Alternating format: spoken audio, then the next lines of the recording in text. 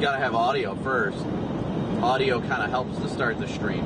Anyway, what I'm looking at was, thank you guys so much for tuning in. Thank you for hitting that like and subscribe button. Just bear with me here for a few minutes. I've got to initiate my warning system overlay, cycle all the warnings real quick, and all that, and then I have to change settings on my scene switcher. So bear with me for the next couple minutes while I do all this stuff. But the warning system should be updating, so everything's going to be refreshing here in a minute. You'll see all the scenes change and all that.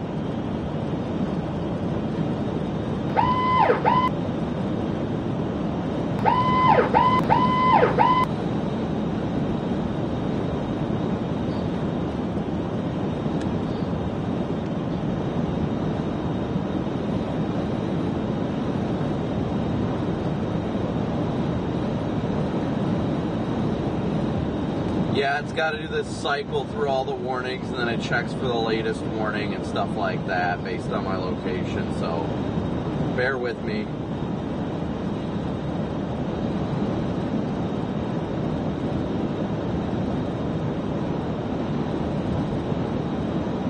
Alright, the warnings went through and cycled, so that's good, that's actuated.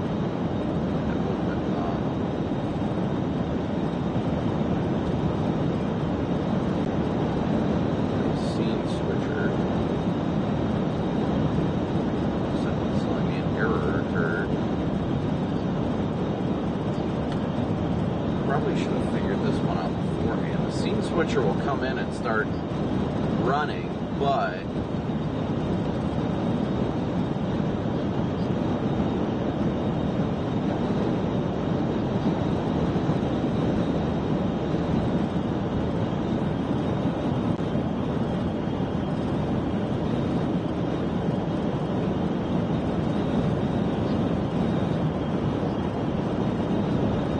trying to make sure everything's working right. So bear with me here for a second, guys. Just a second. Okay. Looks like the scene switcher's working. Okay, we're good. Alright, now we should be alright. Should be being the key word. So now I just gotta pop open chat and we are ready to roll, chat. Hopefully everybody's having a wonderful day today. What day is today? Like Tuesday? Yeah, it's Tuesday.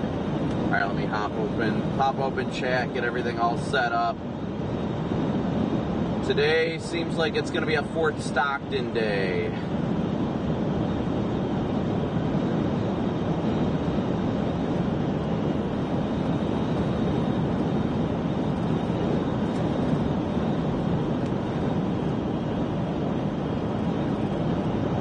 Alright, give me a second to make sure all this stuff gets posted correctly.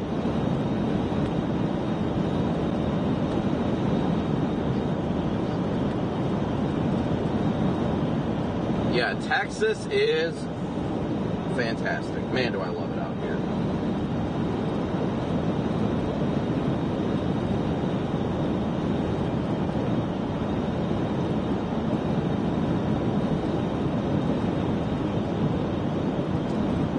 Lonnie, thank you so much for the first super chat of the stream. Thank you so much, Lonnie. W's for Lonnie.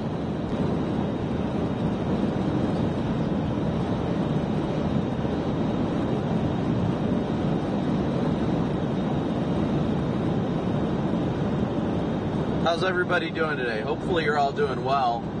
It's a beautiful day today in Texas, I'll tell you that much.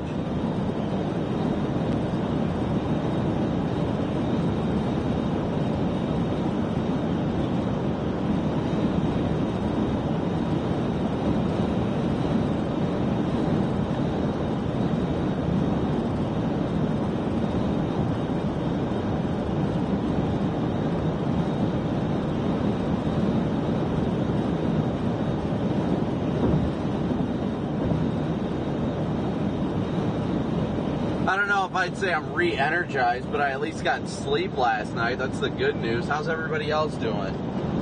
I got decent sleep last night.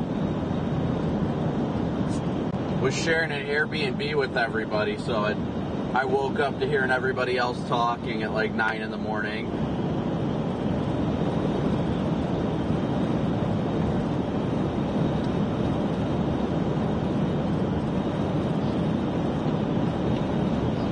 Yeah, yesterday or the day before was cool when we saw the Thunderbirds.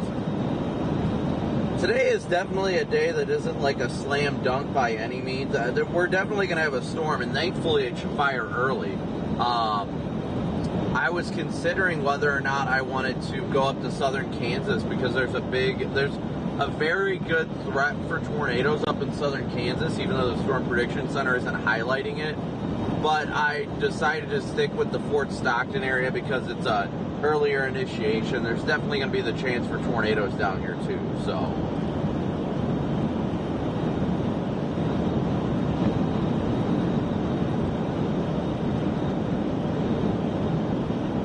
But again, thank you guys all so much for tuning in and smooshing that like and subscribe button. We got 1,300 watching with just under 700 likes. Safe Light van just passed me. That might be a premonition. I hope not.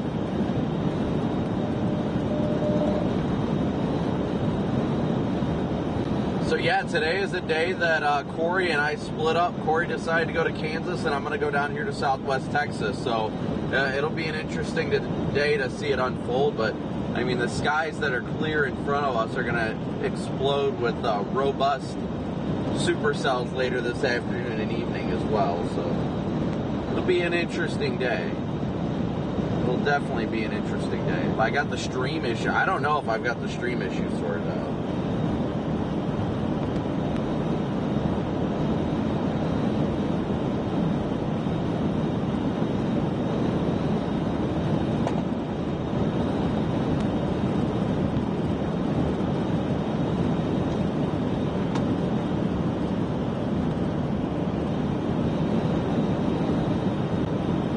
It's a beautiful day in West Texas, I can say that much.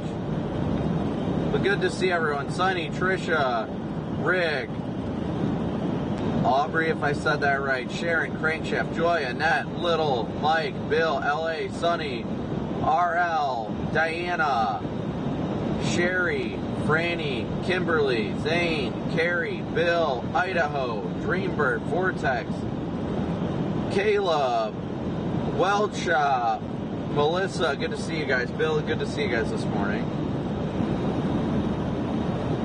Yeah, Laura, we're headed down towards the good old Fort Stockton area today. Good old Fort Stockton. W's for Laura. Thank you so much for your super chat.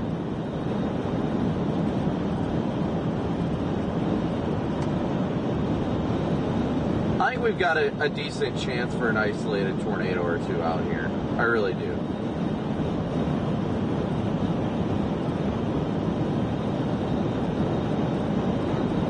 I don't think today's like an outbreak potential by any means, but I think the threat is there, without a doubt. Without a doubt.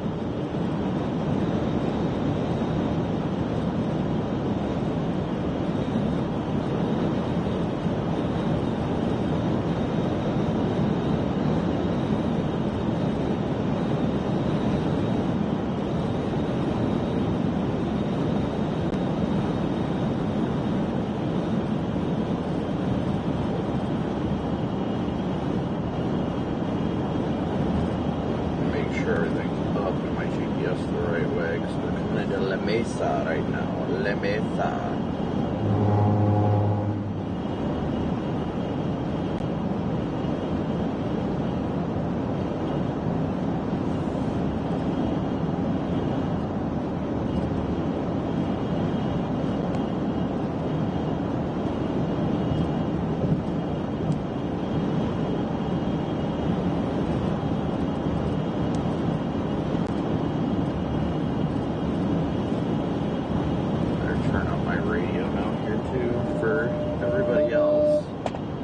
Coming into La Mesa, Texas right now.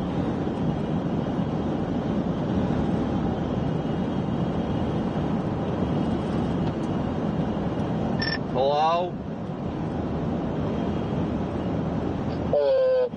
What driver did you choose? The Airbnb. You're just staying there today? No, I'm heading down towards Fort Stockton. I'm in La Mesa right now. Nice. Well, we'll see you down here. Yeah, I mean, I like the northern target in Kansas and all that. I think the environment is a lot more primed for tornadoes up there. I think it's going to come down to whether or not if they get a robust supercell up there, I think it'll put down a pipe without a doubt. That I had actually been watching that, you know, these last couple days, but I guess I disregarded it because I didn't see the Storm Prediction Center, you know, say anything about it until obviously this morning. So I just disregarded it because we were in Lubbock already. But yeah, I mean, it looked like there was like a warm front or something draped across like 400 down there. So I was like, oh, well, that'd be a good target. And that's what I was thinking I was going to drive to yesterday. And then nothing really came of it. So I was like, oh, it must just be too capped. And then today, obviously, it looked like storms are going to initiate. So we'll see. If they get some deep convection up there, I think they've got a good chance. That's just the biggest what if. I mean, it's the southeast side of a surface low. I mean, it's pretty hard not to get good convection, but I guess we'll see. But I think Fort Stockton's going to do great today too, so. Yeah, no doubt. Looking at the 16Z, if this, I mean, obviously you're assuming that it's correct, but this storm is going to move so slow. I mean, it's literally going to drift 20 miles over 2 hours is what it shows this thing doing at first. And then it eventually speeds up as it starts to drift east, but between 3 o'clock and 5 o'clock, it just sits there. Yeah, the biggest determining factor for me in just choosing Fort Stockton was early initiation. You know, storms are going to fire at like 3 or 4.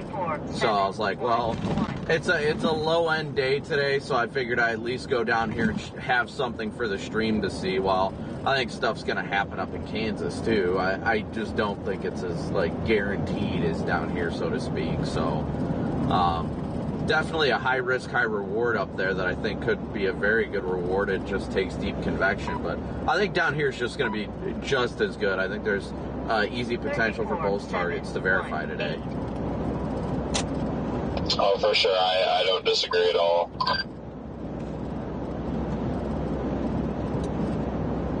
I'm only about, if I go all the way to Fort Stockton, I'm about 2.5 hours from there. I'll get there right about 3, just a little bit after 3, but I think I go down through Midland first. But I really like what I'm seeing moisture-wise. The dew points look really good down there. I didn't expect them to be that good. Yeah, I will say it was pretty hard to, like, actually pull the trigger on going north. I feel like you're definitely more guaranteed for at least a storm down south, but it's an environment up here, just like if everything goes right, like, man, you could have a beast on the ground.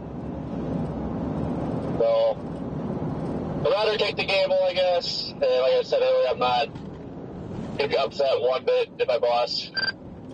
No, I mean, at the end of the day, you got to go with your gut. And when I made my decision this morning, you know, right when you were leaving, because I'd been looking at stuff, I just looked at it and I'm like, I thought about it from a streaming perspective, not as much of a forecasting. From a streaming perspective, I figured it's earlier storms down here, give something a little bit better for the viewers. I think we've got a decent tornado chance down here, too.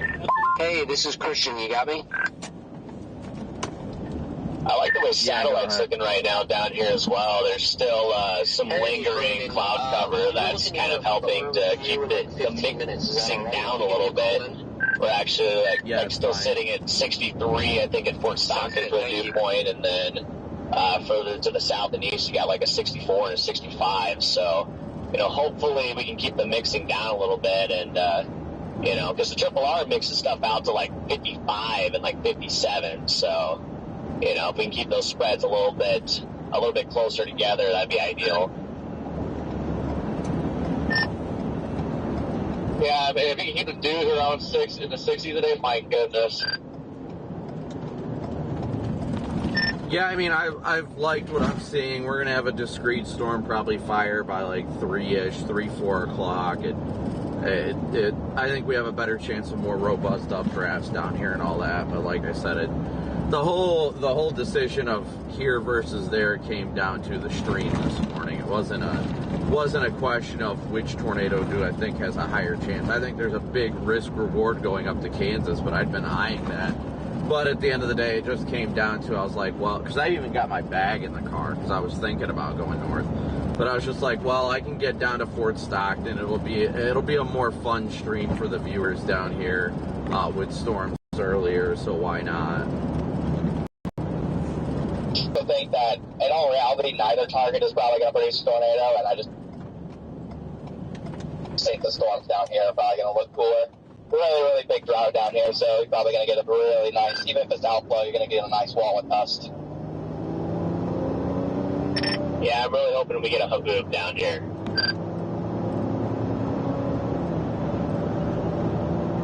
Yeah, I think it'll be interesting for both targets regardless. Like I said, my big takeaway was just earlier down here, and it's closer. Like, drive down here, it takes 3 hours to get here from Lubbock, get down there, storms are going to fire. Like, we're going to go from blue skies to a beautiful supercell soon. So that was a big thing for me. I'm like, you know what, that just sounds nice.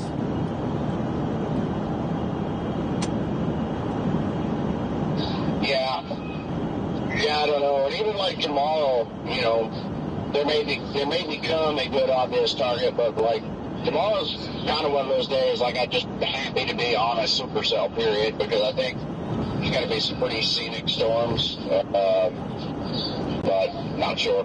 But yeah, it's even showing a cell or two look pretty decent between Lubbock and Amarillo. So I don't know. It's just tomorrow looks fun. You got choices throughout a lot of the southern High Plains region. So, all right, let me pop up chat here, guys. Yeah, so that was really my decision today. Diana, thank you so much for your really super chat. Anywhere from Fort Stockton all the way up to southeast Colorado tomorrow, and that's probably like 400 miles. So it's going to make things a little interesting waking up in the morning.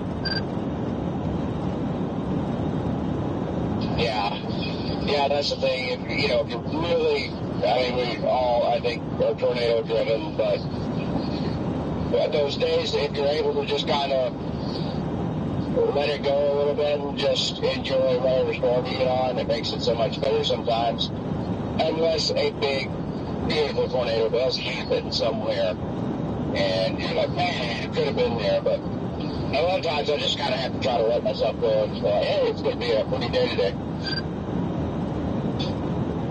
I wouldn't sleep on northern Kansas tomorrow either. I love playing up there. I'm honestly shocked they didn't put a hatch out for the hail today.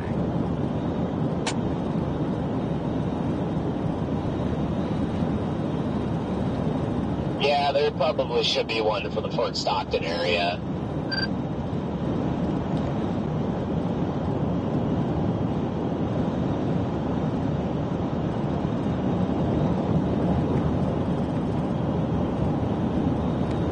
Yeah, so at least right now, guys, we're headed towards Fort Stockton. Generally, we're heading more towards Midland right now.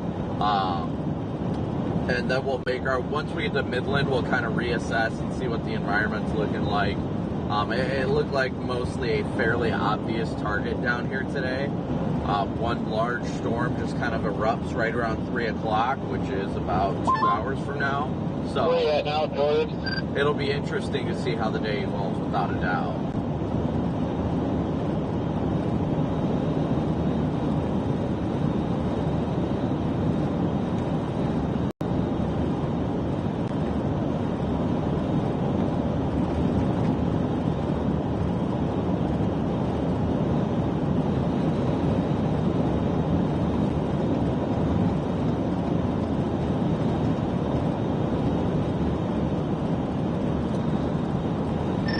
Don't forget to throw your spotter network on whenever as well.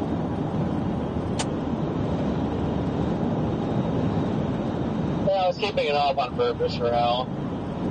This might not kind of trigger others to like, oh, hey, let's go north.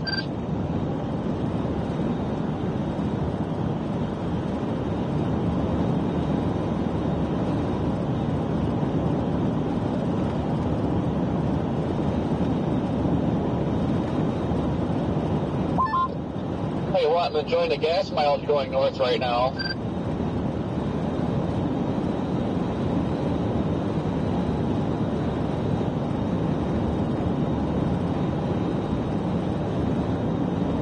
I almost put premium in, or at least mid-grade. I almost did. And I was like, sometimes it pays off a little bit to do that if it's cheap enough. Actually get better mileage. Yeah, I love this part of Texas. It's so beautiful out here. It really is. Toma, thank you so much. I was excited about being able to use E85 in this thing sometimes, and I used to do it some and then realized that my gas mileage absolutely sucked. So Toma, Mimi, thank you so much for your guys' super chat. It's a lot cheaper, like almost $1 a gallon cheaper in some cases.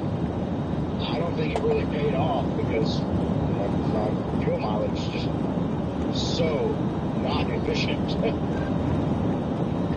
That's why I never run that. Just like that's like the fastest. Hopefully everybody's having a great day today.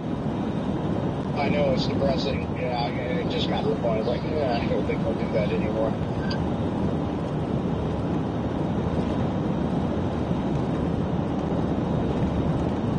It'd be great overall if you didn't, travel and do what we do all the time, like you had when you're at your house. Texas drives are beautiful, without a doubt. I mean, look around. Oh, I gotta clean the plug off that. But look at Texas. Texas looking like Texas out here.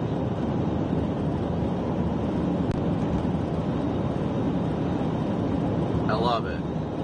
Absolutely love it. Texas is just gorgeous. I love it out here. I love being out here. It's rural. There's not really big impacts that happen out here. It's gorgeous. It really is. And I enjoy the views. I enjoy being out here. Just being in the rural areas of Texas is what I really and thoroughly enjoy most. You don't really have to worry about anything hitting houses. While today's going to be predominantly a structure and hail day, it's Fort Stockton. This place always, I don't know what it is about Fort Stockton, but it always finds ways to produce tornadoes. Always. And I don't know why. But I like the chances we have down here. I really do. I think we've got a decent opportunity for something fun today. And like I said, I think this is the better... The main reason I chose this over Kansas wasn't because I think a better... so much dust in the car isn't because I think it's going to be better, like tornado potential wise. It's because I think it's 50-50, either Kansas or. I ran over by there, tornado, and quite a bit of RC there. Whether it's Kansas or Texas, I think it's 50-50 either way. But at the same time, I think this is going to be a better target for streaming purposes. I think it's going to be. Longer or at least a lot more daytime for you guys, at least enjoying structure and things like that. I think that's going to be the big win today. So we'll see how it evolves, though.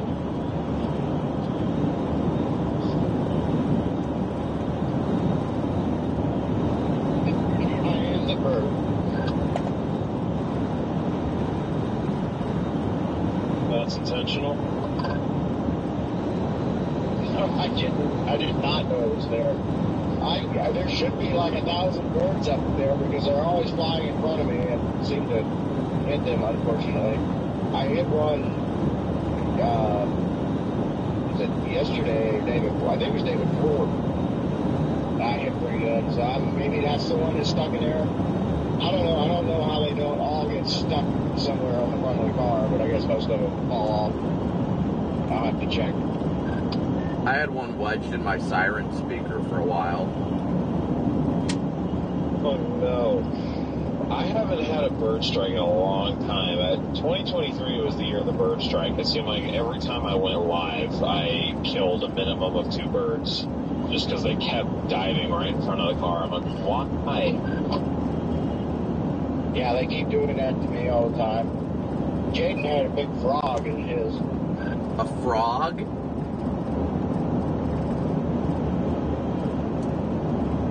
I'm confused about the frog. It was in that lower portion down there. Oh. It had been there a while before we noticed. It was like half rotted, so he let it stay there, and then there was just this frog skeleton for a while. It must have like hopped just right. He caught it mid-hop. Connor, is your membership called Only Storms? Yeah, I got you. Yep, that's fine. My website I haven't finished yet. It's called Only Storms.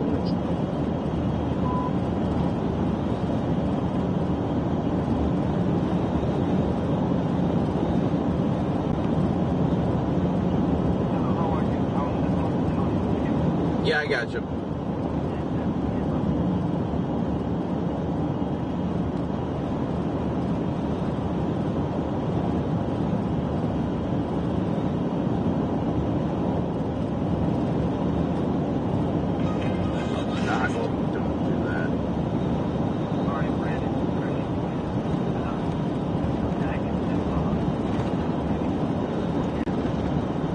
Okay.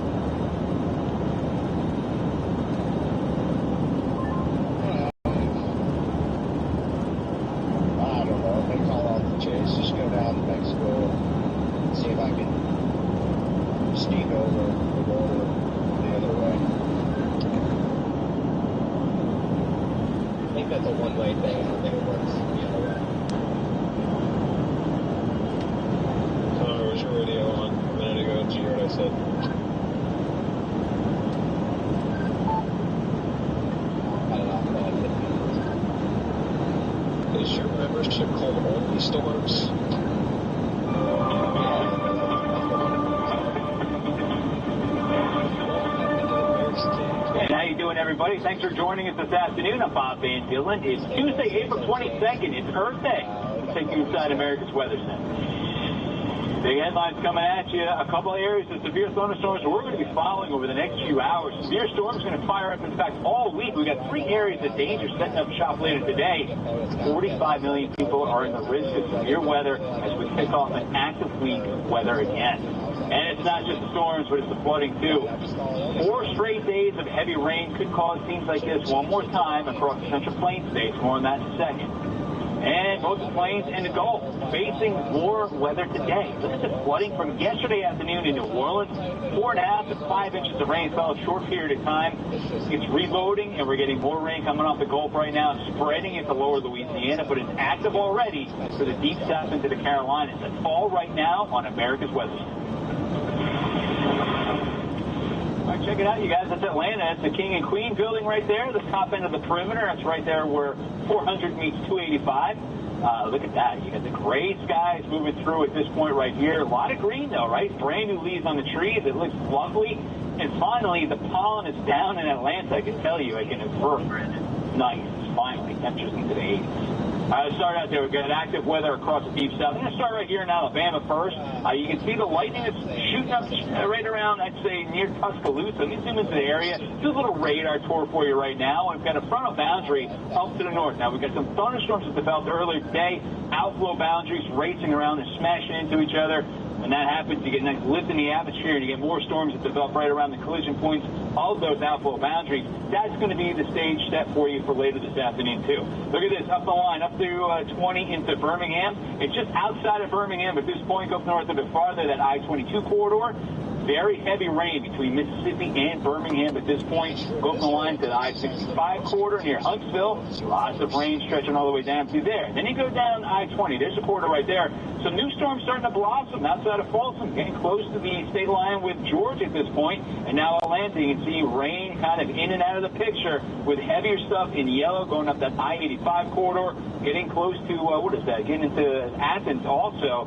That's the I-85 corridor getting into that area. So 985, they go a little farther up to the north. More rain going up here, and eventually the whole thing slides in 1 minute out of Carolina and North Carolina. Pull that picture out. It's front of boundary. Strict across the region. It's not going to move very far for the next few days. That rain and thunderstorm action is going to be hanging out. Look at this with the visible satellite imagery. Filtered sunshine. We still have that across the Carolinas. Into the lower parts of Georgia. It's a little more clogged up there. You can see what we're watching, but When I erase this, I want you to look at the thunderstorms that develop, right? Those are the overshooting cloud tops right there. You can see the thunderstorms. There's one there. There's one down in the south. They are going to converge, and eventually when those outflow boundaries smash into each other, you can see a brand new line of thunder showers develop right there, which will include Birmingham. So there's your cold front. There's the action we're going to be. All right, stand by, Brandon. You should be coming to you. Here's thunderstorms later today, possibly. Look at this, 81 degrees in Raleigh, 77 in Charlotte. Little filtered sunshine, but this is the 1 out of 5 on the bad scale threat that extends from the outer Panks all the way down at the northern parts of upstate South Carolina, Georgia, and Alabama and Mississippi too. Look at the timing on it. 6 o'clock. This is your afternoon commute. If you're in Atlanta, if you're in Charlotte, be prepared for a slowdown. Same with Birmingham and getting into areas right by Anniston too. The whole thing slides over to the east. The sunshine goes away. Instability lessens, and then tomorrow sunshine comes back. Outflow boundaries, sea breeze, cold front, the whole thing, humidity, it's all out there. Watch the thunderstorms blossom again, and tomorrow afternoon during the daytime heating right there. So we're going to see a very active weather pattern for the mid-Atlantic states down to the Gulf Coast. State Florida, you guys are dry for at least the next couple of days. And we're going to track that. So your weather spread coming in late today into tomorrow around West Texas. We got our exclusive Fox Weather Storm Tracker, Brandon Copic, out there driving in Texas. Brandon, it's a different atmosphere, man. You are now going to be chasing the dry line, right? Yeah, it's nice to be out here in western Texas, southwest Texas. It's just so nice to be in areas that are just rural, where there's just nothing around, and you just get to enjoy a beautiful storm out all by itself. That's what I was going to ask you, man. You get beautiful vistas right there. Obviously, you're in flatlands right here. You're in the humid side of the dry line? Where exactly are you? I am just north of Midland, Texas right now, just north of the I-20 corridor, headed down towards Fort Stockton along I-10. Midland. Okay, so I think I actually have your Texas viewpoint. I want to see what it looks like right now. Because, man, I've never punched through the dry line myself. I'm sure you've done it before. What's that like, man? It just goes from very warm and moist to dry. You definitely feel the difference when you cross that dry line. I mean, it's such a weird feeling, but it can be a relief when it's like, 90 degrees outside with a 70 dew point, and then you drop down to like a 20 dew point. Like, you just feel the moisture evaporate off of you. I mean, that's crazy. Midland right now, Brandon, it's 80 degrees, dew point 60. All right, then you get into Roswell, New Mexico. It's 78 with a 32-degree dew point, and you saw Silver City. Your dew point right now, it says it's -9. I think that's a little off. I think so. I think that might be. It was 1 degree, so that might be erroneous information. But still, we know it's single digits right there, Silver City. So, man, that dry line's going to be active. What you playing for the day, man? I mean, you're going to be parked out on the dry side or the humid side, which is easier? Well, we'll be sitting east of the dry line, likely around the Fort Stockton area later this afternoon. We expect storms to fire here by no later than 4 o'clock Central. That 3 to 4 o'clock hour is looking just primed for likely only 1 or 2 supercells to fire down here, and once they do, they're going to be very slow moving and very photogenic. So looking forward to that. The tornado potential isn't all that high today, but I still think there's a chance for an isolated tornado out here. Fort Stockton, for storm chasers, is notorious for producing tornadoes when the atmosphere clearly says it shouldn't. So we'll see how it goes today. Corey actually decided this morning, we both woke up in Lubbock this morning, and he decided he wanted to take the chance and go up into southern Kansas for the potential for an isolated tornado up there. The Storm Prediction Center recently removed the 2% tornado threat from up there, but just looking at forecast soundings and all that, if they can get a deeply rooted supercell or a supercell that's very well developed up west of Wichita, I definitely think there still is tornado potential up there today as well. Got a little extra shear in the lower levels up there for sure. So for you look like you might be doing one of those, I'm going to try to replace my windshield type of deals today, right? Oh, I would not be complaining about that, I'll tell you that much. It's going to be a fun day regardless. It's just nice to be in these rural areas. We don't have to worry about big towns getting hit by anything or anything like that. You're just literally, the most annoying thing about this chase is the lack of roads to get to the storm. But I'll take that, because the lack of roads means the lack of populations, which means people aren't going to be impacted. Yeah, dude, you're absolutely right. These are the photogenic ones right there. And I've never chased out there in Texas or anywhere really. But I'm looking at the skyline right there. Your live shot is absolutely stunning right now. I mean, horizon to horizon, just a fair weather cumulus beginning to bubble up right now. When you start seeing these storms, it's almost like you don't even need to look at the radar. You know exactly where they're going to be because you can see for miles. Oh, yeah, you can see so far out here, and it's just absolutely gorgeous. One of the great things that I love about being here in the heartland of the country, just it's so beautiful to be able to look so far in any direction. I mean, there's plenty of times in the plains that you can literally see a tornado from like 30 miles away. Like, it's insane. Oh, my God. I've got the visible satellite imagery up right now, and I'm looking at it right here. And, dude, you don't have anything going on in New Mexico. Nothing by that state line with Texas either. It's just what you see is what you get at this point. And you're driving out there. You said you drove south out of Lubbock, and now you're getting in towards Midland. I'll tell you what, man, you're going to have a fun day. Are you going to reload it and do it again tomorrow, same spot? Oh, yeah, I don't know if we're going to end up down here or if we might end up playing like that southeast Colorado target. It really depends on how the environment evolves today, because a lot of these events that happen out here are more mesoscale days. They're not really influenced much by like deep troughs and forcing or anything like that. Usually they're more focused by boundaries that are left over from other storms from the day prior and all that.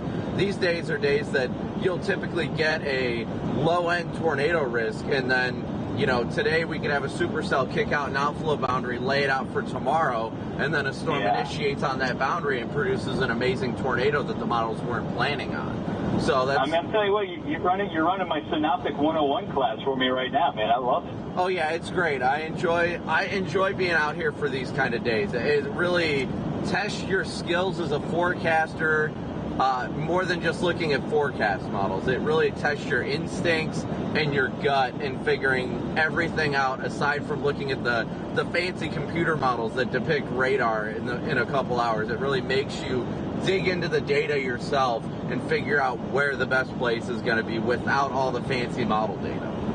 And well, listen, in my opinion, there's nobody better, buddy. Absolutely. I can't wait to see what kind of pictures you come up with later on this evening. I hope to talk to you again tomorrow. Yep, without a doubt, Bob. All right, buddy. Good luck out there. Chasing. Appreciate it. All right, Brandon. You are all clear. We'll talk to you soon. Good luck out there. Yep, thanks. Humidity going to get you close to that truck. All right, guys. Sorry about that. Had to do that hit with Fox. And end up saving the other slice for later during the chase or whatever, so I never really get hungry. Which place is that, Brandon? The Flying J's, Pollock's. They have the best pizza, that goofy little, like, crust on it. Oh, my God. Isn't that stuff delicious? You talking about the crust that's like stuffed or what? I don't even know if it's stuffed, but it kind of looks like it's curled or twisted. Yeah, that crust. That's just one way to get a fat kid a boner. Oh yeah, I love that pizza there. No, it really is pretty darn good. Yeah, I confirm. Tried that pizza once. Was very aroused. Between Casey's Pizza and the Flying J Pizza, I think that's the best two pizzas that you can get at a gas station. The only other thing that I love that's really good that you don't see often in most places, like you'll see it in like Tennessee, but you won't see it out here, is the like pepperoni pizza rolls that they make at Godfather's. Like, oh my gosh, that stuff is amazing. Connor confirmed. Crusted crust. Yeah, that is good. Yeah, Godfather's is good stuff too. It's just like the problem, complaint I have with Loves with that is like half of the Loves or more don't have Godfather's pizzas in them.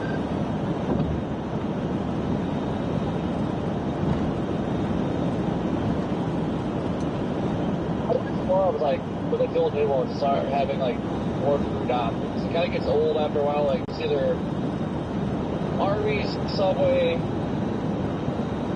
Hardee's. Like that's like your main option with Loves. Like I wish they'd start doing a little bit more. Is there a Love somewhere down in Midland and Odessa? I gotta get gas, but I'm only about 19 miles north of there right now. Yeah, there is a Love's kind of on the Midland side. I went by that earlier. Copy that. Good to know.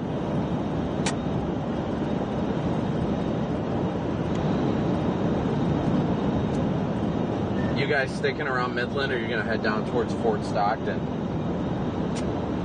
I'm heading down to Fort Stockton. We're just picking up Garrett at this Flying J. I'm heading down to exit 42, Pecos, and gonna go from there.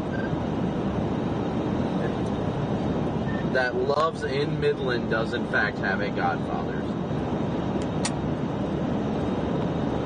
Also a cluster on the interstate getting on and off these exits. There's so much construction, it's ridiculous.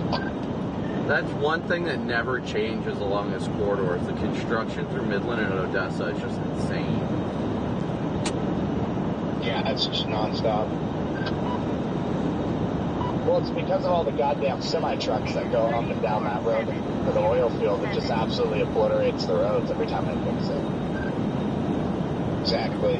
Yeah, the oil field truckers really mess up those roads quite a bit. You get out towards Jow, New Mexico, those areas, Kermit, Jow, you go out those side roads. All right, guys, we're continuing south. How's everybody doing today? Hopefully everybody's having a wonderful day, is excited for what lies ahead today. I am, that's for sure.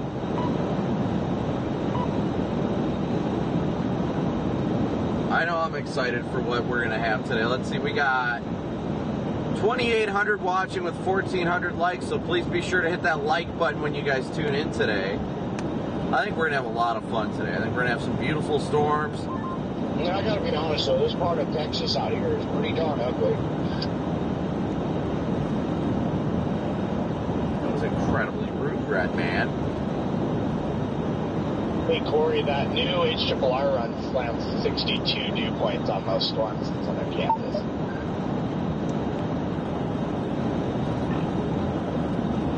I like it. I kind of think it's like both areas have overachieved.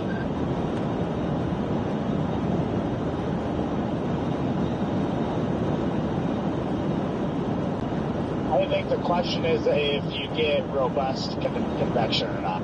If you have good convection, you'll get a tornado. But if it's just kind of shitty, you'll probably get screwed. But I also very rarely see dog shit convection on a low like that too.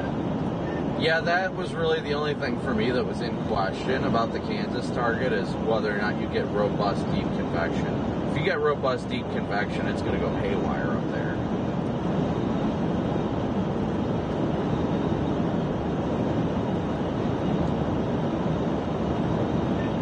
It's not often that I see a surface low not produce some pretty robust convection on that little southeast quadrant there either. Yeah, I mean, the latest runs of the HRRR has definitely been more robust than like earlier. I mean, shoot, it's firing lines of storms in in the Texas Panhandle itself, which even if today doesn't end up that great of a day, I think it's going to end up working out, because it's going to definitely leave boundaries for tomorrow, and that's what will really help us tomorrow.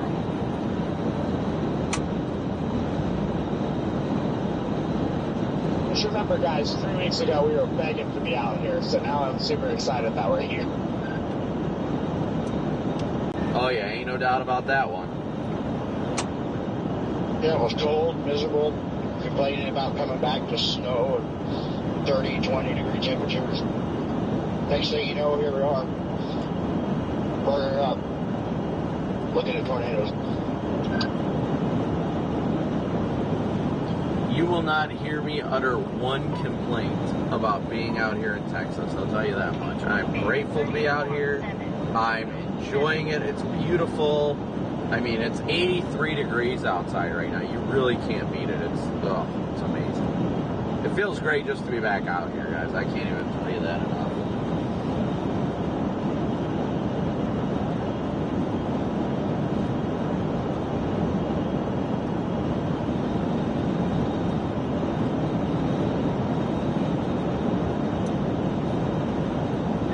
Yeah, it looks like Channel 5 southwest on 20 near, what is that, Wicket is showing a 61 dew. Fort Stockton shows 57. But like Big Lake 62. I think it looks good. Our moisture is looking pretty good. I mean, In the car here, it's reading 62 in Midland, in Odessa.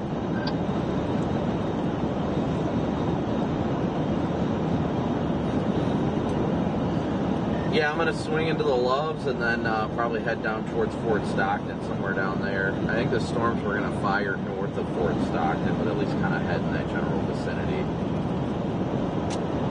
You got time, even if you don't make it by initiation, the thing's going to be moving at like 5 miles an hour, so you'll be fine. Maybe you just got to punch a core to get to the south side if there's only one road to get there. Yeah, that's the only problem we'll deal with today is the roads. Yeah, the road network is definitely not ideal, but yeah, I think just posting up somewhere in between, what is that, Monahans and Fort Stockton, you'll be sitting pretty good. Obvious target is obvious today. Doesn't get any easier than this. Meanwhile, I'm driving to Kansas. Yeah, but you know, if you go up there and you pull off a big tornado, you'll be the hero of the day. So I respect the play. You're either going to be the hero or the zero. I'm sure I'm making time being the zero.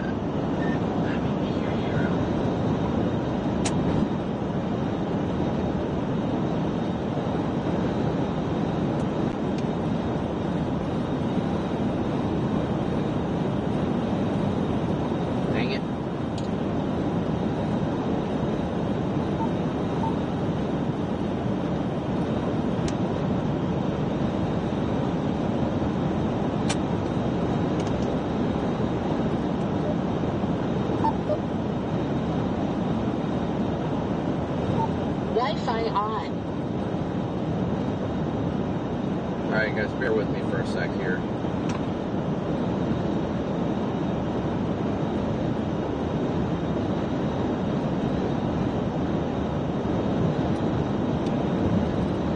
Connor, you got your radio on.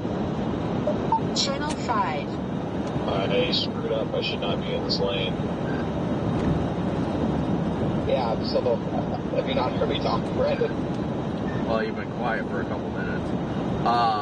And sometimes your radio dies. I just wanted to let you know, I did hook up your radio to your Starlink now too. And if it gets annoying, which typically the only time Starlink will give you issues with the connectivity is when you're like over or underneath like trees, which obviously we're not having that problem, or if you're like under in the core of a storm perhaps, or like sitting under a bridge or an awning. If it gets to the point where it annoys you, if that little side button above the up and down on the side of the radio, hold that down and that'll turn your Wi-Fi mode off. Just push it, don't hold it down. Just holding it down, scan. No, for him, holding it down is Wi-Fi.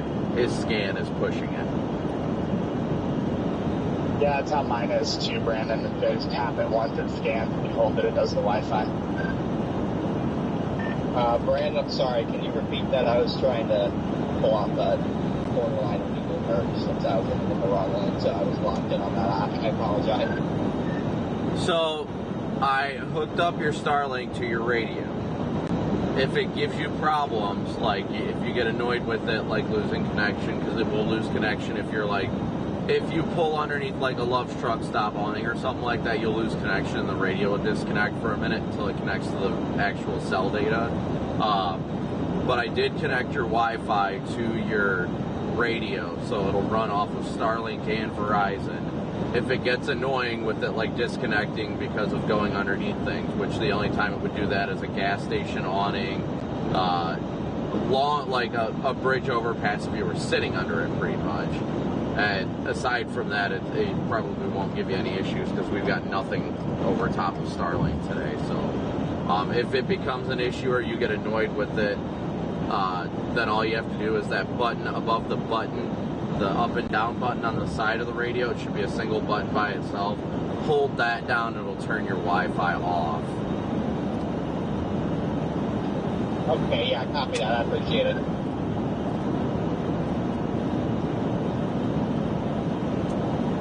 I figured out here we weren't going to have Verizon everywhere, so at least you'll have connection. Freddie, did I ever set up yours on Starlink or no?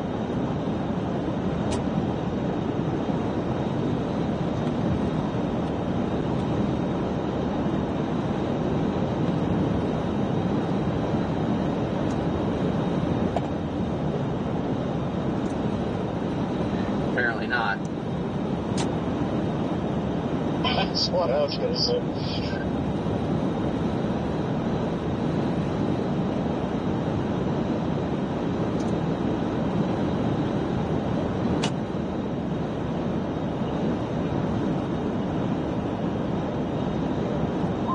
Man, I really freaking hate the roads out here. I don't, there are intersections and everything. I don't know what they're doing. I really don't. Like, I forgot how much I hate it out here. I may drive north tomorrow just so I don't have to chase down here. Redman telling it like it is down here. Jeez. Well, I'm going to get killed down here one of these days because I have no idea what the laws are and their turning lanes are just stupid. I ended up, like 2 days ago, I ended up going the wrong way in San Angelo. I couldn't figure out which side of the road was the side of the road that I was supposed to be on.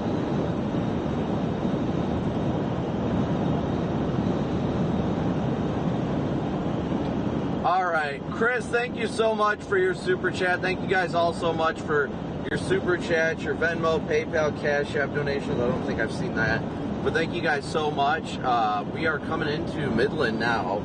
Got to top off on gas and everything, and then we're going to head down to Fort Stockton. I got off on one exit. We should have initiation here shortly. Within the next 2 hours, we should definitely have storms firing. Or whatever is closed, so I had to go some back road to get back to the access road. Now I'm stuck behind a whole bunch of semis on the access road.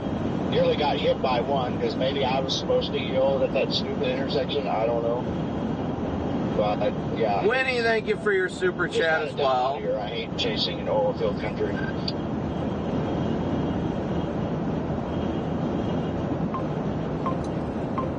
K-Man.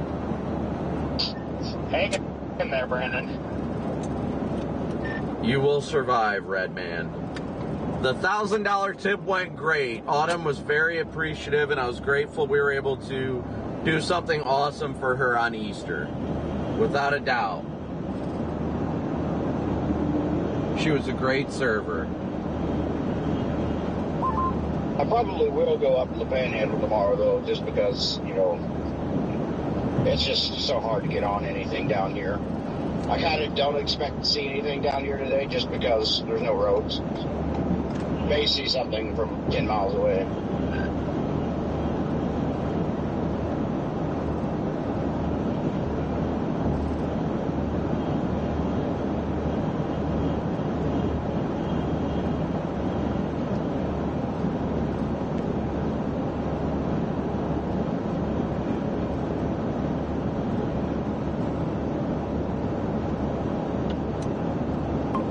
I'm almost at Loves in Midland now. Sarah, good to see you. Hopefully you get some nice days out there in Ireland soon. Yeah, when I went by, if I'd known they had a Godfather's Pizza, I guess I might have stopped there, but they didn't have it up on their sign. I think they had McDonald's and I think Subway. You might have, or are you by the Odessa one? Because there's one in Odessa and there's one in Midland. I think it was the Midland one on the west side, like between Midland and Odessa, I guess. I think.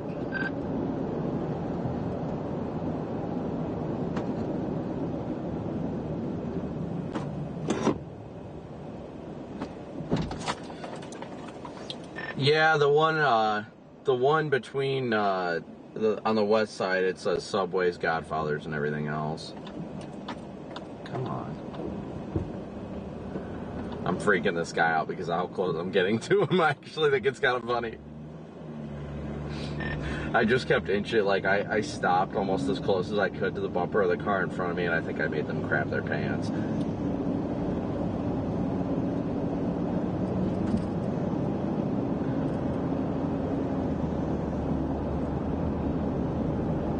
This is my version of entertainment right now.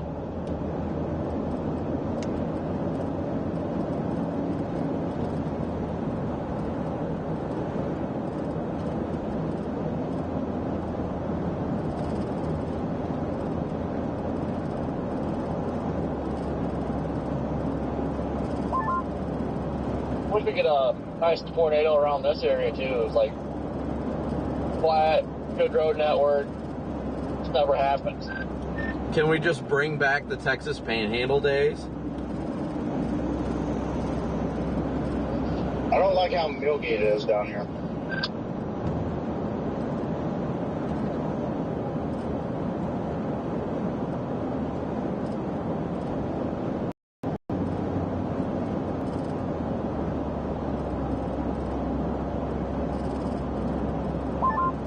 Oh no, not the milk. What did you say about milk? It's milky. Yesterday it was nice blue skies. Now it's all milky. Yeah, it literally only is getting like slightly milky here now. I mean, it just coming into town was the difference for me.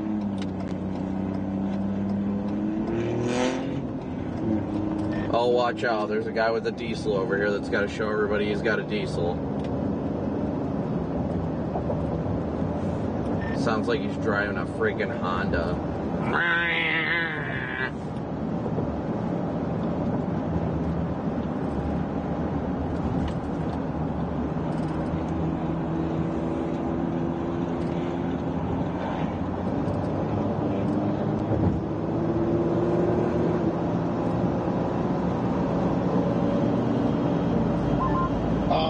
The smell of oil.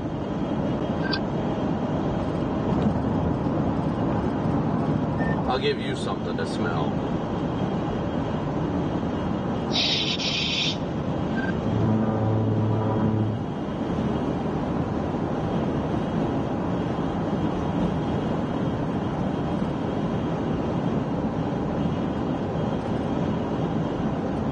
I thought I was getting on 20 for a second, and then I realized there's no construction, so I can't be on 20.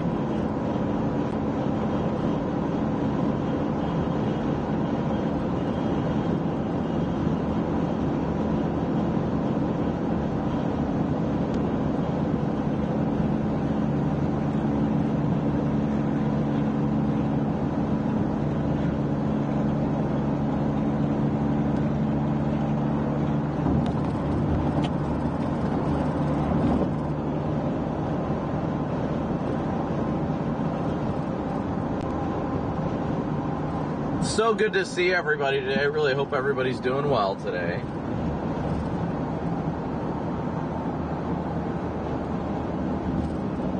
We got about 7 miles till we hit the interstate.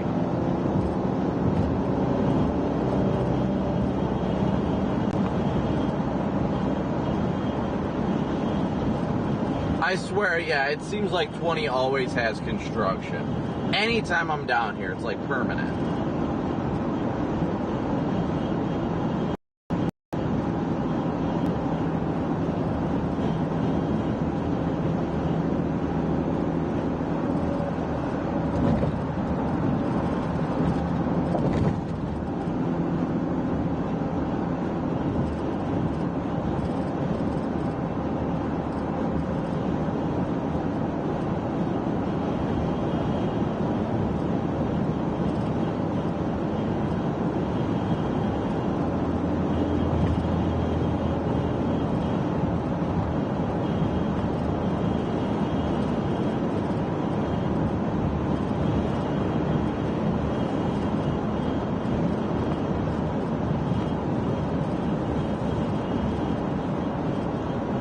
Probably got to be somewhere around 5 minutes from the Loves.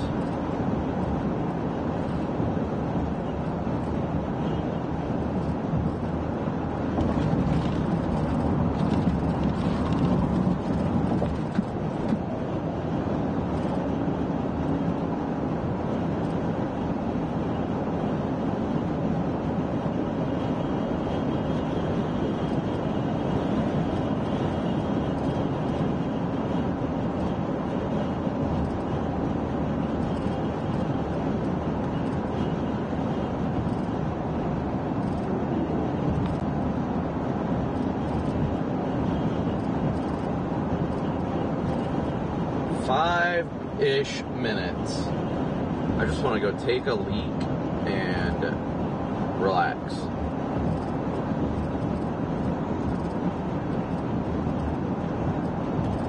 And by relax, I mean chase storms. Obviously,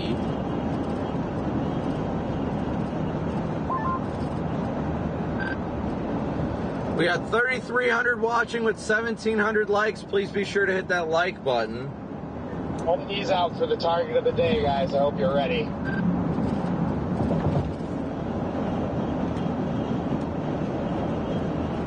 I'm never ready.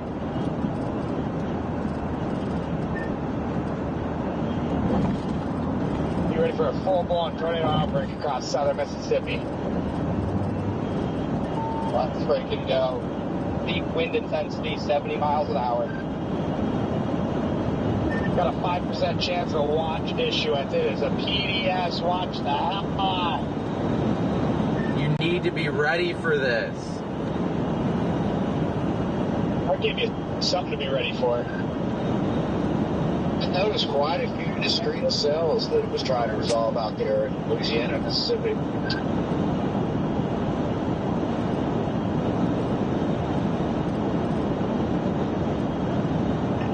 Yeah, we joke, but you watch. Freaking have an outbreak out there today. Yeah, Mississippi will just go bonkers.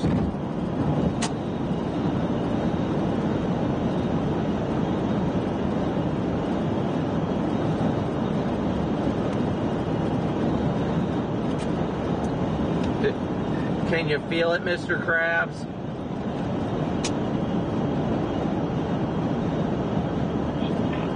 Oh, this is good.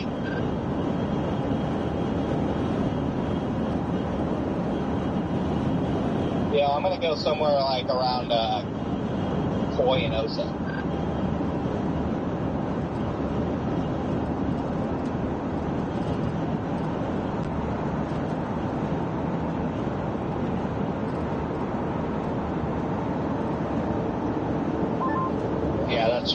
Yeah, I'm routed just southwest of there on 285. I'm routed to Pecos, and I'm going to go down 285. I'll sit there.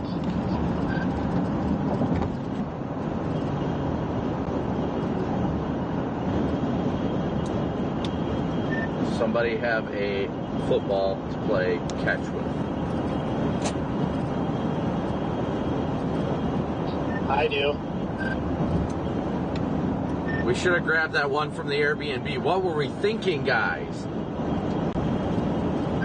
Doesn't Stormrunner have a football? Brandon, your football somewhere in North Dakota. Yeah, and yeah, I don't know where that one went.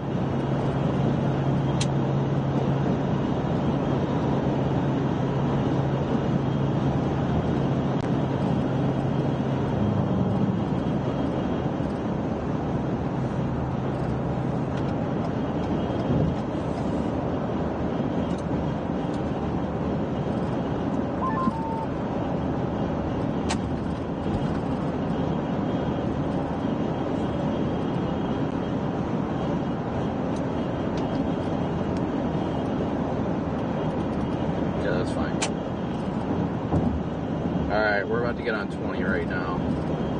I'd imagine the Loves is close. I don't know how close we get. If not, I'll stop at the next Loves. I figure it's over here, but if it's west of us, then I'm not, or east of us, I'm not going to double back and go east. Which it very well might be.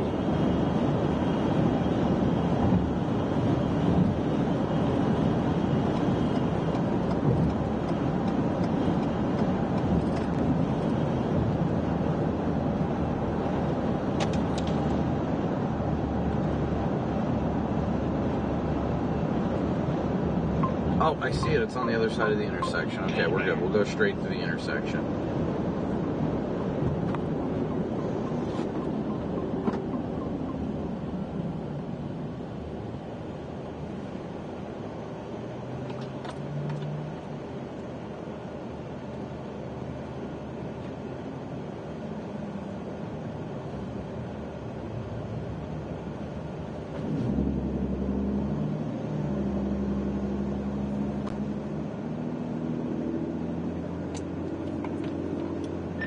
Corey, I just have to say that I am grateful that you found your wallet.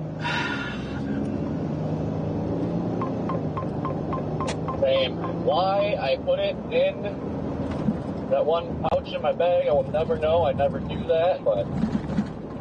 Turd, thank you for your PayPal donation.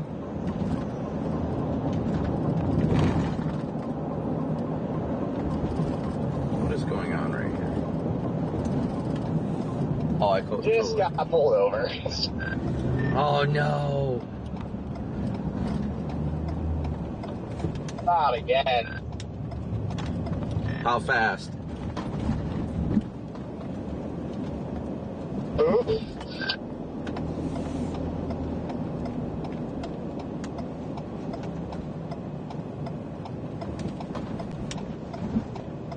I wonder if it's one, I don't know where you're at. I wonder if it's one of those cool Archer County deputies that pulled me over when I was driving the Dominator.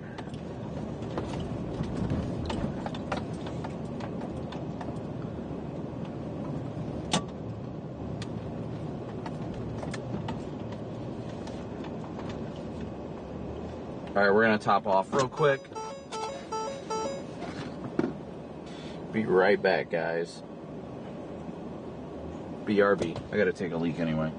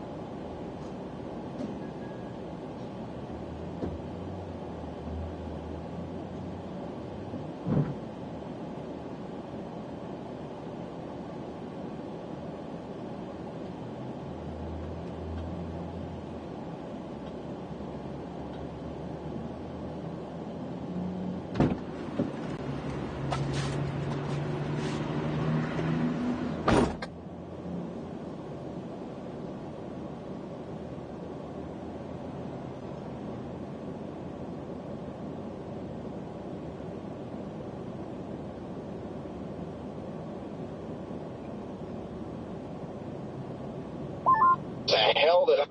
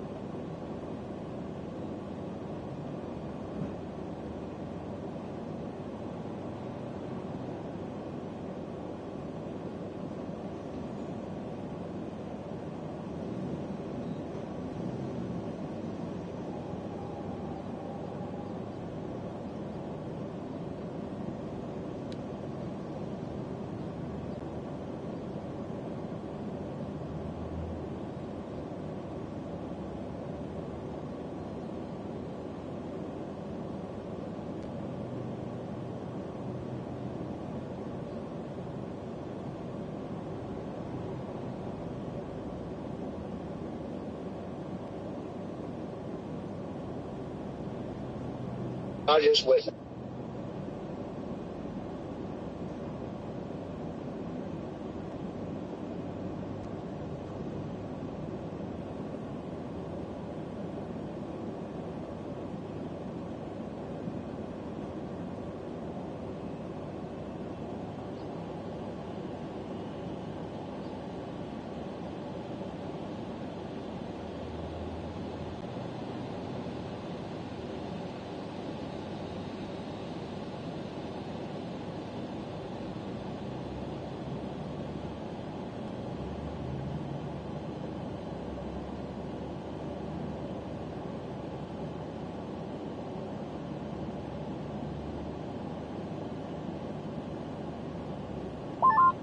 Yeah.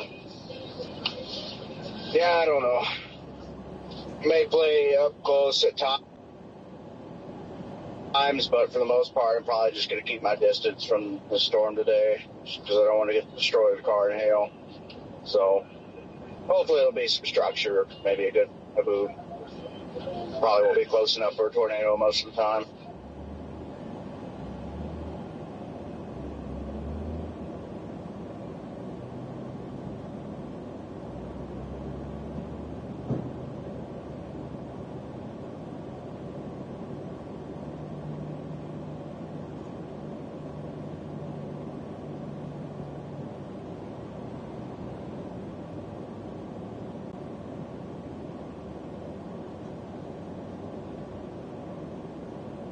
The lack of a hatched hail risk down here, because if we get a supercell, there's going to be some big time hail.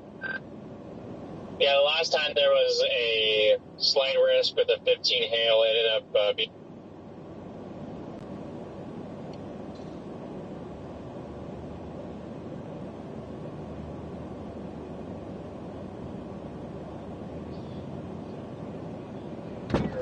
They all produce baseballs, it seems like, no matter what. That was random.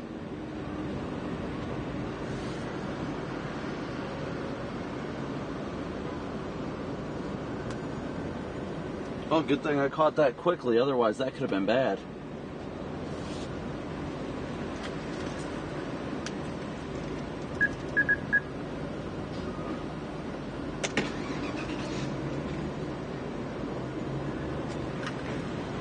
When you get into the windfall portion or RFD and you get baseballs,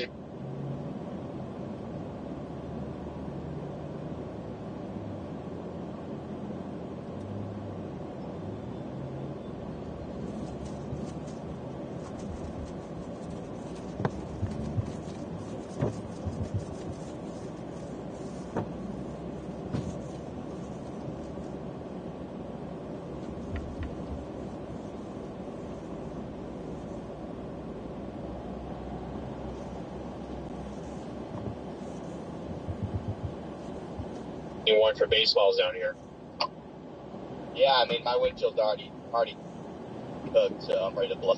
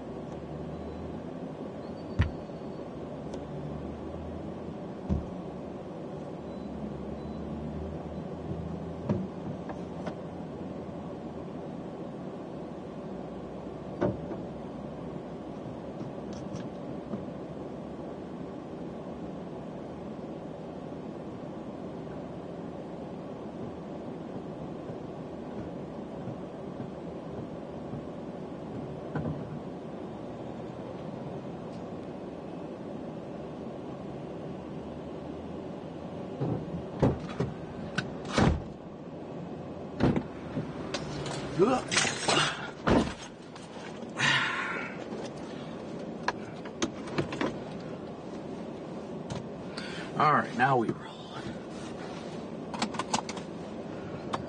Dang it. Kind of have to put the keys in the ignition first.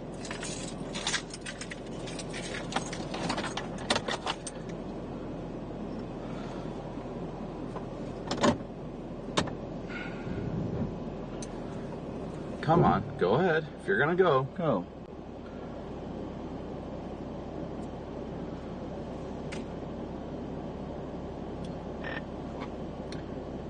They had 2 pepperoni pizza rolls.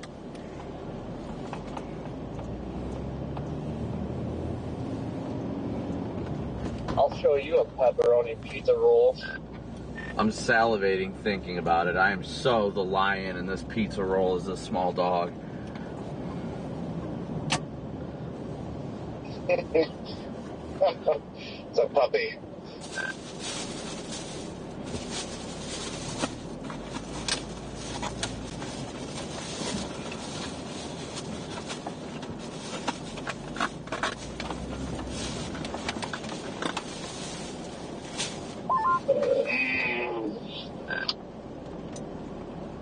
So is Jordan still alive out there? Yeah, did you hear the update on that? No, what happened? You heard that I got pulled over, right? Yes. So he clocked me at felony speed 90 and a 65. I told him I was trying to get to Kansas for storm chasing, potentially. He hauled ass, getting my ticket written, and he wrote me for 1 to 10 over, which will not go on my insurance or my driving record, and it's a $100 fine, and he sent me on my way and told me good luck.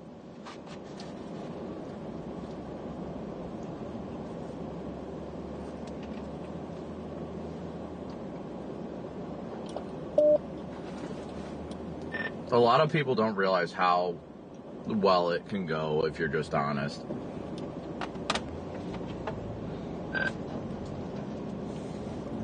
He literally was like, yeah, the reason I stopped you today is for your speed. And I was like, well, how fast was I going? He goes, I got you at 89, 90. I was like, Jesus, I realized I was going that fast, but I knew I was going.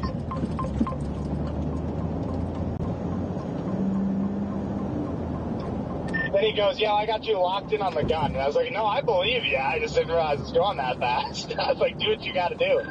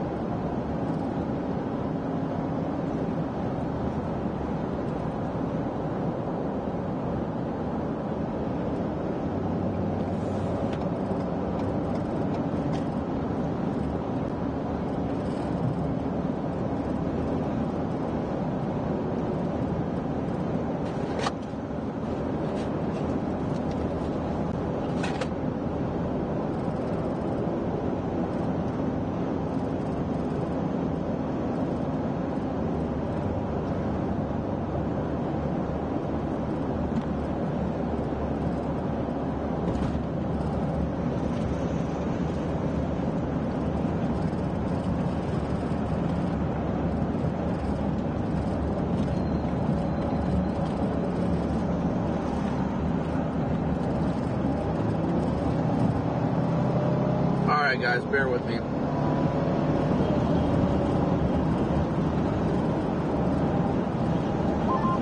$86 degrees down here southwest of Monahans.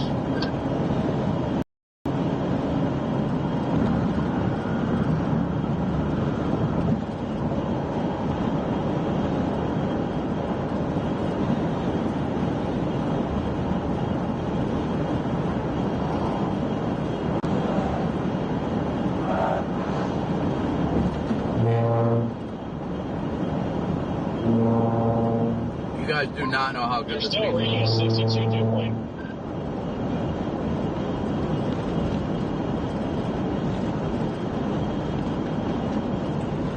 Yeah, I think the moisture's fairly good out here. That's good news, at least. Hope these temperatures don't get too out of hand. It just jumped up to 88 near Pyote.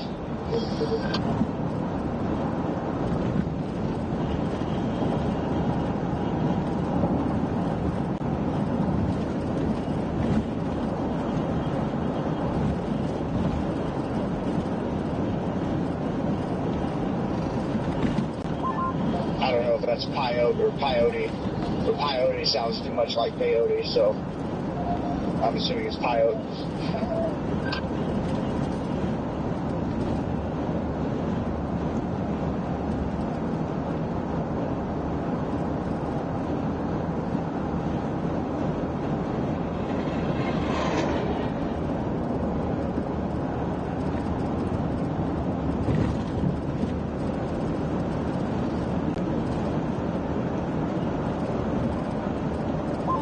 I just realized I am now south of New Mexico.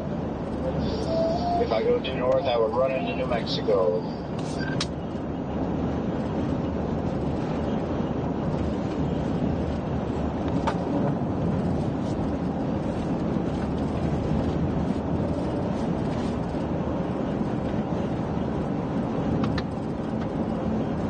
All right, guys.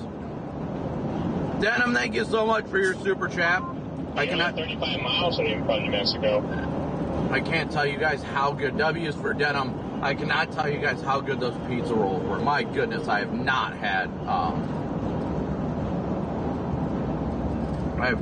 something that good in a while. New Mexico, ready for some chase days over there. I'm in Tampa, 81 degrees, full-blown sunshine, love it.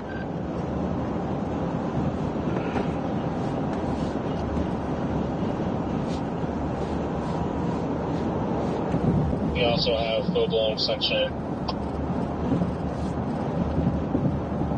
Yeah, I got 85. I think I'm almost to Odessa now. Yeah, I absolutely freaking love these sand hills. I think down here is just the freaking coolest place ever.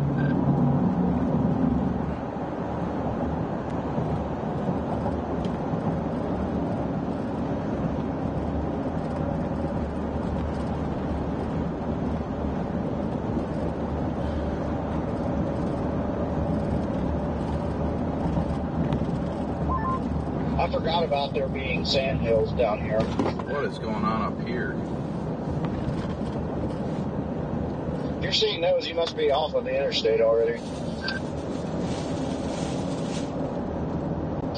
Yeah, I'm on some highway, 43 minutes north of Fort Stockton. FM 1063. Yeah, I think I'm gonna go south out of Odessa on 385 maybe.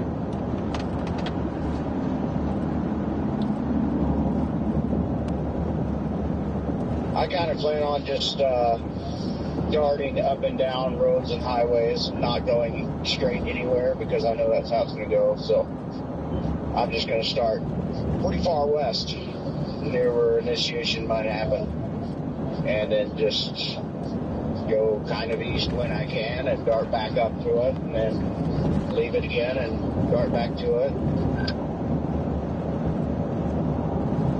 Oh, that's good. Those pizza rolls were incredible, guys. I cannot say that enough. Oh, it was amazing. So good.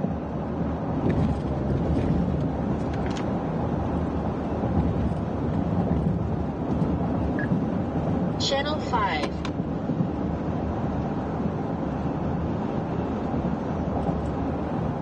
Oh, that was so good.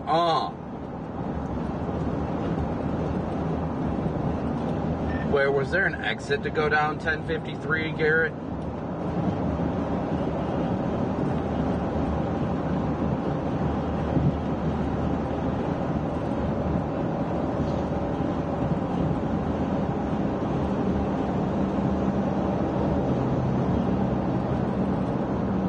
Demi, again, thank you so much for your super chat.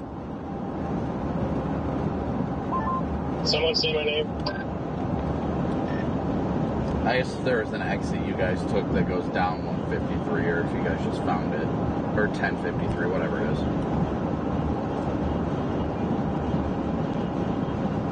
Yeah, there's an exit. It's at Prairie Home. Copy. I guess I'll go down that way. Is it a good road? Yeah, nice paved road. See some sand hills and some oil fields.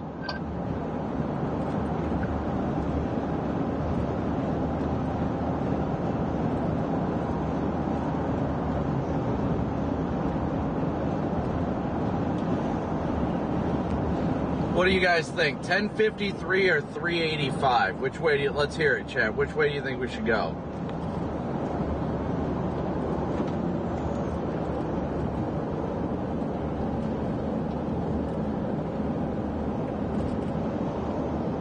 I'm expecting initiation within the next 2 hours. We'll have a full-fledged storm by 4, no later than 4.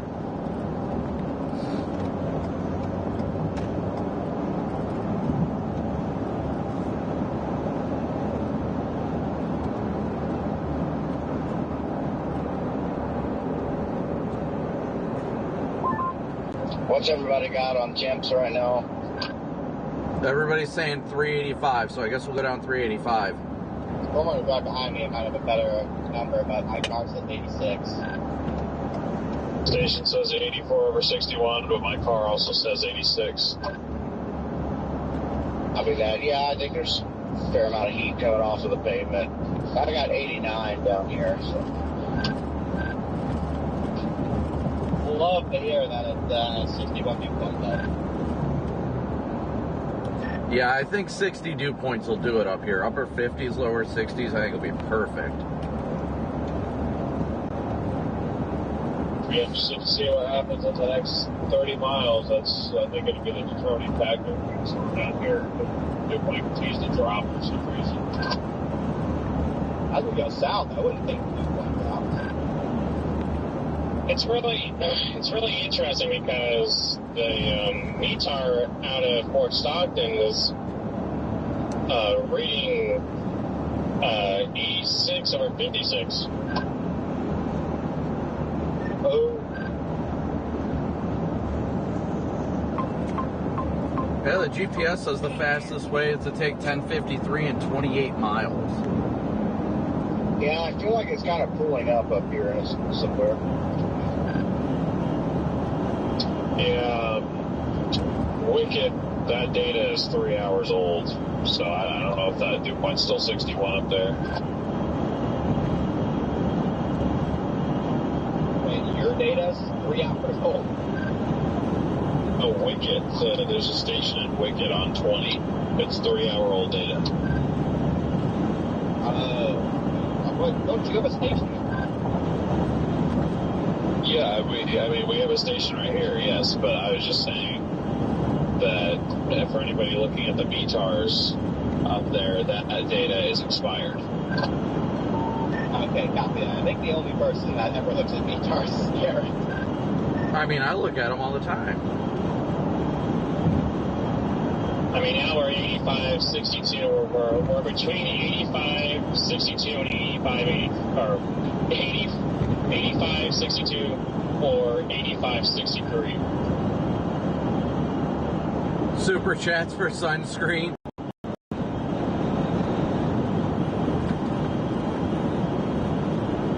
But I love me some good old METARs. Brian, thank you so much for your Venmo donation. Thank you, Brian.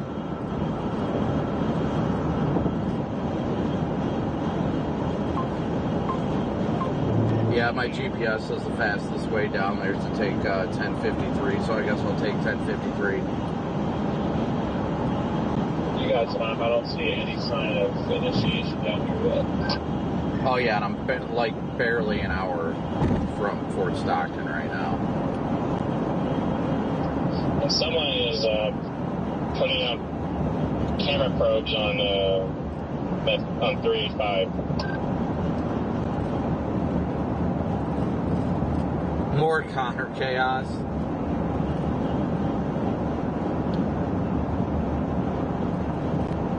Early today for probing, if you ask me. METARs are pretty much another word for weather station, kind of. I'm going to go ahead and go all the way to Fort Stockton. DL, I'm going to go to the Flying J, the northern side of town, just kind of long.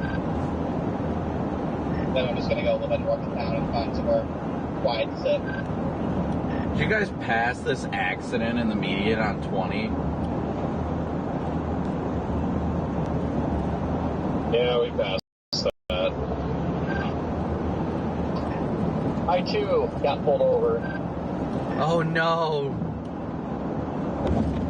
We're gonna get some radar detectors, man. What did you do? My God, what are y'all doing? It's the Texas cops on bikes. Like, they're always literally 5 over. Wait, are you up near Emerald? I feel like these the cops down here, like, I mean, my dad got pulled over with an out-of-state plate for going, like, This is 2 miles an hour over, and they still give him a ticket. So they're depends on how they feel sometimes. What's up, Catherine? Hello. Kiana would like to talk to you in about 10 minutes if you're free. Yeah, that's fine. Perfect. Were you cited for 5 over? You know when we get closer. Yep.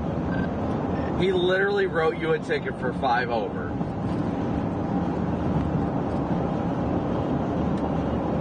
Yeah. But I think I was like 6 over or 7 over in Wichita Falls last year. It was a $300 ticket. Was it a local cop? Like, what was their jurisdiction? It was the Tampa police. Ah, city cop. That makes sense. Yeah, they'll get you. That's what got me in Oklahoma. I got caught by a state trooper back in 23. I was surprised they let me go.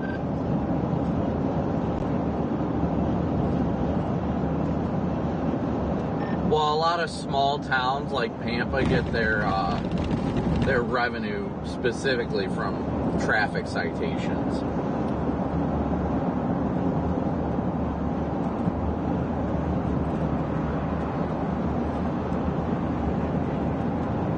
Yeah, so I'm sure it'll be stupid expensive. Yeah, because I got pulled over. I remember I got pulled over in, Briscoe County by the sheriff doing 9 over. And he was like, he had like an 08 Tahoe, and this was like 2 years ago.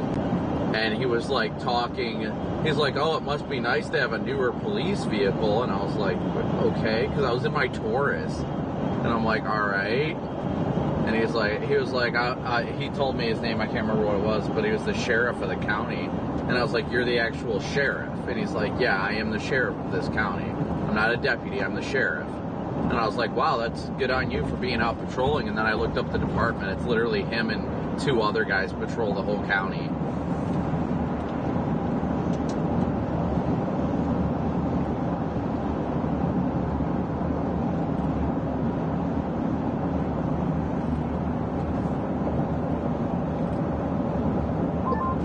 I'll never have problems with cops anywhere out here. It's always the ones on their motorcycles. Got some nice bubbling cumulus now. Everybody's getting speeding tickets today. Yeah, I do see that actually. Where at? I'm too hazy up here on 20.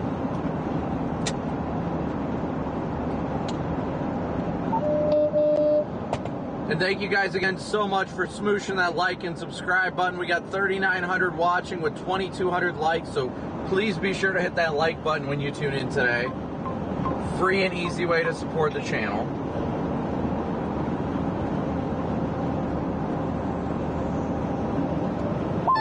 So, Redman, you should be seeing some stuff here soon, I'm sure, from these tyrant kilos.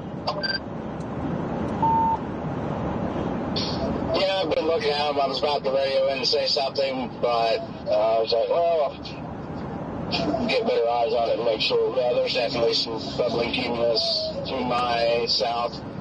I'll probably be right right near beside those when I jump south here in a bit. So that was kind of my plan anyway.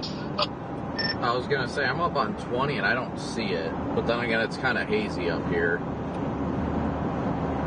Just now starting to get a visual. It's a decent amount of haze. I see one area that's like decently bubbling, but I don't see like a bunch of different stuff yet. There probably is more back here. I just can't see through the haze yet.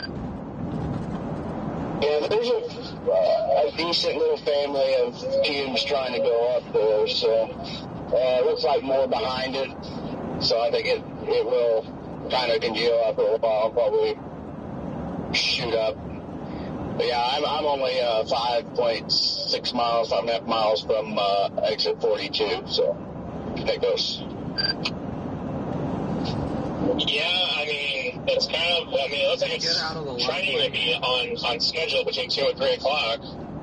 But nice to see that there's a family of them and not just, you know, like a single, you know. Yeah, I'm seeing some way off to the southwest, too. Way off.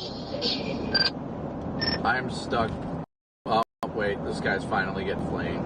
2 oversized loads just like tailing each other. And I'm like, what are you doing, dude? We're under the speed limit here.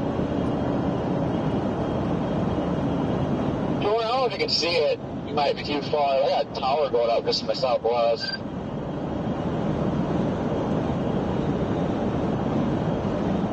Yeah, the Triple R was saying stuff was going to go in the Texas Panhandle today, too.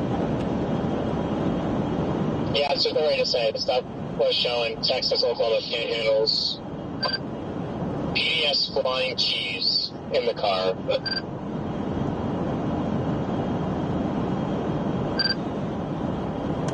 I'm bummed. I just called the courthouse to try to pay my ticket, and they couldn't find me. And they're like, when did you get that ticket? And I was like, 40 minutes ago.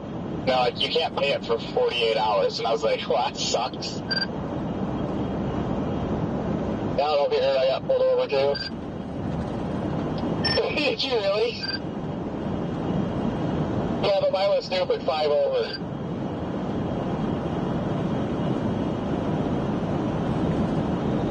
Did you get a ticket?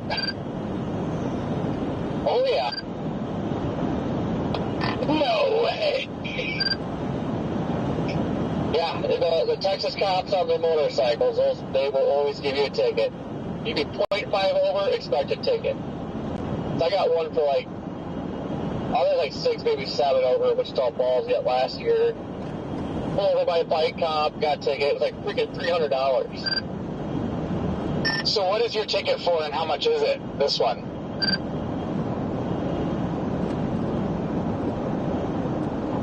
Speeding 5 over, I don't know how much it is. It doesn't say on your ticket.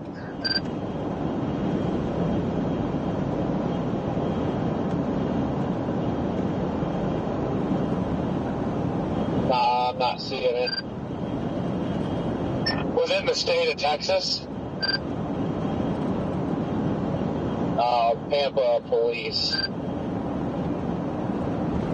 Man, my heart just dropped a minute ago. My car just like wobbled like a wheel was going to come off. I don't know what happened. Today is the day of everybody getting pulled over, apparently. It shouldn't be more than $100. I mean, he ended up riding me 75 and a 65, so he wrote me for 15 miles an hour under what I was doing.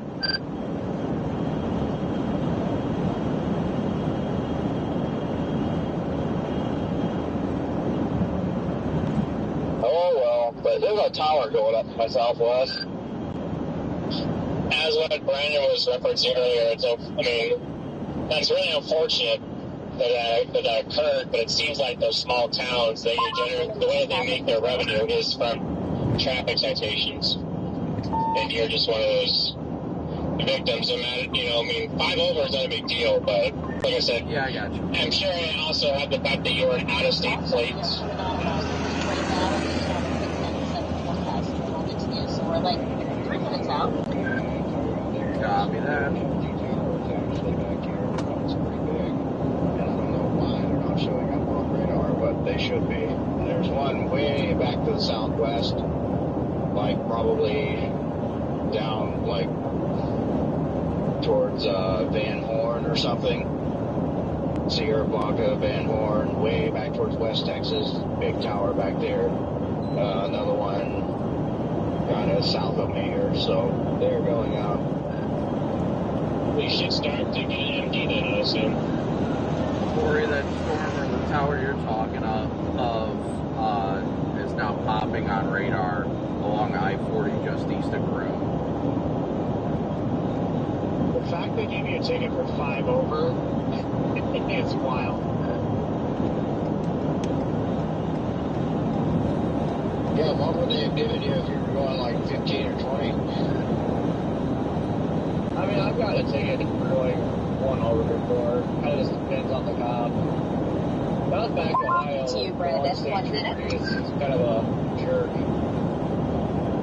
He's pulled over multiple times, gave me a ticket for 1 over, tried to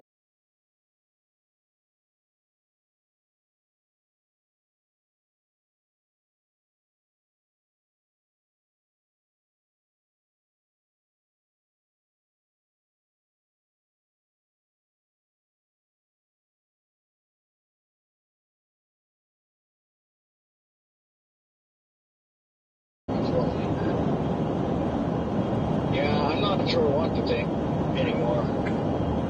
Kind of expecting mainly one Supercell, but right now it looks like a bunch of them trying to go up. Yeah, I gotta be more too. Usually don't get like Supercell. Yeah, they'll probably all congeal into one solid updraft. Pretty separate from each other. I'm seeing one from here closer to y'all to the southeast. That's the case. I'm out on that one, I guess. Well, I mean, I can still make it there. But there's one to my southeast, and then there's one to the southwest, and then one way back to the southwest. All right, guys, we're about an hour out of Fort Stockton now. Headed down in that direction.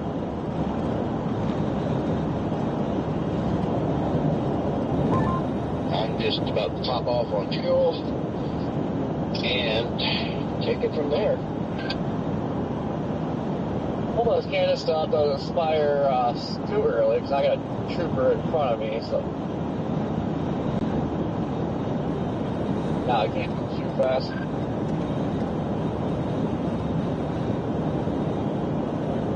We should be just fine. Looks like there's a little bit of, I don't know if a Q field starting or got a little area of interest on the Oklahoma-Kansas borders.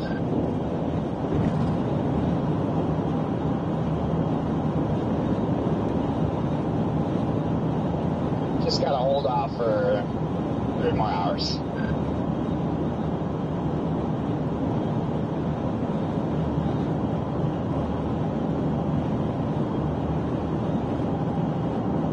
Alright guys, I'm waiting for Fox to do a hit with me and then I'll be in chat. I haven't been out here since the fires last year. Looks like everything grew back nice and clean out here.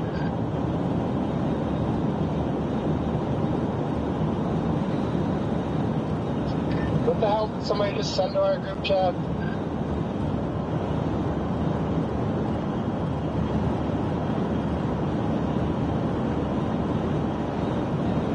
Why is there a random 15 hats in Arizona? Dumb kids probably editing stuff like, oh, what if this happened? No, I just wanted to see your guys' reaction when I came up on my feed. I just was just like, I don't know. I would freak though if that happened though.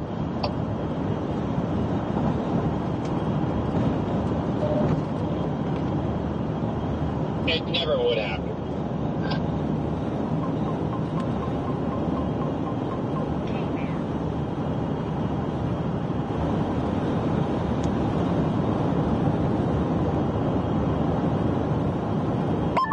Alright, Brandon, we pushed down the interview a bit, so we're going to come to you right after this guest. So we're about 3 minutes out. That's fine. Thank you.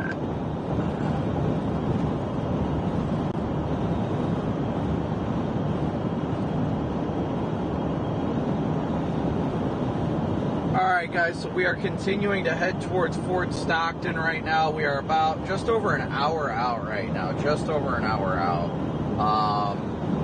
About 6 miles from getting off our exit to go south. We're seeing a little bit of bubbling cumulus to the south. We should be expecting full-on supercell initiation here in the likely the next hour or so. Hour to hour and a half, so we'll be here for it. I'm sure it'll be fun once everything does start blowing up too. You gotta admit, the drive down here wasn't too bad from Lubbock.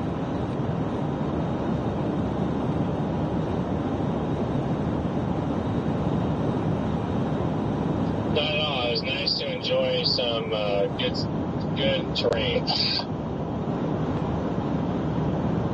Bless you, DL.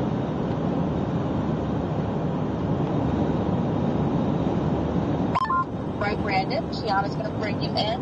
Thank you. This is wrapping up now. MD for the actual best target of the day.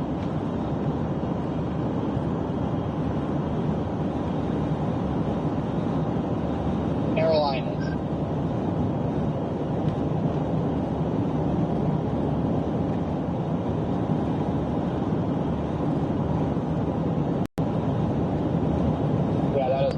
Today. Ladies and gentlemen, we have a blip. Just seeing that, we got our first speckles of the day. Where did the blip form? By radio. Brandon, great to see you here. We know that we are getting another round of severe weather this evening. What's your plan in place and where are you heading to today? Hey Kiana, thankfully today's just kind of a casual, relaxing chase day in southwest Texas down by Fort Stockton. This area is notorious for producing photogenic supercells and tornadoes.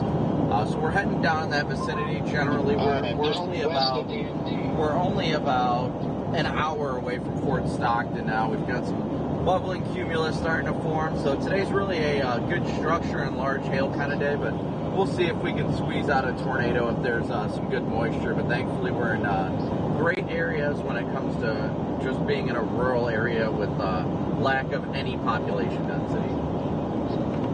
That's right. The last couple of times we've talked to you, you had a little bit of some challenges dealing with that rugged terrain or maybe even some trees and a lot of forested areas. So today's conditions are a bit different. Hoping to see that we do have a photogenic tornado, but out in an open field that doesn't impact anyone. Now, I do want to talk about maybe where you're setting up. I know you're here in Texas. I heard that Corey's going to be heading into Kansas. What was the reasoning behind you guys splitting up this time? Usually you guys are sticking together on these trips. Yeah, so this morning Corey was looking at the models, and I agreed with his assessment. You know, it's up in Kansas on the southeast side of that surface, so there's some very favorably curved photographs, and the wind field's just really good up there. It's just more conditional of whether or not you get really deep, robust convection. If you can get a good storm to fire and actually be very well rooted into the boundary layer, there's definitely the potential for an isolated tornado up in southern Kansas today. The Storm Prediction Center had removed their 2% risk, but I definitely think if they do see a supercell fire up there, then there's definitely going to be tornado potential down in southern Kansas. But that was kind of the decision making. Was I decided to go. We both started in Lubbock this morning. Corey decided he wanted to play the more risky, high risk, high reward kind of target, and I decided I wanted to come down here just because this area is very well known for beautiful supercells, and the models fired storms earlier. So from a streaming perspective for my viewers on YouTube, I felt it was going to be a more opportunistic time for things to be more photogenic during the daytime. All right, and all that means for us here is that we do get different images of what's happening out in the field. And of course, we appreciate all of your hard work out there. Stay safe. We'll be checking in with you through the course of the show today. That's Fox Weather exclusive storm tracker, Brandon Copic. And southeast towards Fort Stockton on 285. Thank you so much, Brandon. We're going to check back We are right at that later. Be safe out there. 25-degree temperature dew point spread, 87.62. Copy that. Sounds good. I am on 285 off of the interstate here. I've got 91 degrees back here. Yeah, I just got off of 20. I'm heading south on 1053 right now.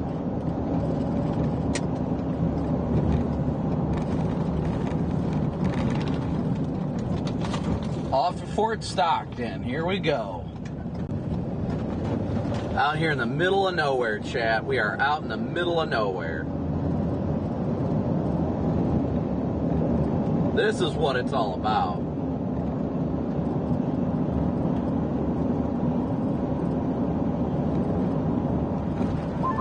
Our convective temperatures. Whoops. Our convective temperatures were between about 80 and 85. So we should have initiation within the next hour or two.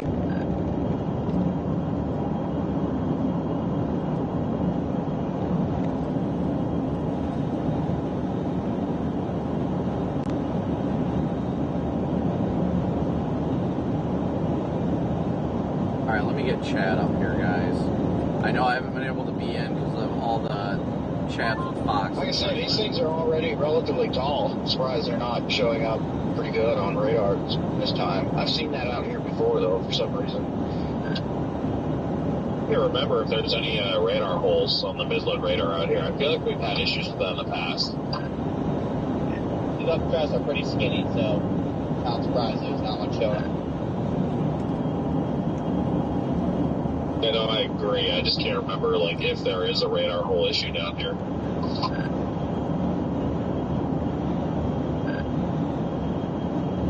Yeah, there is out here. You got a bit of distance from the radars out here, especially just west of here. But no, I mean, it's actually a fairly good-sized town. At least from my point of view, it's pretty healthy. The one to the west is Meteor.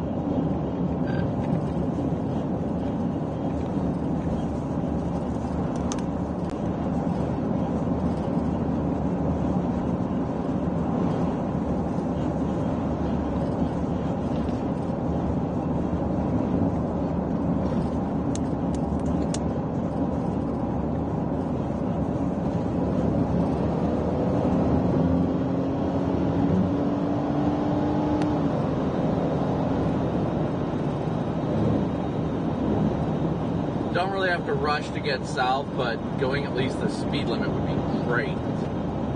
That guy was doing 65 and a 75.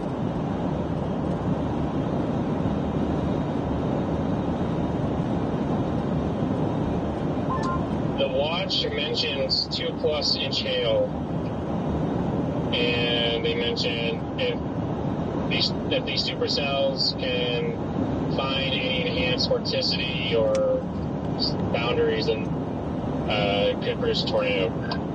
Wait, they already issued a watch? I believe that's off the MD. Paul, thank you so much for your PayPal donation. I was going to say some watch, and I was like, wait, they didn't even issue an MD for it first?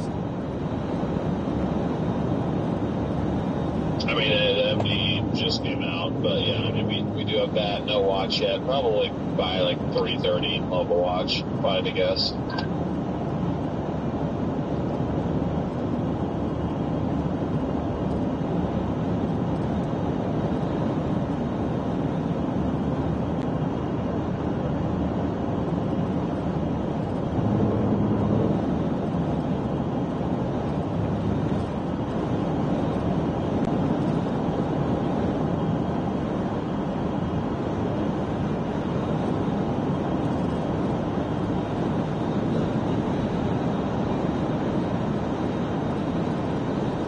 I love these areas. We're just out here in the middle of nowhere, guys, and I love it. Man, do I love it.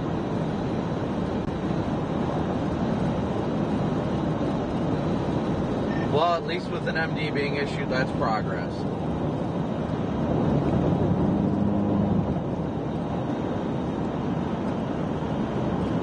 Yeah, Redman, And I can see how from your vantage point that actually looks pretty decent. I'm starting to get a look at the southern side of that updraft. I'm sure the west side looks similar to the southern side. It does look pretty meaty. It looks a little bit wispy on the eastern half, but from your vantage point, I see what you're saying. Yeah, there's a little bit of mess, a little bit of clustering cumulus on this side now, so it doesn't look near as classic, but I'm starting to get a better view of it. It looks pretty sharp and good on this side. The one back, the first picture is that one that we're both closest to. The second picture is the one that's way back to the west-southwest of here, so that second one definitely looks meaty.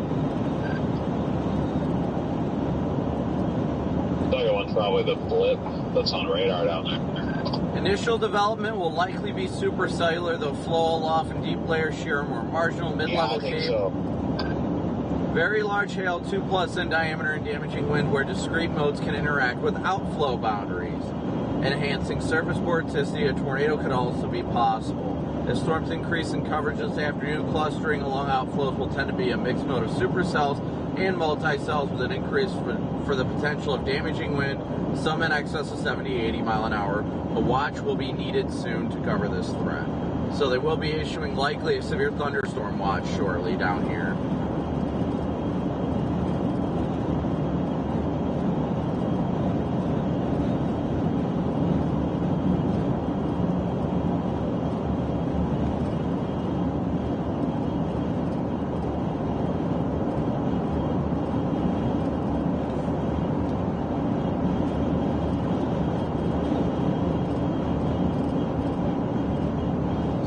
So personally, guys, I think we've got a good chance today.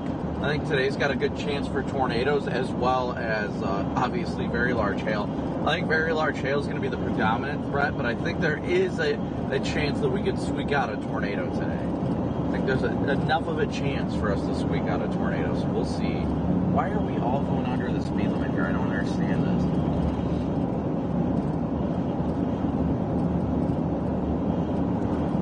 I don't understand why everybody's doing 65 and a 75 on 1053. Yeah, well, I guess I can't really talk smack because that's been me. I mean, I'm not holding anyone up behind me, but I'm really not in any rush. I'm already here. Well, yeah, no, that's not that big of a deal. It's just like, you know, when there's nobody else there, it's no big deal. But why people go 10 under when the speed limit is 75 and hold up traffic is dumb.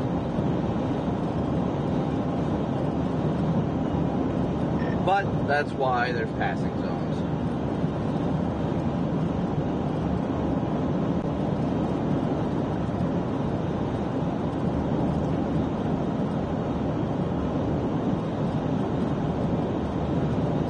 Maddie doing great. Hopefully you're doing well. Yeah, PDS sunburn indeed today.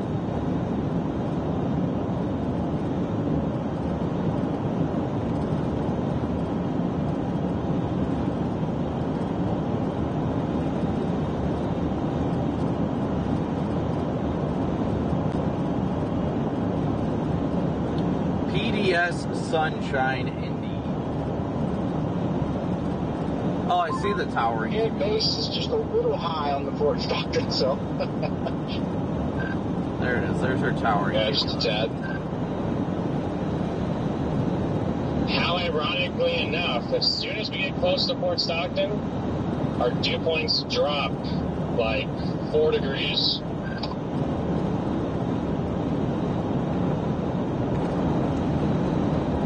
So there's got to be a moisture pool to the north between 20 and Fort Stockton because our dew points are down to the upper 50s. We do have a blip on radar west of Fort Stockton now, too. Going on, some kind of pulling up here. Yeah, I think any chance of a tornado will probably happen just east of Fort Stockton.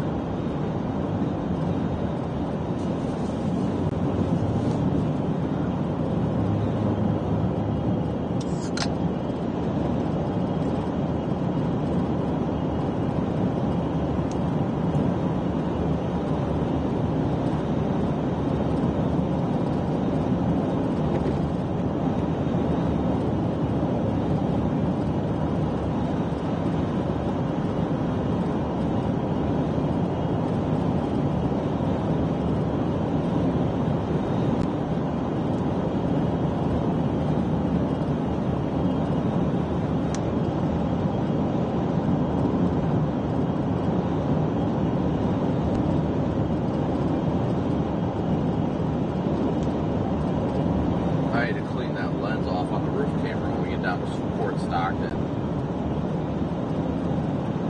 Like Jordan said, though, man, I can't tell you guys how great it feels to be out here after spending so much time in Dixie and everything. It just feels great to be down here. I've seen a couple dust up in the Fort Stockton area already. Yeah, that's me. It kind of just makes my heart feel good just to be here.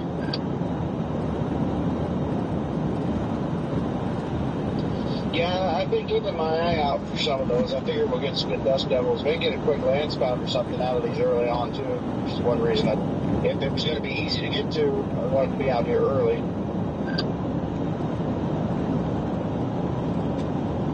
Yeah, guys, we're doing good time-wise right now. Definitely doing good time-wise. We got the first storm building up over there.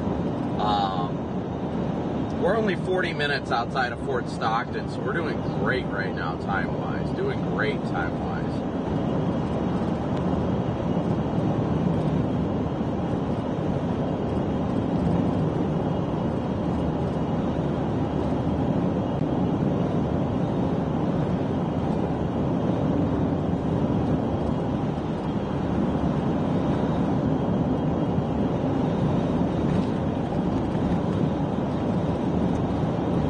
Yep, that storm is really starting to pop.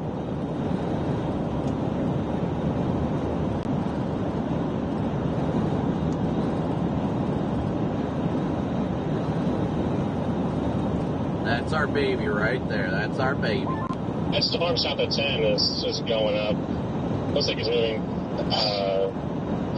kind of like northeast. Bless you, DL. Yeah, I think it's gonna slowly get going, but it looks like I think I got 40 dB, or not 40, 30, at least 30 dBz on it already, so I think it's really popping.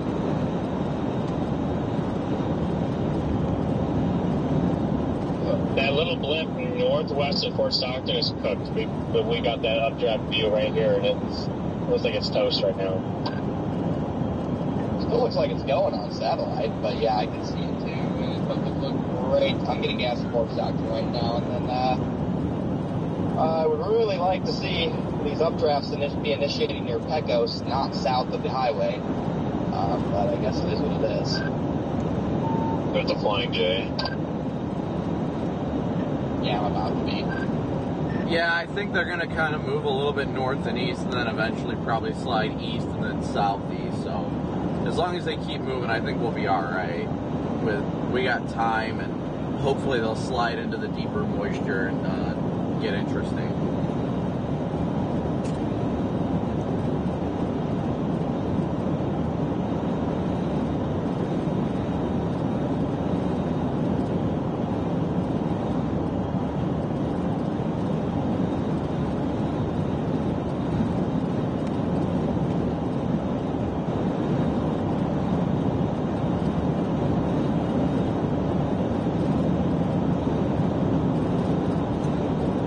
The only question is how bad the chaser convergence going to be down here.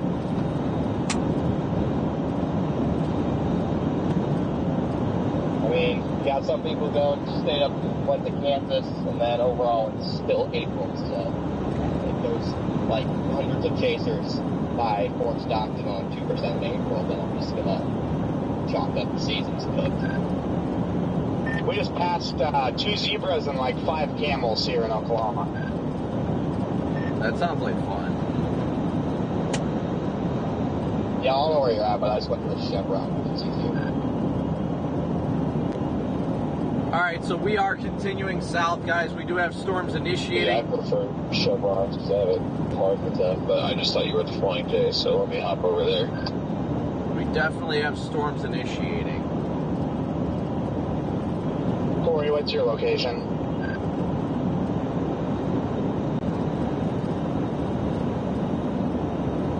I'm in Canadian. And that little blip south of 10's where you got 47 dBz in it. Yeah, it's kind of weird though. All I can really see here is blowing off amble. I think the main updraft is kind of hidden back there. But yeah, it doesn't look too good. I'm actually fairly close to it right now, so we'll see. It's probably just bubbling. Gotta regenerate again. Bubbler, bubbler, bubbler.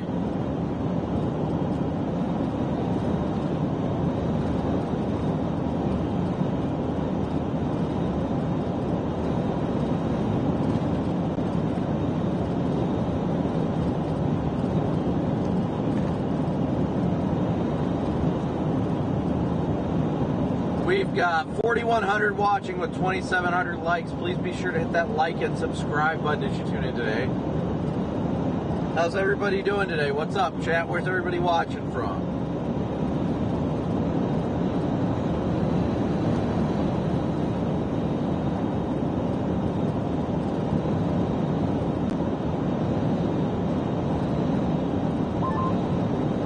Yeah, 73 miles until Woodward. I must top off there.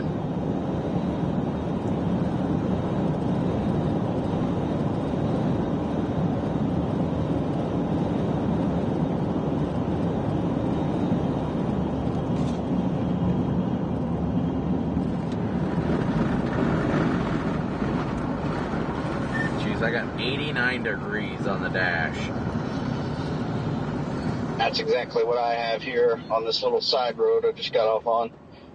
Got to see the Davis Mountains in the distance.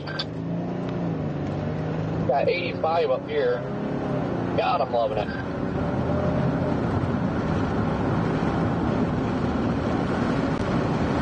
Feels so great out. It's so nice.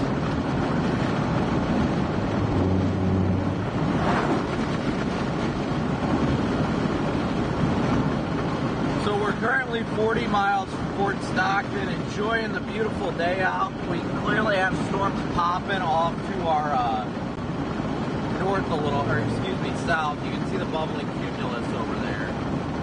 That's in front of us, and right over there. It's a little hazy, but you can see it popping over there.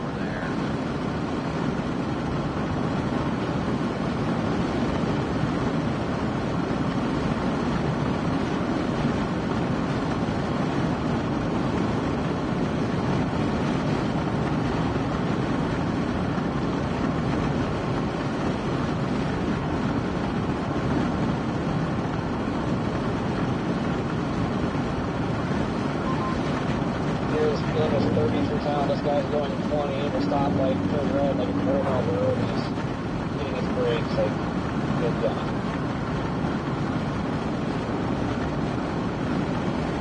I'm on I-40.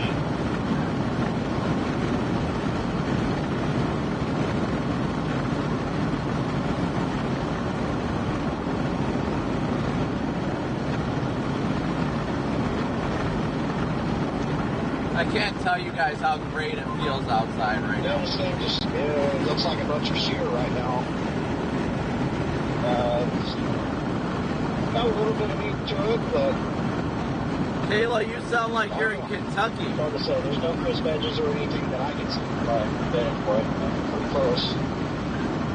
Well, good to see everybody. Ben, Texas, LSM, Miss Frog, Connor, Bray, B,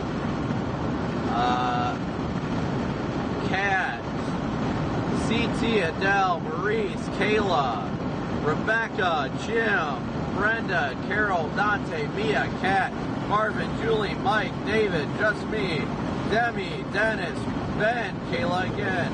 Good to see you guys. Katie, Randy, Carolyn, Linda, good to see you guys.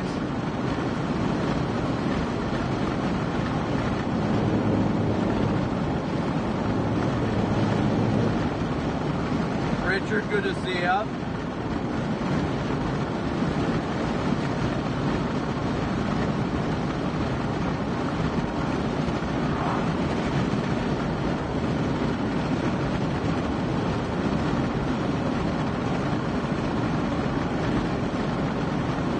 Hello?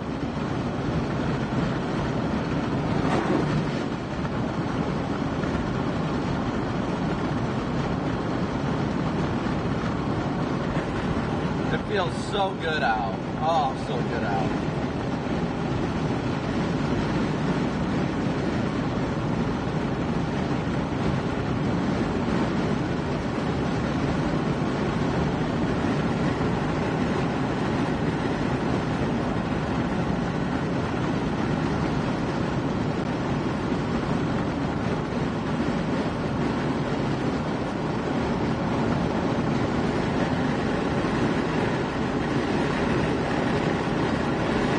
Okay, Jay, of course go Thunder. You kidding me?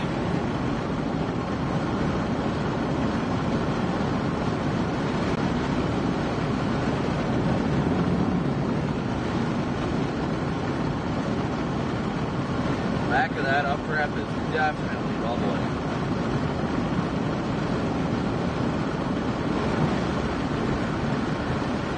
The one to your southwest? Yep.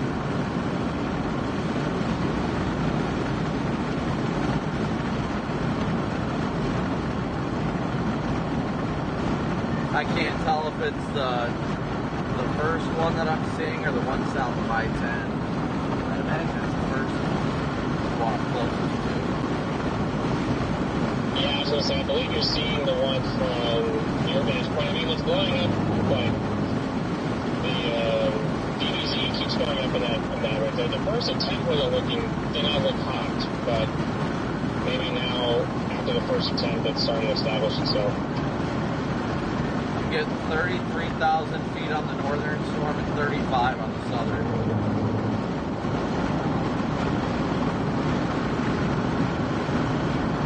Yeah, I'm wedged right between them right now. I'm about a half hour out of Fort Stockton right now.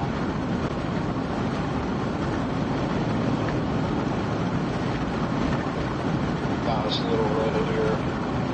I guess my plan to be where to initiate is working pretty good. I put it in the project. Right there.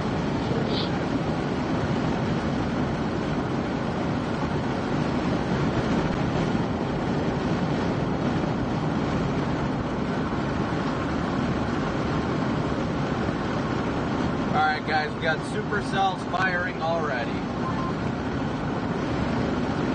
Man, Brandon, I tell you what, I like now you can search for spotter network on otherwise. My God, is that nice.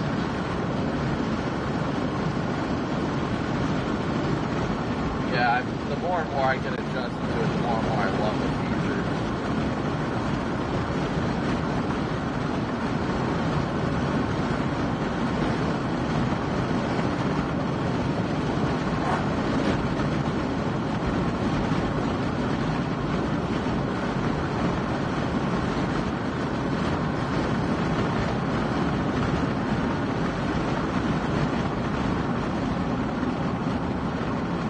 Just had a Roadrunner cross the road in front of me. TDS Roadrunner.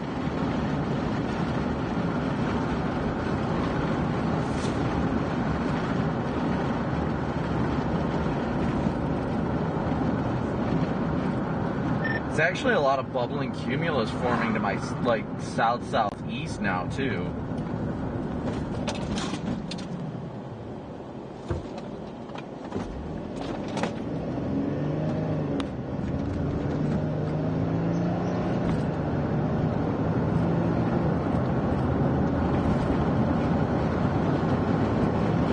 Meep.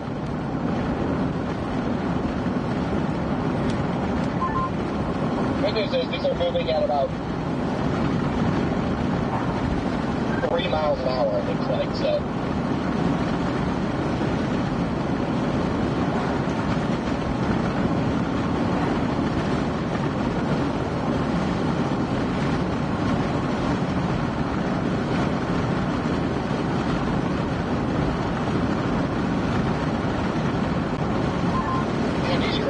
Out here are rough.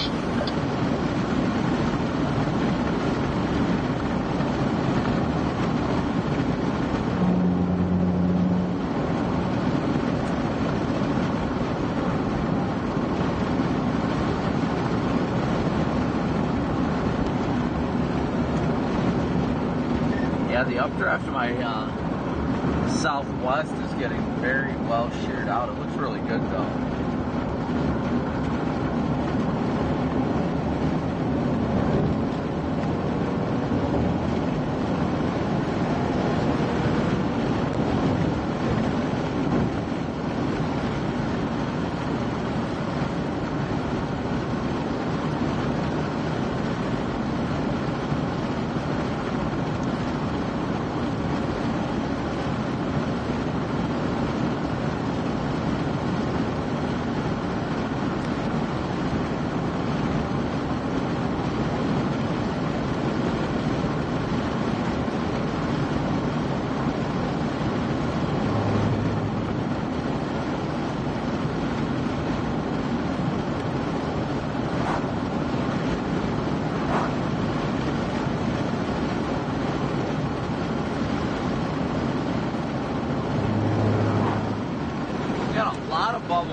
cumulus in front of us, too. A lot. I know one thing, it is cooking back here, 93.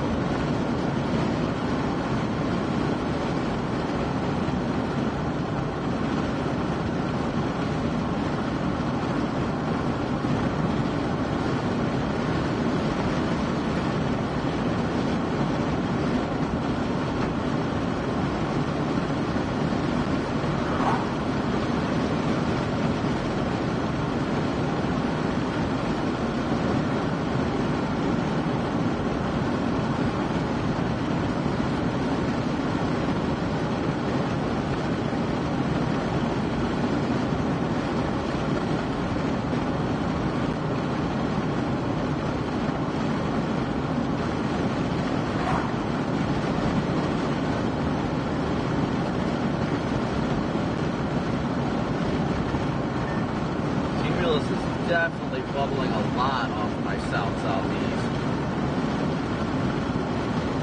Yeah, it's starting to look a little bit better. I'm just waiting on Garrett to back his Subway sandwich, so I'm going to get after it.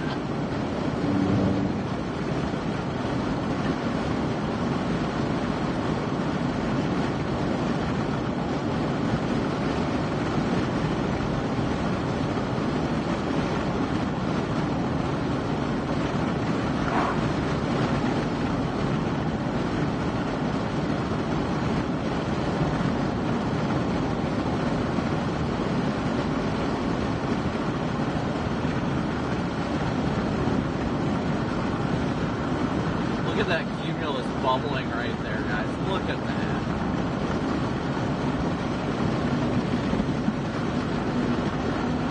Then on top of it, we got this guy over here.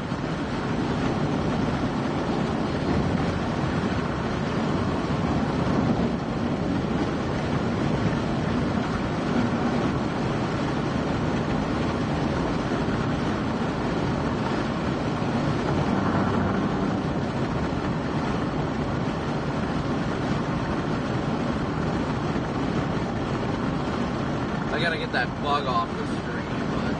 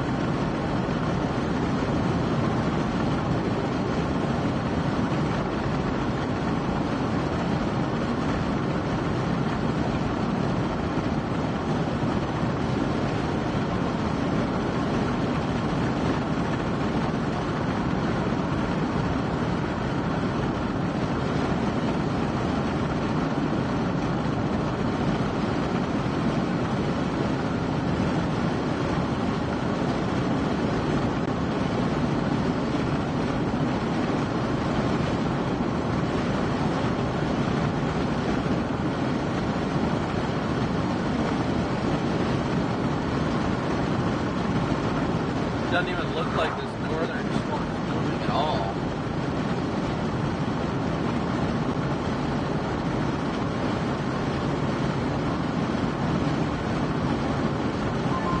Man, this road is terrible. It's like a rock road. Sounds like you're taking the Arizona dirt road.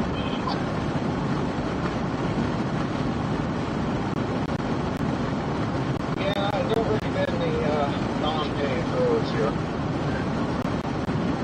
Or you want a non-paved road, there's like 30 highways around this thing. Well, I was trying to get out close to it and try to get underneath this thing and see if there's any along this southwestern one, but I'm just heading back to the highway.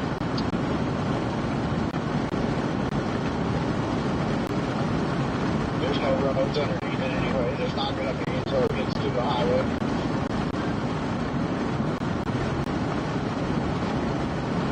See, we got the base of this storm, and then we got the new storms trying to develop over here, too. It's going to be the stellar one, but now...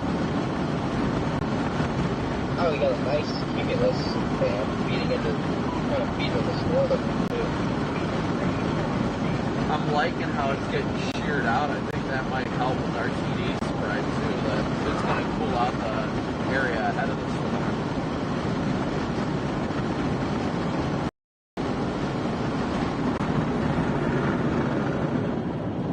Just looking at the feed from that base on the northern one, it looks tiny. Cop just flashed me as he passed. I see.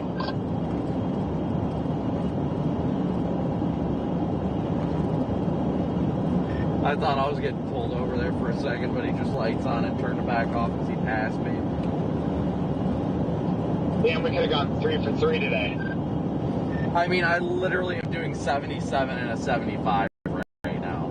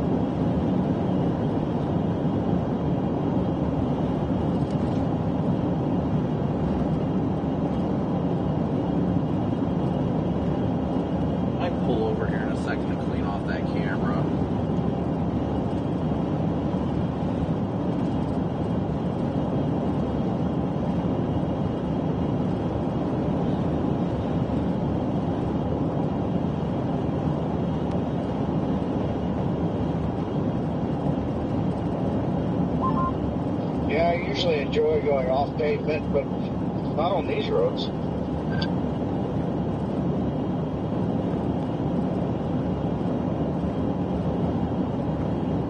Just a little off-roading.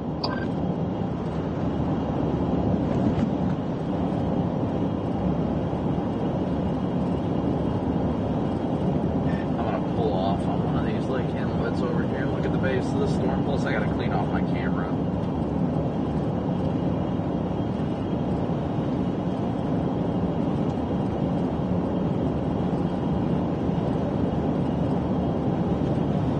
I just found someone else with another rough ride camera. I'm trying to get closer. Is it a white vehicle? Is that, or is it Call Force 1? First alert, storm team, channel 5.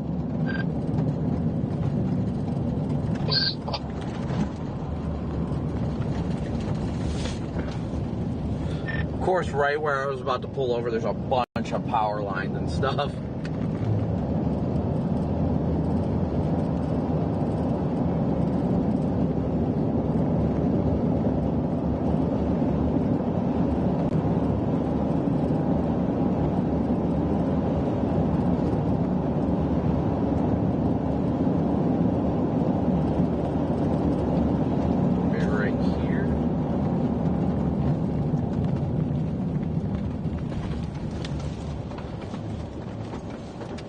Perfect. Perfection. The base of this thing looks really nice. I mean, it's not like a very well-defined, like, beautiful, but it's nice and smooth at the bottom. Okay, I guess what I saw, maybe that was, maybe it's changed in the last 10 minutes, but I was not impressed. Where is my...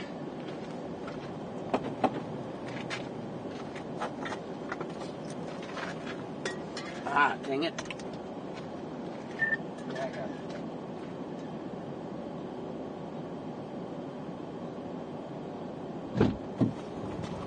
I was looking for Corey. Is he around? 1 second. I will yell at him on the other channel. Thank you. Corey, they're trying to get a hold of you on Foxconn.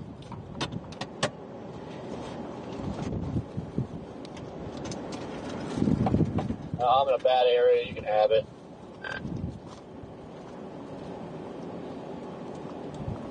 He said he is in a bad area for Salvator right now. He's not really able to get much out.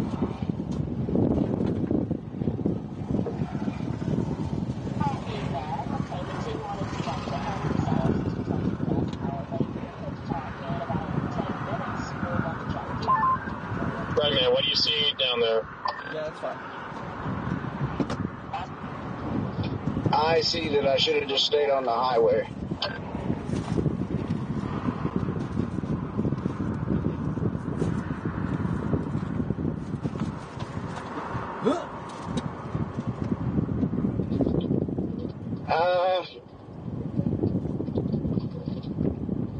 It's hard for me to tell right now. This one cell's right behind me. The southwestern one is.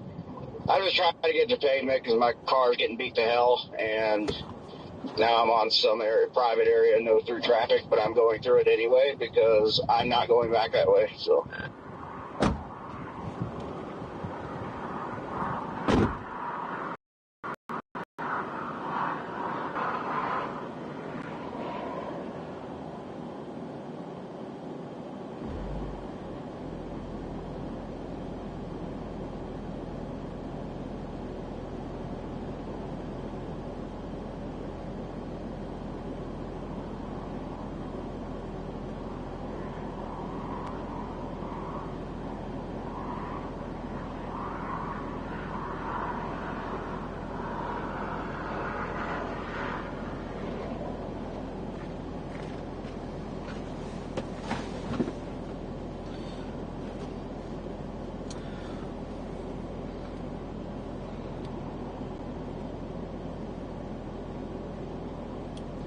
I see all the bubbling cumulus to the south now, too. Just south of this storm. Looks like a lot of stuff's trying to blow up over there.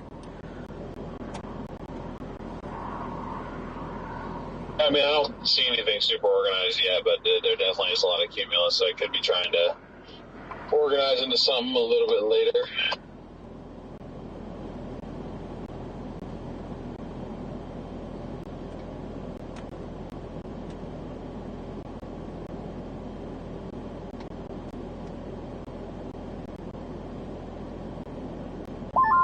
I don't know, both of these cells right now appear to be kind of even with each other. So I'm right in between both of them.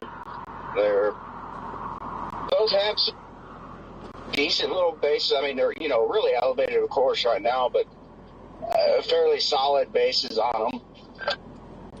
Yeah, the base on this one to my west looks really good. It's, clearly elevated, but it looks good. It's looking like a good organized storm, or getting there at least.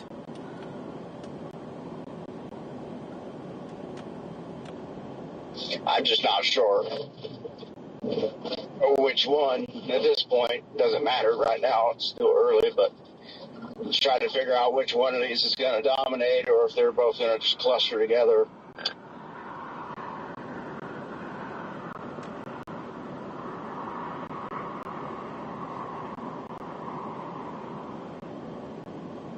We got a really good look at the base of this thing right now, guys. It's looking very nice just off to our west. Welcome to Oklahoma.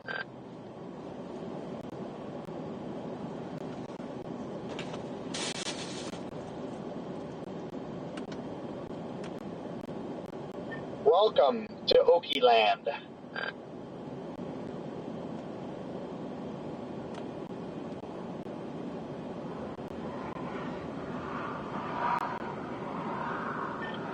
just turned north out of Quinton, Oklahoma.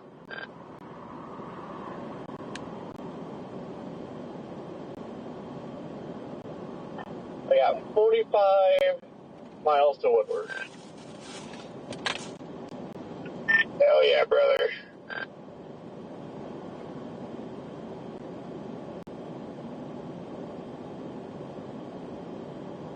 I love that it's not like 90 degrees here, too. It's like a low 80s is perfect. Yeah, I got to 85 there briefly, but backed off a couple degrees.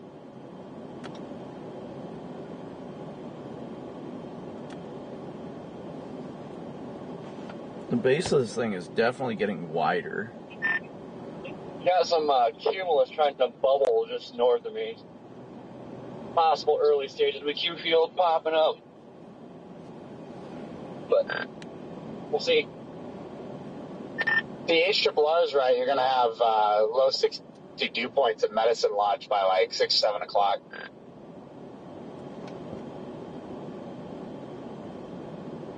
The updraft base on this thing is definitely getting wider. Perfect. Last race should be really good too with all the sunshine. About that.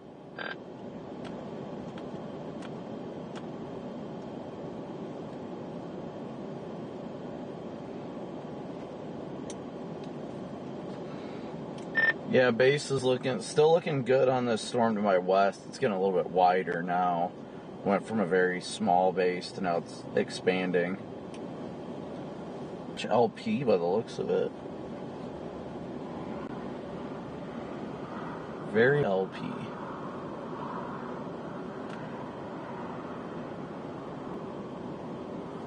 But again, thank you guys all so much for tuning in. I see we've got 1,000 watching with 3,100 likes, so please be sure to hit that like button. Yeah, I just got back out here onto the highway, and it feels like freaking Jell-O and butter mixed together. God, it's so smooth.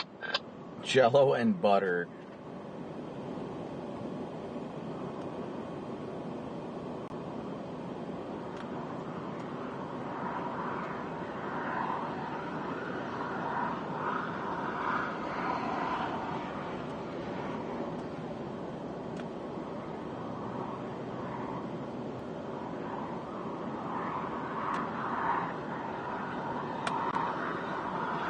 LP means low precip, meaning there's not a lot of rain coming out of it.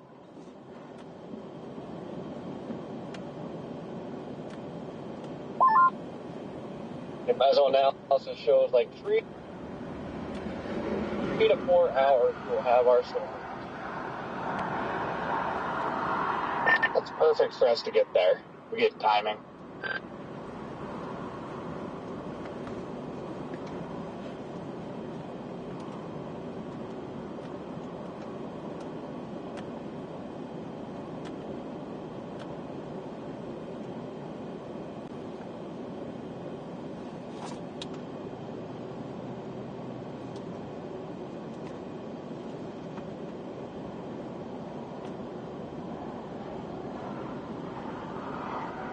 This storm is barely moving, so we're watching the base of this thing like you guys can see. The base of this thing's actually very well worked. It's very nice. Very nice. Low, meaning there's not much rain or hail falling out of it right now. So I'd like to see this one become the dominant one. That would be really nice. And then we've got another one blowing up literally right next to us, just to the south.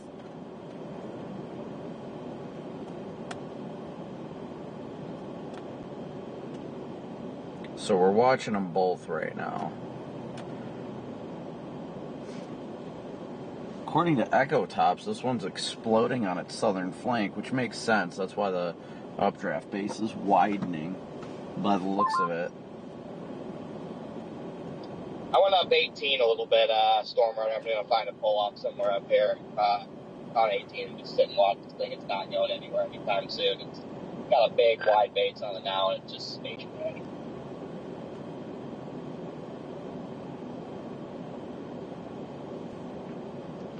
This thing definitely has a nice base on it, though. Nice on it. Yeah, beautiful big wide base on it.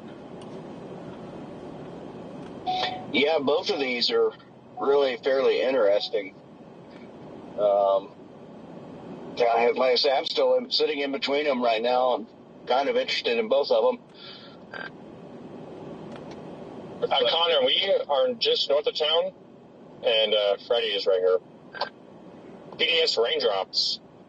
PDS raindrops, they said. Howdy, guys. I see you right here.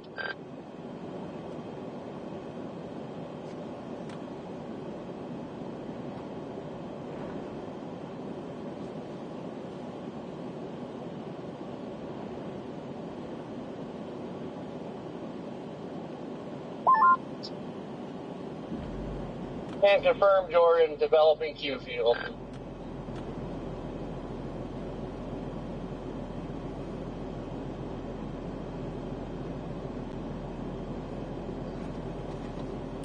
Did you say it's off to your north a little bit, or is it right on you? Yeah, it's just to my west. It's already going north on 283 off 60 or whatever that was. Updraft base is getting a little scuddy over here. That's up to my west. Updraft base is getting a little scuddy over here.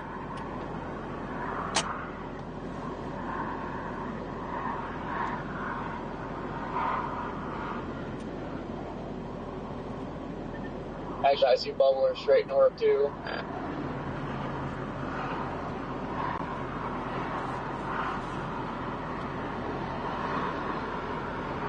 Updraft base is looking very, very nice.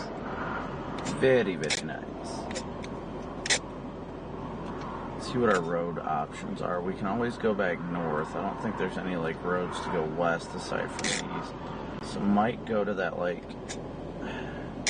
Well, we're out of the precip right now. I can see a little bit of precip falling just to the north. So you guys can see the updraft base in front of us, which is right up there. That's your updraft base. And there's a little bit of precip falling over here. According to the latest run of the HRRR, that eastern cell of these two does look to be the one that trucks. So I am going to move over into that one.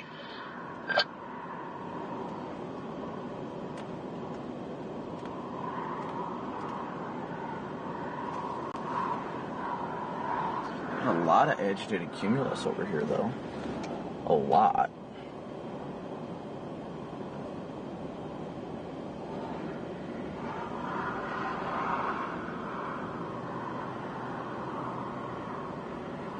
Is this thing splitting right now? Hey, Corey, have you looked at the new HRRR yet?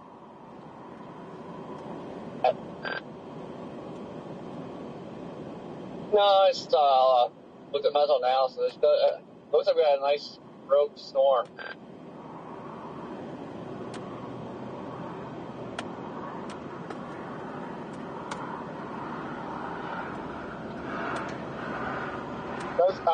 HRRR is trying to fire like a long track supercell near Hutchinson for whatever reason.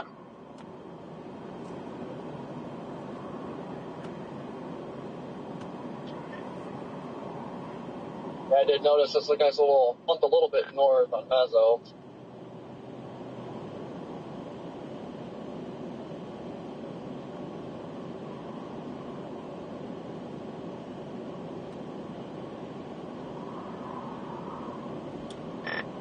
Hearing thunder. It looks like this thing's trying to expand to the south. Is it doing a split? I noticed there's a cell heading up towards it. It's going to have a little cell merger already. Well, I think this thing is literally splitting right now, or maybe it's having, like, I don't know if it's splitting or the original storm is still moving north and a new area of cumulus blew up on its southern flank.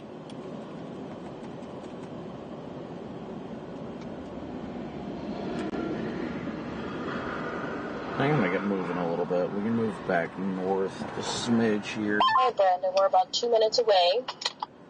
Oh. I'm going to flip around here real quick. I'm going to go a little bit further north.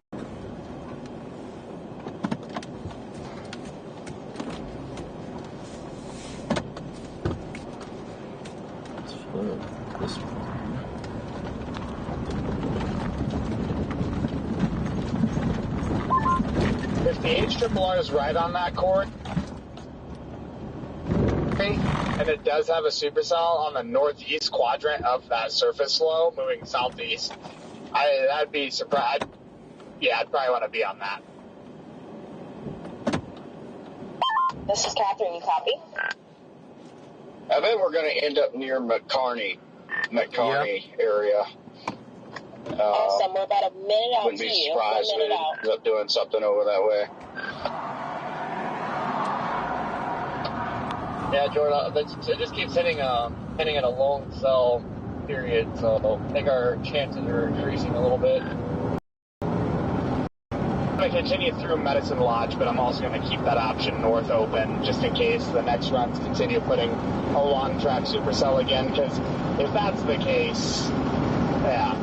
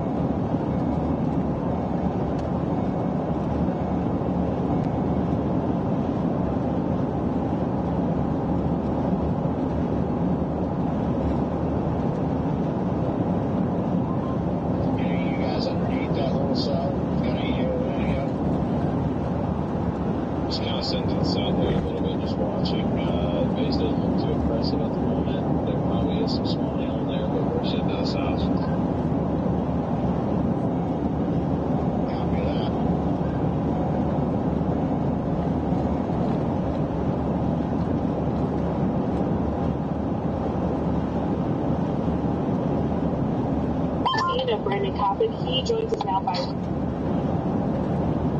radio. Brandon, what is it that we're looking at now? Because we know you've been on go. We've had a nice blue sky, but things are starting to change where you are. Yeah, just off to my west, we're starting to get a what's known as an LP, low precip supercell starting to develop. Not much precip falling out of the base of the storm right now, and it's getting itself organized, but still got plenty of time before it's going to go do anything quite yet. And I understand you're here in Texas, whereas Corey is actually heading up towards Kansas. So you guys are looking at different storm elements today. Today, what is it that you are hoping to see? Because you're in a more flatter terrain as opposed to the last couple of times we've talked to you with the last severe events. So what are you hoping to kind of capture today? Well, we'll really just see what Mother Nature has in store for us today. Seems like it's going to be a predominantly large hail kind of day down here. I know they have a mesoscale discussion out for a likely severe thunderstorm watch shortly. I would not rule out an isolated tornado down here. The tornado potential is not all that high, but I think in these areas with just a little bit higher of moisture, we do have the potential for an isolated tornado down here in the middle of nowhere. All right, those are the best picturesque type of tornadoes to see, where they're just in an open field, no one's home or structures are being impacted by that. Now, I do want to kind of switch gears a bit, because I noticed that you posted a photo of your car's mileage on X, showing over 100,000 miles worth of driving. How has these last couple of weeks panned out for you, especially when you're driving so much? And how do you prepare each and every time for a storm system that comes back to back, like the week we have ahead of us? Well, I mean, you've just got to get used to it. When you do it as much as I do, you just get used to doing it this way. In the last 3 weeks, I'm only 40 miles shy of hitting 10,000 miles driven. So it takes a lot of adjusting to get used to this kind of driving, but it's what we do. All that you do here at Fox Weather when it comes to all of the elements that you capture, all of the driving that you get in. We do have, again, that mesoscale that you just talked about. So severe thunderstorm watch just being issued for where you are in parts of Texas. As we go into this evening, you know, and maybe correct me, because I know that Corey is going up to Kansas, but is this going to be a solo job for you? How does that differ, or how does that differ from the times that we talked to you before in the past? Well, things are always always fluid out here. We can put it that way. I think that's the best way to describe it. You know, there's a lot of times that Corey and I end up in the same general vicinity, but we're still individuals and make decisions on our own, and that's an example of today. You know, we don't sit here and discuss targets and say, oh, you're wrong or you're wrong. We kind of bounce ideas off of each other, and we disagree. We just go different ways. It doesn't mean any of us, you know, any of us is a better forecaster or anything like that. It's just, that's what meteorology is. It's just the difference of how you analyze the forecast as to where you think things are going to be. He wanted to take the chance up in Kansas, and I wanted to come down here, so it's looking good. All right, well, we're going to keep a close eye on your shot. Again, wishing you all the best out there tracking. We'll be talking to you through the course of the show, of course, but that's exclusive Fox Weather Storm Tracker, Brandon Copic. Thanks. Did you say something, Connor? I'm doing a hit with Fox. Sorry, we were trying to reach Redman. Redman, what does it look like on that southern one? Yep, no problem. It looks fairly nice. It doesn't have quite the width of the base as the eastern one, I don't think. So a little bit skinnier of an updraft. I'm actually underneath the Mamadas now on that seaside. Got some precip coming down now out of it. So, I mean, it's organized, though. I just can't, I'm so close to it that I can't give, you know, any updates as far as how the updraft looks or anything. So, I don't know, I'm just kind of riding in between them now. This base is definitely getting lower. I see that on the left side. It's like trying to do that little angle thing, but it's just, I feel like it's shrunk a little bit. Yeah, I definitely feel like the base did get a little bit smaller, but it definitely got a lot lower than it originally was. The southwestern one has ramped up a little on radar, and I will say that I think visually, I think that the base is a little lower on it than the eastern one.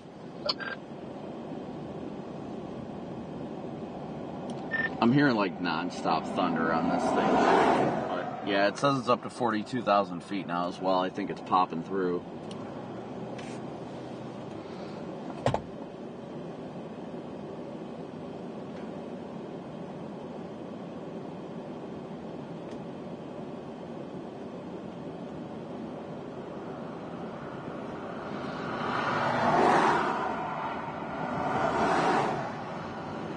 Yeah, the base on this thing is definitely getting lower. There's no doubt about that one.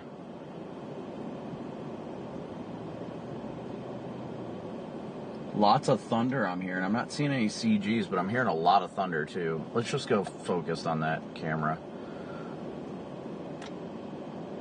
This is what we live for out here, guys. Gorgeous supercells out in the middle of nowhere.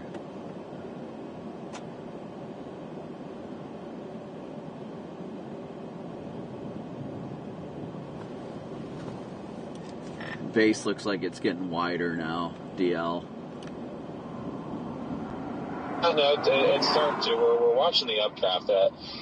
From our vantage point, the updraft is, it's got a new pretty explosive push on it on the west side. I just sent pictures from, if you're on the west side, you probably see it, but I just sent pictures of the east one from the west side and then the west one from the east side. Yeah, this thing, it's got, from my position, it's got a very well clear cut into it up in between the base, and it's very much LP. Like, you can see where the rain would be falling down, but most of it's not making to the surface. It's getting very well organized, but it's very much LP.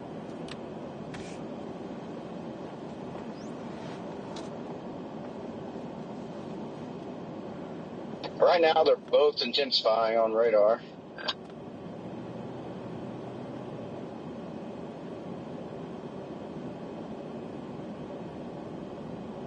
I'll show you something intense.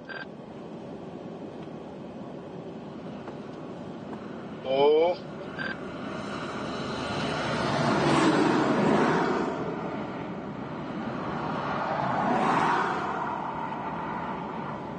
Yeah, this base is definitely getting a lot more organized. But what you guys are seeing, let's see, where's my finger? No, you can't see it. I was going to say there's a clear cut forming on the right side there between the precip. I wish I could draw on the screen and show you guys. I wish there was a way to draw on the screen.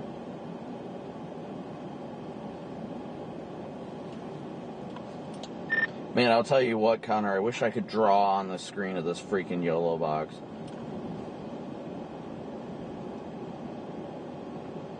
Yeah, I know, dude. That's a feature they gotta add. I want to show people like the clear cut, you know, how the updraft base and then where the precip is, but I can't draw on it.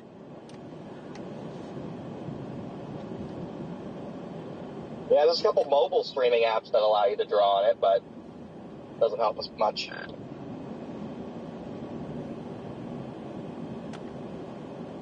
I am routed to Imperial with an ETA of 37 minutes.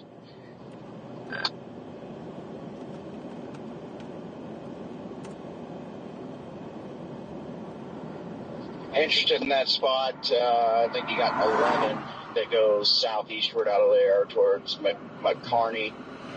And coordination triple R, so that's going to turn east and then southeast. Going to make kind of a dive southeast, so that might work.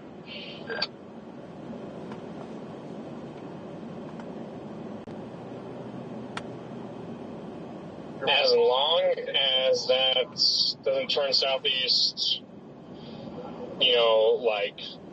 This thing's getting really good organized. Soon, because if it turns southeast soon, then we're cooked. Yeah, this base is getting a lot wider. It's looking really good right now.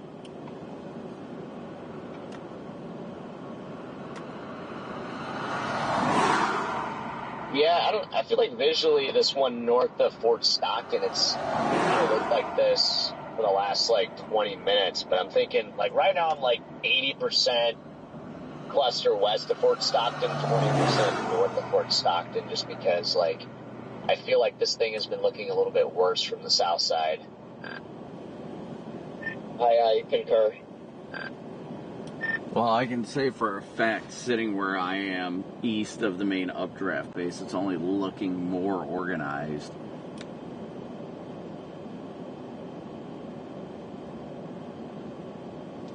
The structure is what really gets me, but it looks like something's trying to pop on its southern flank right now. But it's got good inflow. It's got a feeder band going into it.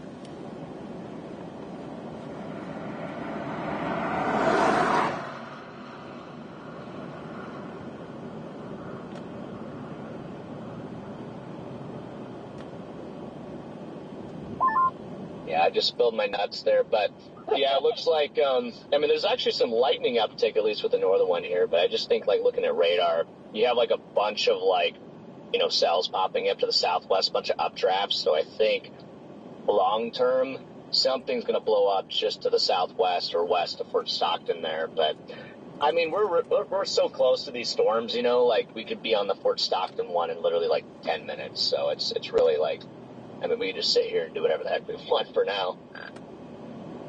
But you're doing what? Well, that failed miserably. I was trying to get a transparent arrow to point, but that was not transparent, I'll tell you that much. Never mind. You said something earlier. It sounded real sus. He said he just busted his nuts or something. That's what I heard. I was like, what the hell? Where are you at, Freddie? I'm sitting here like 5 miles north of Fort Stockton here with DL, Garrett, and Connor. He's busting nut, Brandon. Leave him alone.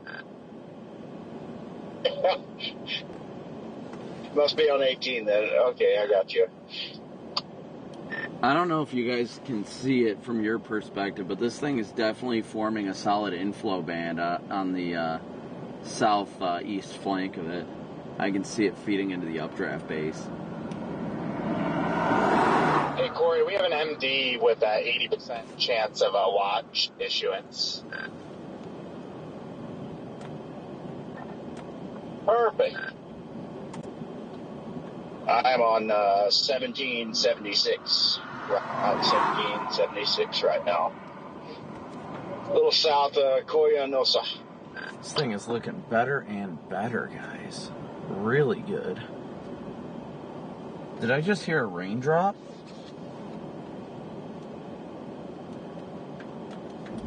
PDS raindrops at my location. I repeat, PDS raindrops. Be careful, Copic. Use caution. I'll tell you what, this thing is like got I am not seeing any CGs out of it, but it just got non-stop rumbles of thunder.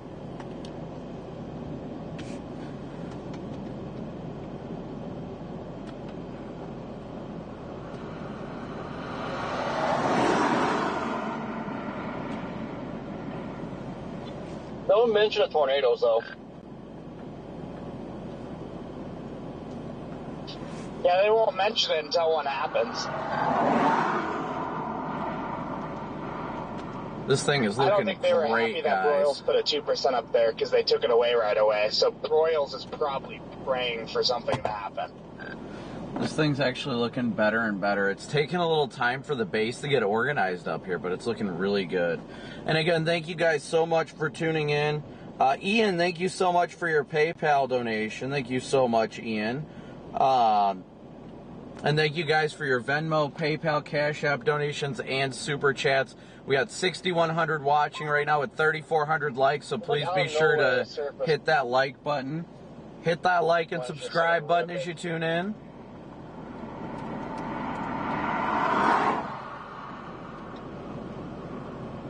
This base is looking better and better. Thank you, Rev It Up, for your Super Chat. I'm just really liking the way this base is looking.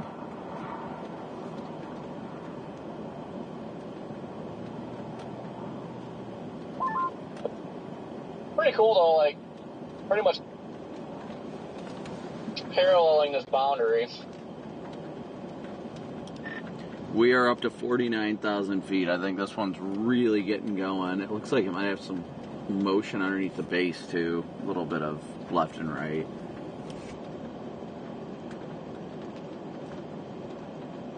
I may jog a little bit north and then flip around and go south if I need to.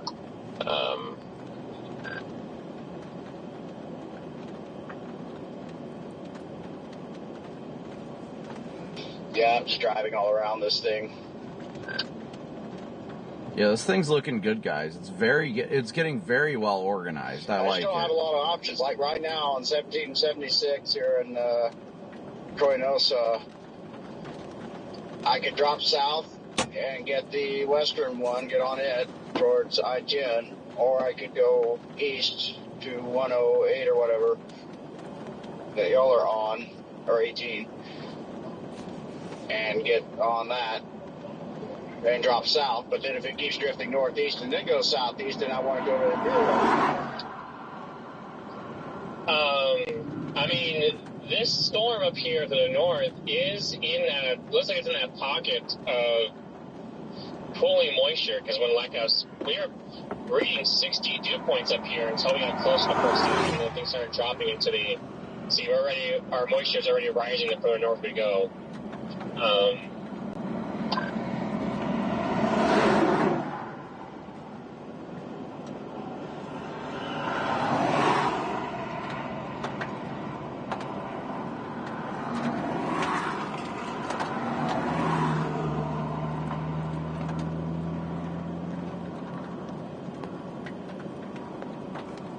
Yeah, this base is definitely getting lower now. This base is getting even lower now. It's looking very good.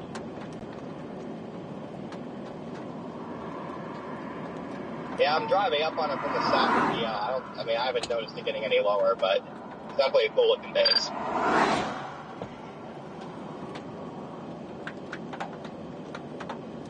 Yeah, I'm still sitting on 1053. This thing's just been slowly moving right towards me. I've just been watching it organize and watch the inflow, and it looks good. I mean, it obviously doesn't look tornadic right now, but it looks very healthy. I'll give it that much. It's got inflow into it. I can see the dust off to the right of the road of this factory. Nego preset blow up on radar on this northern guy. I would not be surprised to see this thing go severe warrant soon. Oh yeah, that wouldn't shock me. I mean, it's already topping out at almost 50,000 feet. I think it broke through whatever was holding it off, so. And it just got a special weather statement, so, yeah, it's funny, like, 5 minutes ago I'm, like, talking crap about this storm, and then it immediately starts to look better 5 minutes later.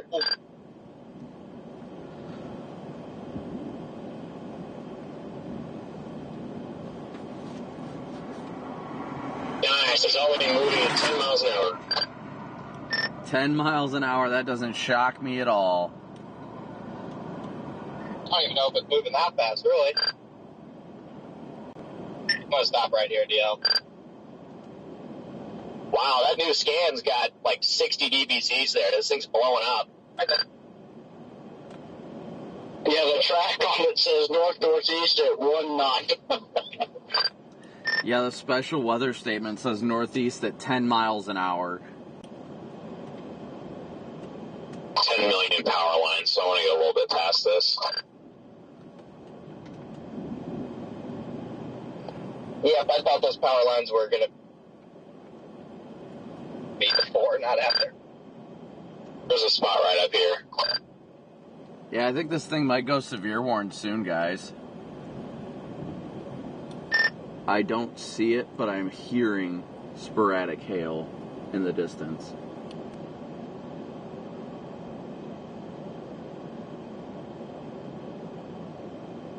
I hear the hail, I don't see it.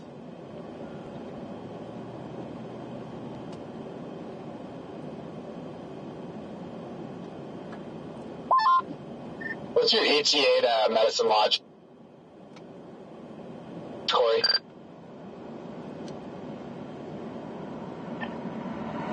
$5:32. We should roll in there about the same time. I'm at 5:29. Yeah, I'll stop getting gas here shortly. Yeah, this thing's looking really, really good, guys. Really, really good. Thunder's getting a little louder. The bass seems to be getting lower.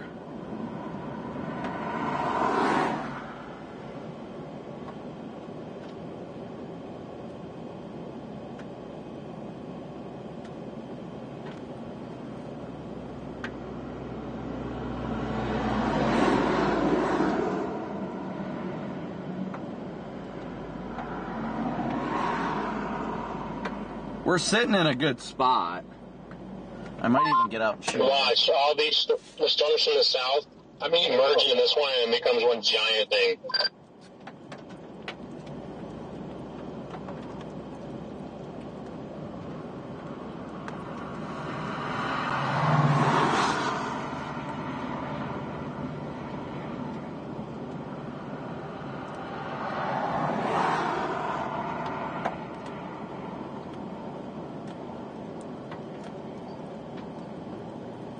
There's definitely hail. I hear it pinging on the fence over there, but I'm not seeing any falling right now. Alright guys, I'm going to step out of the car and shoot an AS live real quick. Back to 60 dew points. This storm is right in that moisture pool.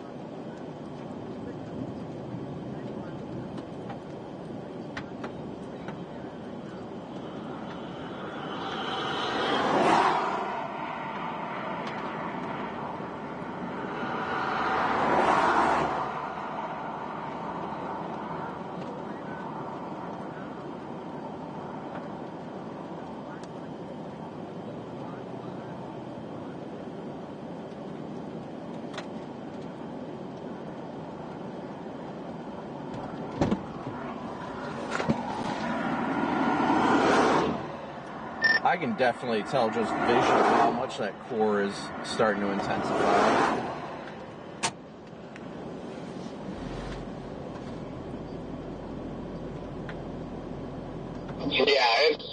quick.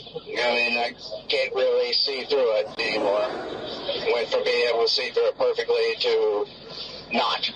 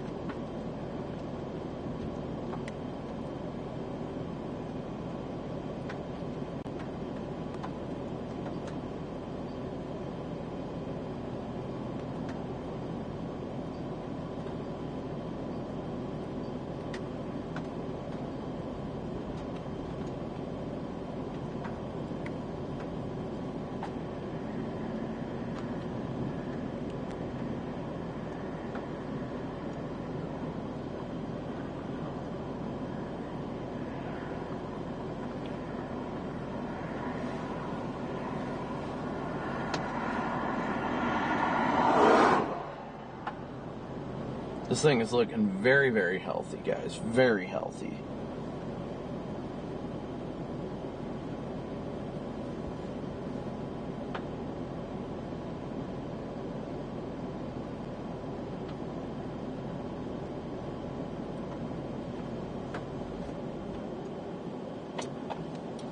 Yeah, and that thing is definitely expanding. It looks really good.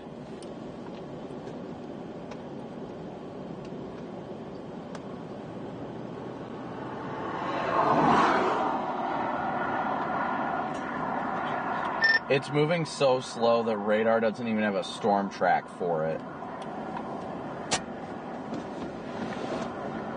Oh wow, my radar shows northeast at 2 miles an hour.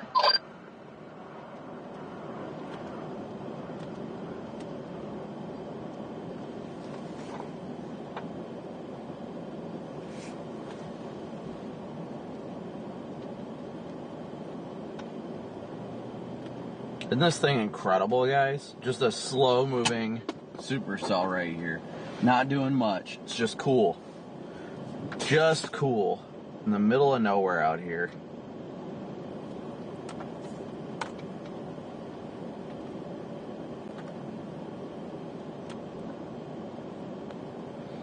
We got almost 7,000 watching right now. Please be sure to hit that like button, that like and subscribe button as you tune in, guys. Almost 7,000 people watching right now with 3,800 likes, so please be sure to hit that like and subscribe button. It's free. If you don't want to donate financially, just please be sure to hit that like and subscribe button.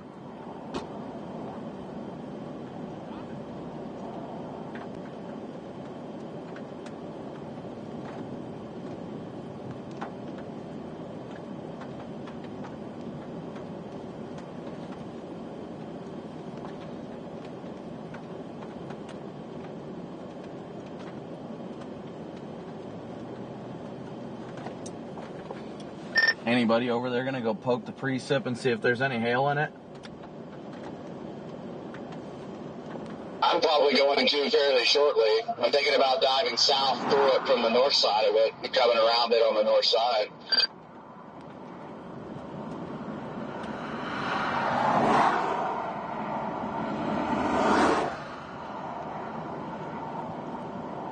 This thing is just downright gorgeous. Actually, I still can see all the way through it right now.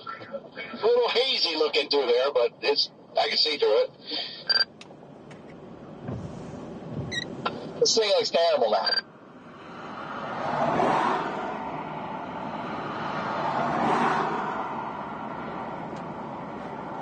No, I'm going to agree with you, Connor. Base-wise, is just, where is it? Yeah, the base has definitely lost its organization.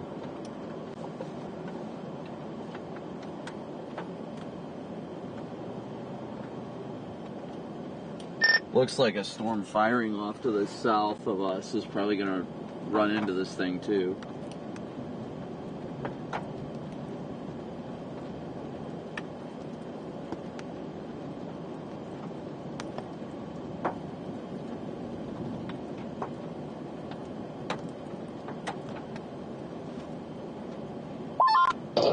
of debating whether I want to keep going and go over towards Imperial.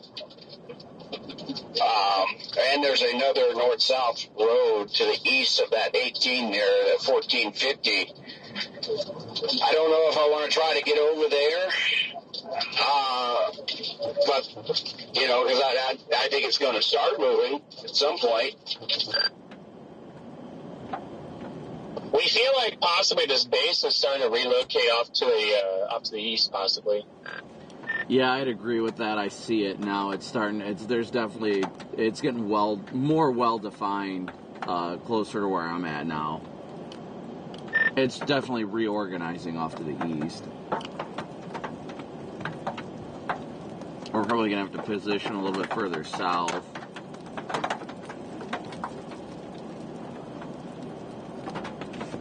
Yeah, I copy that. Just going to continue on 1450.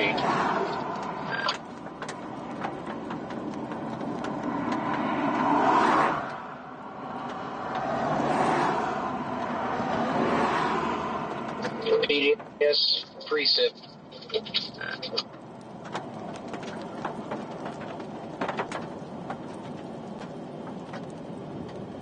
Yeah, it looks like we definitely got a storm trying to fire to the south. That's probably going to run into this thing. I feel like eventually all of these that are within this area are eventually all going to converge into one. Because these southern ones, they are slowly making their way up here, and this storm is not moving at all. Eventually they're going to meet. And it probably would turn to that storm that the Rufus was showing, that monster cell. Yeah, that wouldn't shock me at all.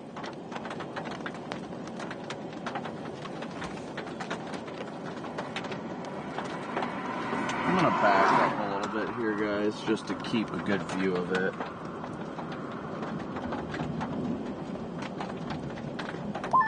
We also have a new development to the north side of that western cell.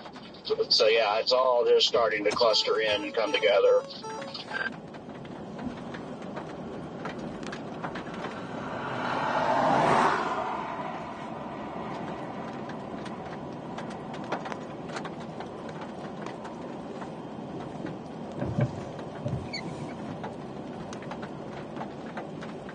Very interesting to see. The southern flank of that precip core is looking very good, though.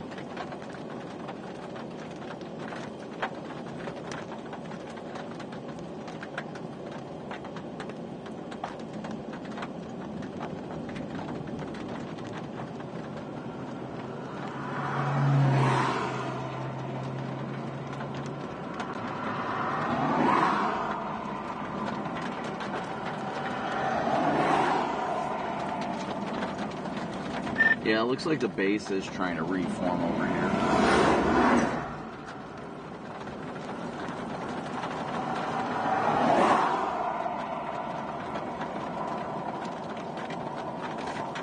It's definitely interesting to see, though.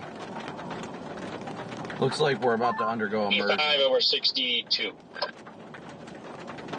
Yeah, I think we're about to have a merger right here, too.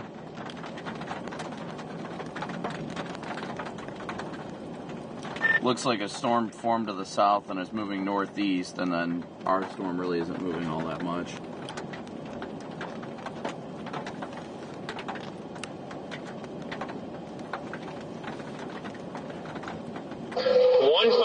Right now, I think it's 1053 is probably the main road to be on for these storms. Probably now. I've been sitting here the whole time. The core's looking better. Core's definitely looking better. Base isn't really all that impressive, but I can see the motion of the inflow into it and all that too, looking at the low-level clouds.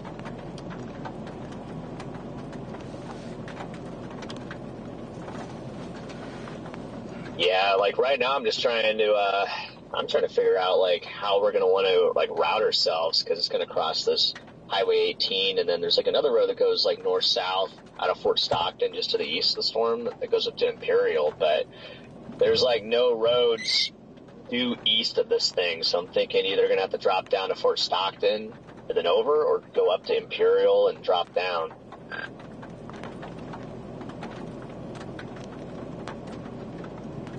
Well, I'm on this 1053 right now, just east of the storm. This is where I've been sitting. It's a good road, but yeah, you're not wrong about the lack of good roads out here, because honestly, if it does start sliding more east, we might just have to drop down to Fort Stockton.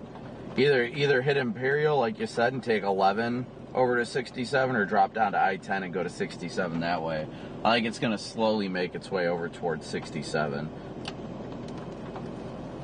Yeah, and the other thing to think about, too, at some point this thing is probably going to take a right turn and start heading southeast, so I guess I would put the 67 play probably the better option to drop down, but you still have like that 15 miles where there's just no road, and I just don't like that.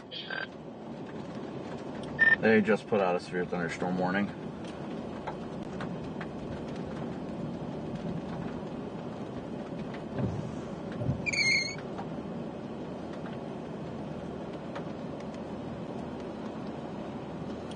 Severe box issued. I don't know what the info is on it, but I know they just put out a severe warning.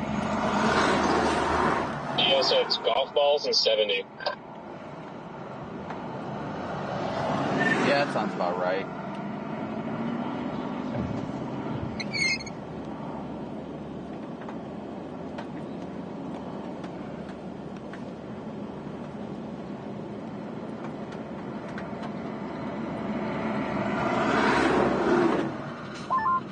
I'm betting I am pretty close to the hail core, or at least portions of it here to the east side.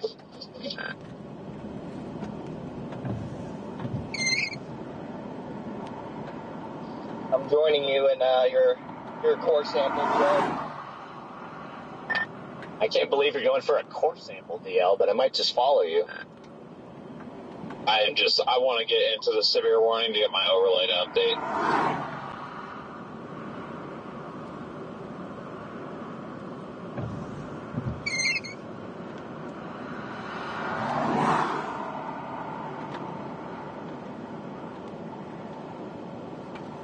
I got these cars flying up on me. I'm like, why is everyone going so fast? Dude, yeah, what the hell was it up there? I just see like 3 cars all in the line.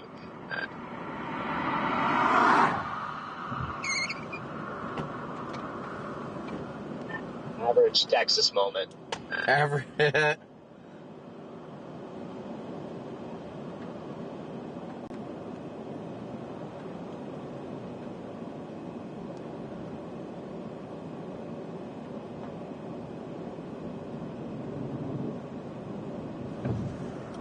If it makes you feel any better, DL, I'm in the box and my overlay did not update.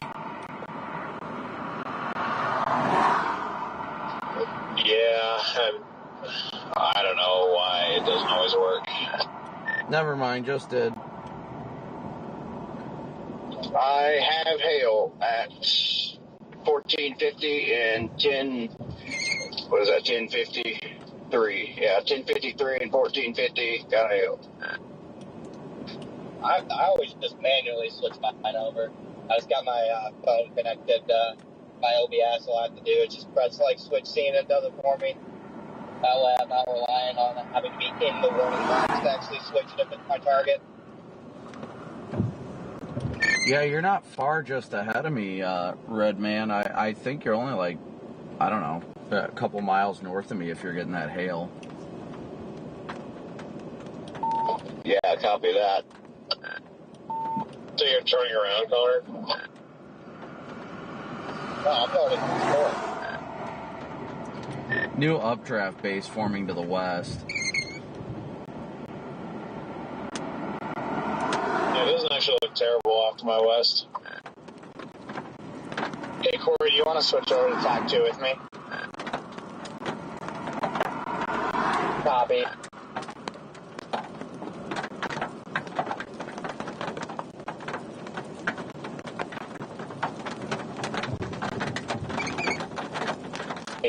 Plus, now this thing is randomly shooting north. I'm not noticing it shoot north, not according to what I'm seeing. we're about to have that merger of the southern storm, but the main core of the storm doesn't look like it's moved from my vantage point. Yes, tour vans.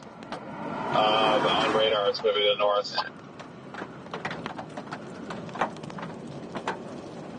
I mean, it looks like the main meso is trying to get going west of that highway, so I don't know. I guess I'll shoot south down this 1053, especially if it's going to keep going a little northeast. I want to be down that way. Also looks like there's a new storm over just to our west on 285. Looks like it has a decent updraft on it. Oh, I'm starting to get small hail here.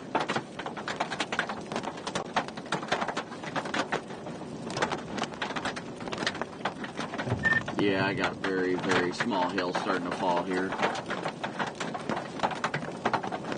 Yeah, mine were about times maybe.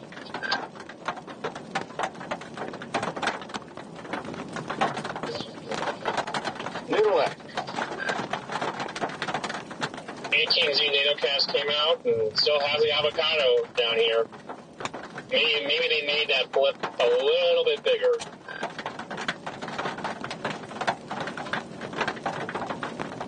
Oh, here comes some hail. Alright, I got some more hail starting to fall. A little bit bigger. Not really anything, though. Is there if you're on 1053, Copic, is there a cut over to that 18? No, not that I've seen. Okay, yeah, I haven't seen either. I was just checking to see. Here comes the hail. Here comes the hail, chat. Oh yeah, I got a bunch of hail starting to fall now. Very small, not even severe levels, but a bunch of hail starting to fall. Yeah, some quarters on the road, I think, up here.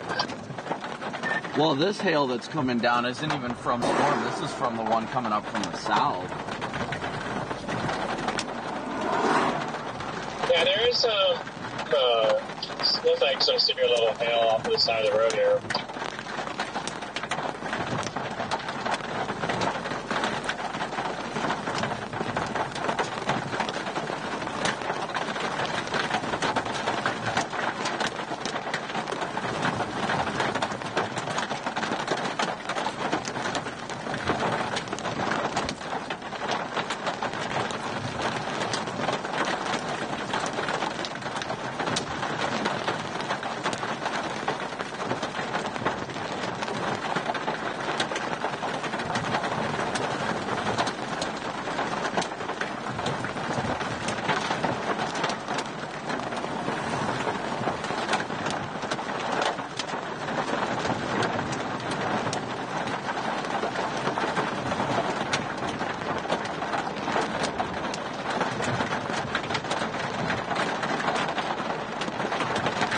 Yeah, it's starting to come back down. That's just kind of estimating.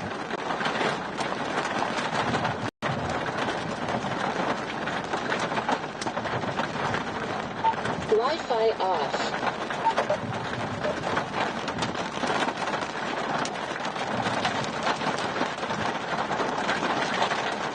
Channel 5.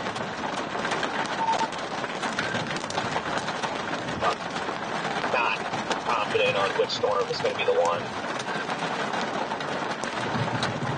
Yeah, I'm losing any look at the base right now because of this merger that's ongoing. Again, thank you guys so much for tuning in and smooshing that like and subscribe button. We got 7,300. What'd you say? 7,300 watching. Please be sure to hit that like and subscribe button. Heads up. Thank you to Salty Dog for your gifted memberships and CH for your super chat. Starting to get a little bit of precip on the lens up there. Looks like we might get a little bit better in here in just a minute.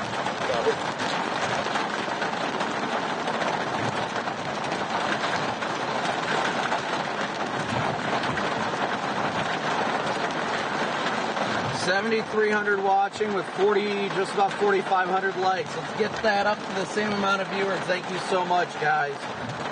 We only get to do this because of you guys. Thank you, Joe's, for your super chat as well. W's for all the super chats. I was just trying to figure out how to hang around this thing or drop down to Fort Stockton.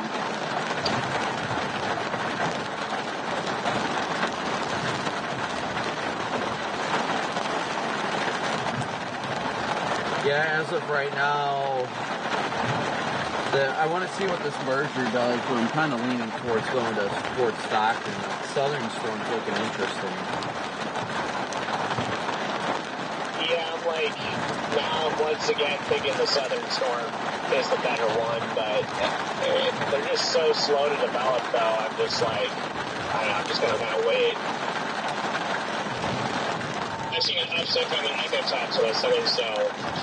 This cell here, the strongest updrafts are already over on 1450. Yeah, I think the Southern Merger Storm has become more dominant right now.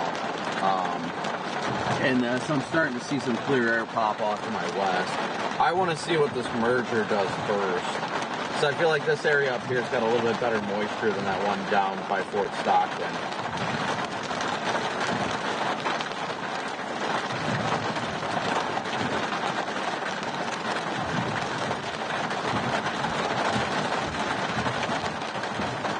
I'll probably take 1450 to 1053, and if I need to just drop south on 1053 again, I'll do that, but I want to keep this one in play for a few more minutes. Yeah, I'm gonna go east of here.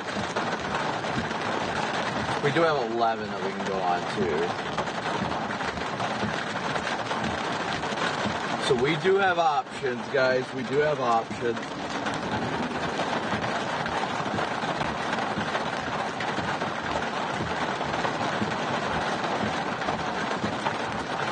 And again, thank you guys all so much for your Venmo, PayPal, Cash App donations, and Super Chat. Became the dominant cell, huh? Mary, thank you for your Cash App donation. Guys, almost 1450, just watch out.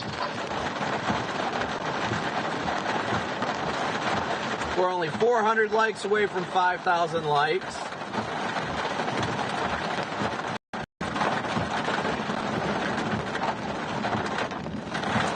Yeah, it looks like the merger did become a more dominant storm. Hopefully it does keep moving north, because I'd like to see the base of this thing. It's starting to clear. I'm seeing some clear air to my west a little bit.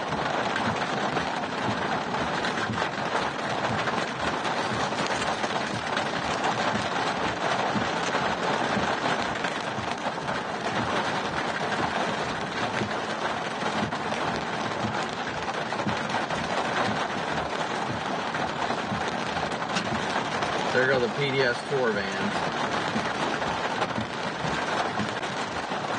Back in the hail a little bit now.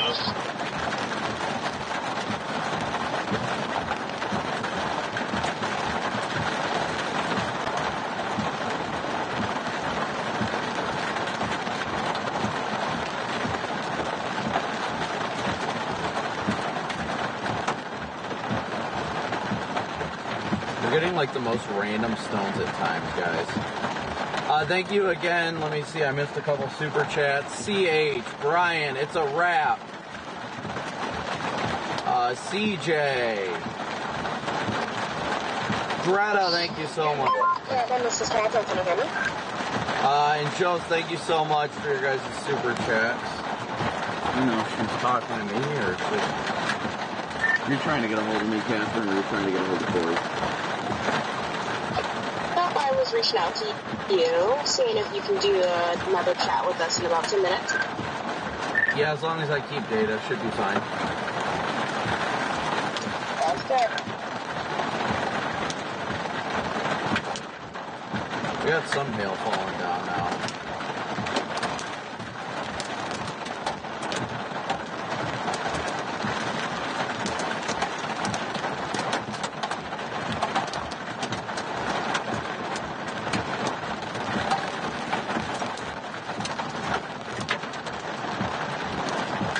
Yeah, we're getting clear air off to our west now. Let's switch to the roof camera.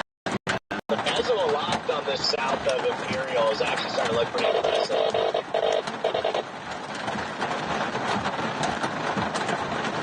You guys can see the hail coming down on the camera right now.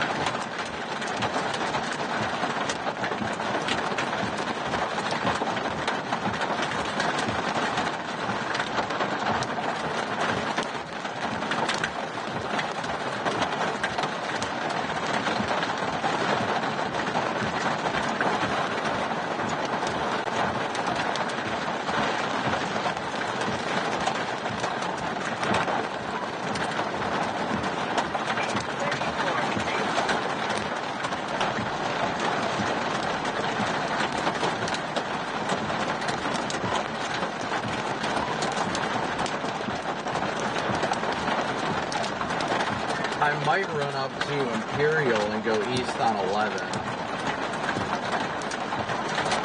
very strongly considering that.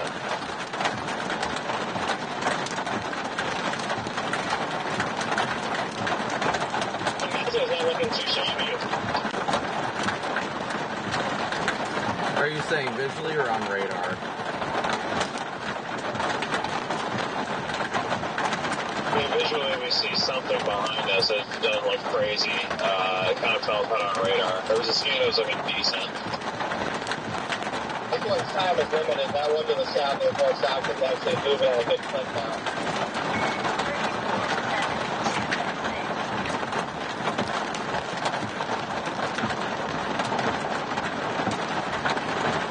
I'm not sure what that cop is doing, but he just turned on his lights when I feel like the guy's watching the stream because every time he's driven by me today, he's turned on his lights.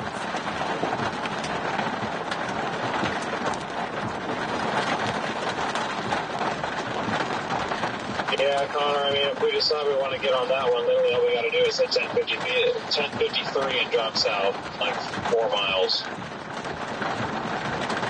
With how this thing is moving, I'm thinking if we're going to stay on this storm, we're going to have to go up to Imperial and then down towards 67 there on that road. Stay on this one, yeah. Might do that anyway, because then if we do that, we can always double back west and towards Stockton. But I mean, this is stationary. And the full capital is definitely moving west now.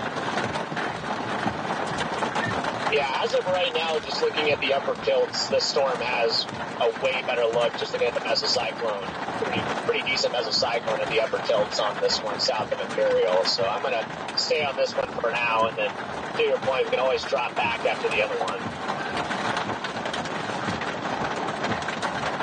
The latest scan, at least on reflectivity, it looks like that one to the south kind of is starting to merge, and it's looking decently strong.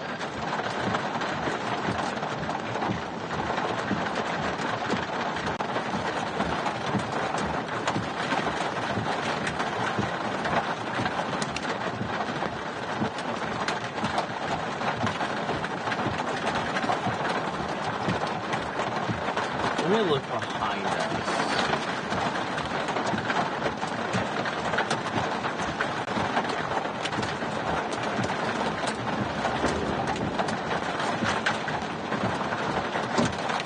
I want to hop over by you, Red Man, since it looks like the circulation's to our south.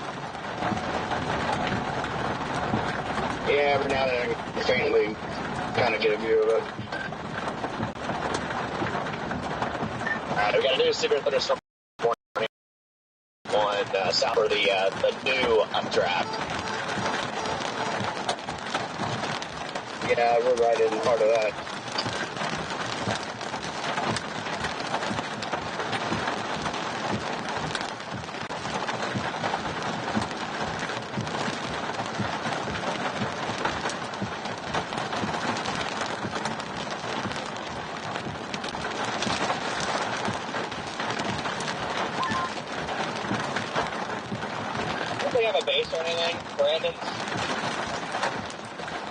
Can't tell. We're on the north side of the precip, so I can't see anything. I'd have to go further south.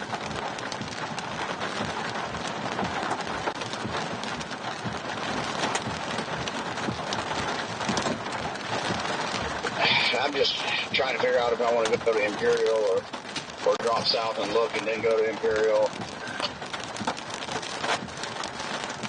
I'm just going to drop south and look real quick since it's only like a mile south of us where we need to go to see the base.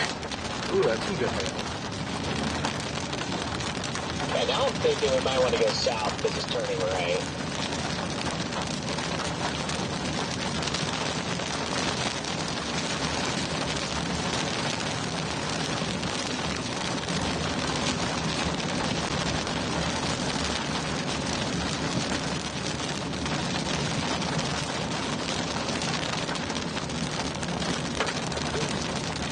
Yeah, here comes some hail.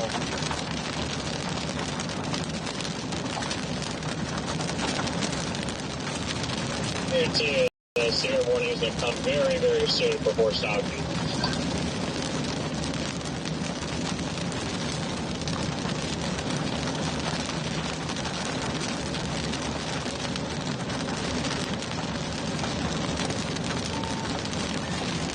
Right, man, we're on the north side of the, we're on the north side of the shore. We should be able to get a view of the base here shortly. Yes, sir.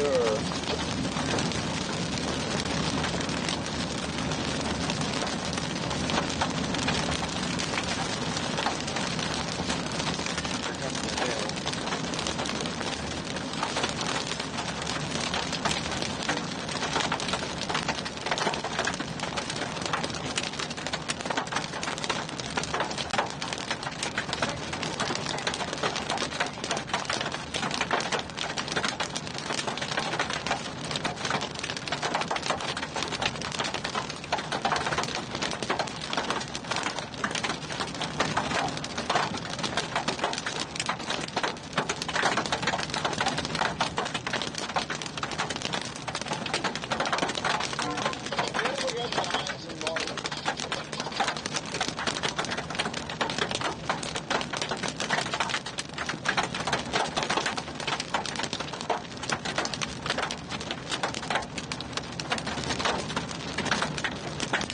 Looks good off to our left there, man.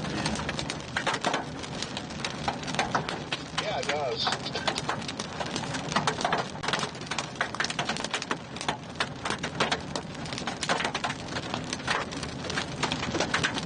Brandon, we're about 2 minutes to you. Copy that.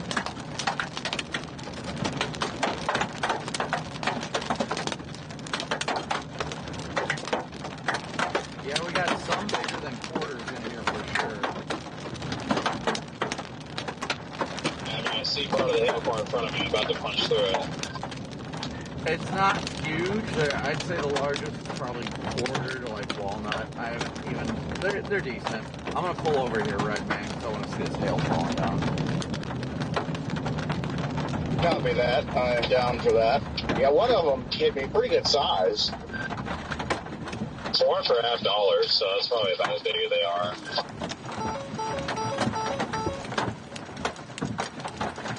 They're getting bigger. Well, that one was anyway. Yeah, there's some that are definitely larger than quarters.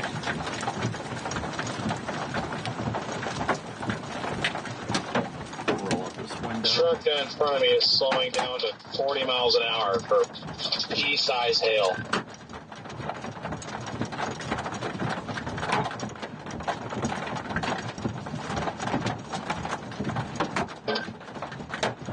There was a good one.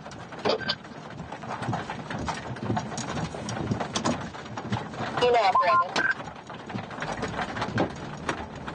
Yeah, don't you know, DL, you gotta go 30 mile an hour when there's pea-size hail. Oh, my bad. Didn't read up on the Texas driving rules. Golf balls.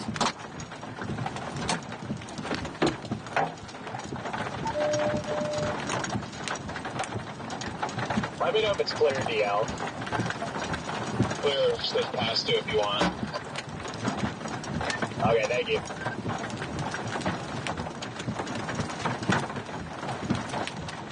Mostly quarters to $50, but there's been an occasional golf ball or two.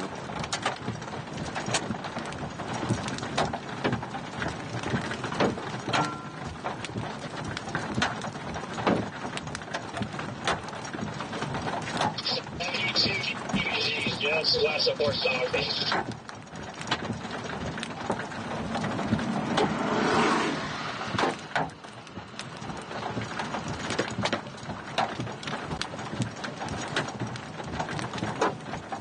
Ooh.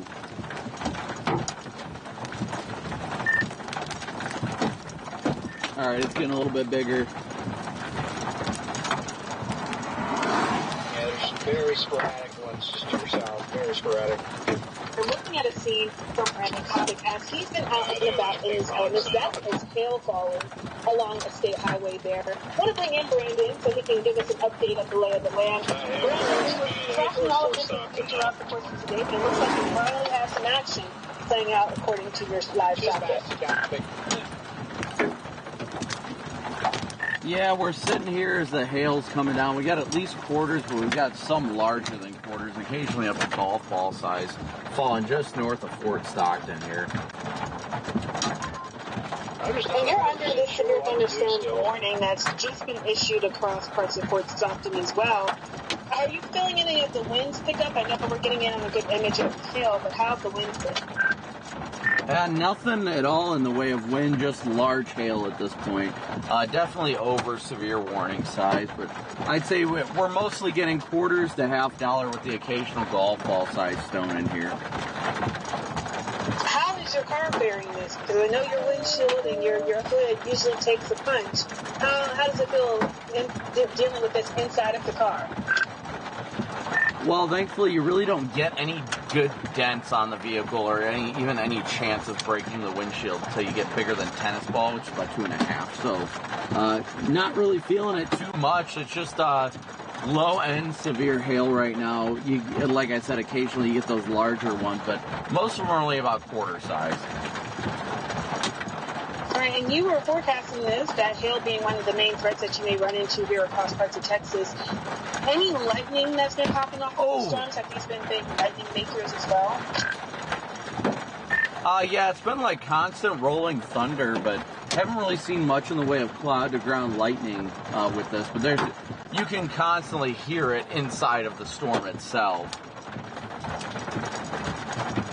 All right, well, we're watching this closely. We're definitely keeping a close eye on your live images as they continue to play out with the forecast as well. That's exclusive Fox Weather Storm Tracker. Brandon Copic. Thanks so much. Sorry, I was doing a hit with Fox. It's getting a little, the hail's occasionally getting a little bit bigger.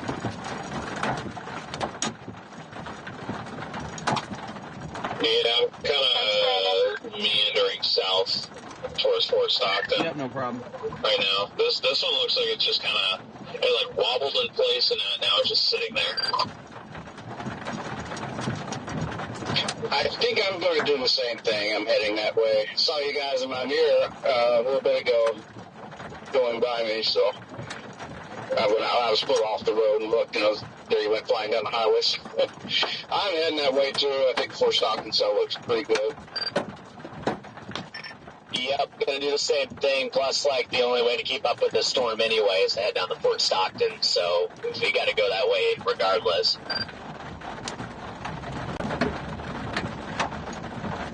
Northern one's cooked. This is setting up for the classic Fort Stockton to Sanderson River.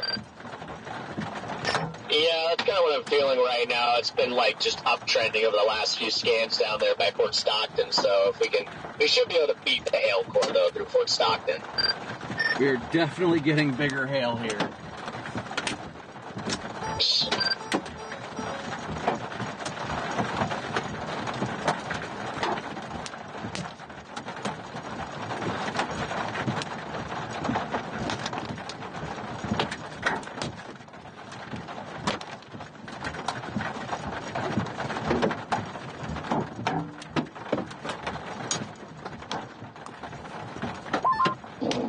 Warning is for inch hail, 60 winds from Fort Stockton. Our theory is that it's just a lot of small hail, so we should be good on a hail punch. Cold punch.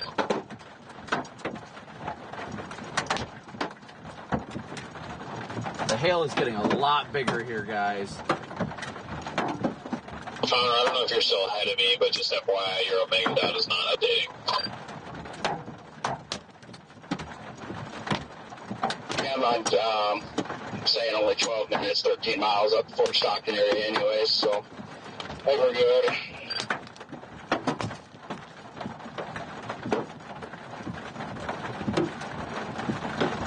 I hate that it keeps getting smeared. Ooh, that was a big one. I don't think I realized that we were that close to Fort Stockton.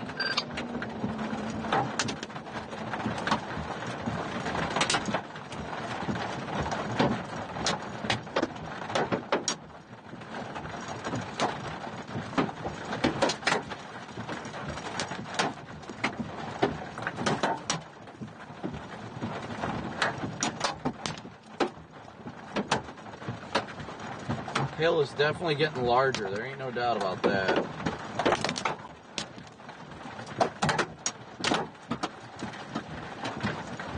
I'm just debating on if I want to go a little bit further. Channel 5. Go a little bit further into this core and then come back south, or what?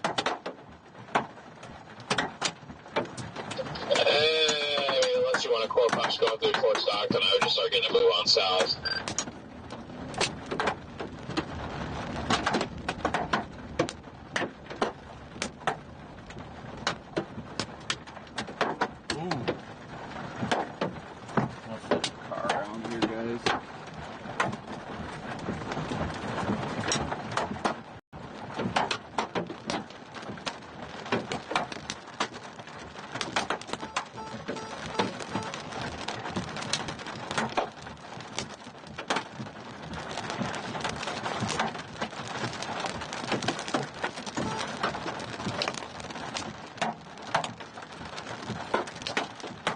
Yeah, I think we're just going to head towards Fort Stockton for the time being.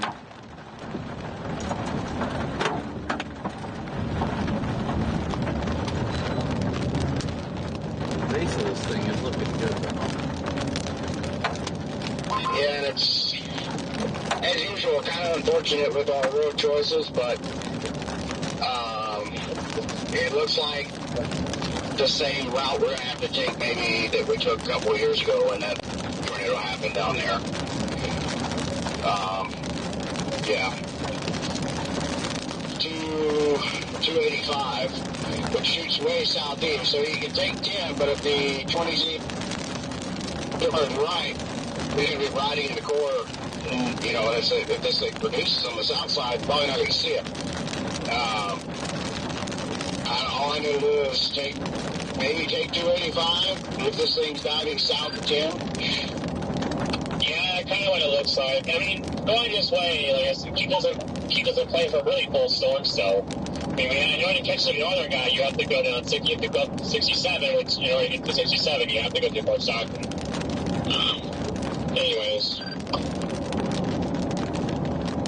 Yeah, no, I'm just going to take the southern route because if this thing that produced a tornado, it's going to have to turn right anyway.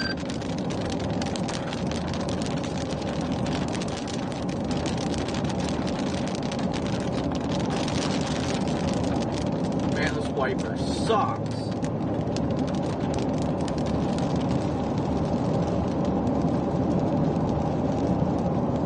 Look at that core, though, guys. Look at that core. I am 3 vehicles behind you, Storm Runner. Wait.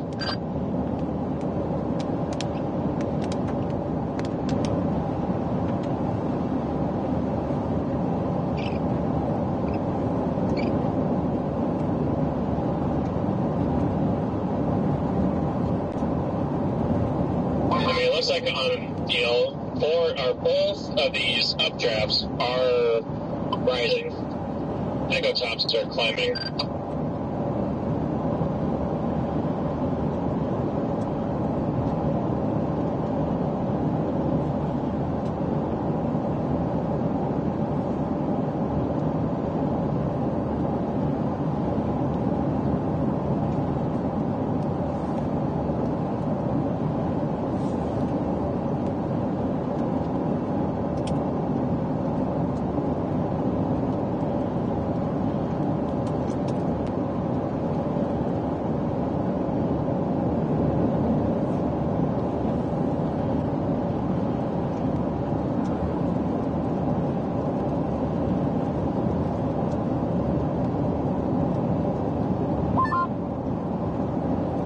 Wait. Estimating 3-inch hail. What is that? I think that can't be a tornado. Dude, something is on the ground. I got vortices in front of me. On this northern storm? I am on to whatever this north-south road. There is something on the ground. This is not a gustnado. Tornado in progress. Tornado in progress.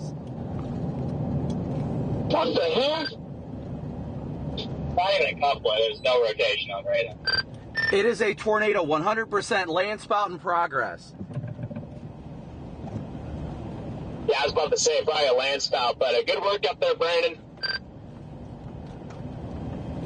Nice. Now I wish I'd stayed. Me too. Drive into it for us. Yep.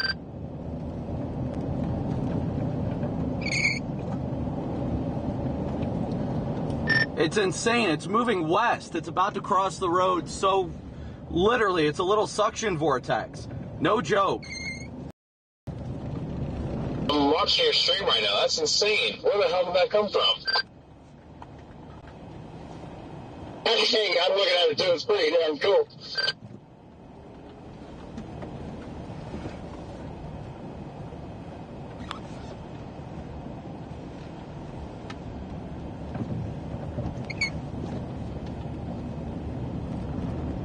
This is insane.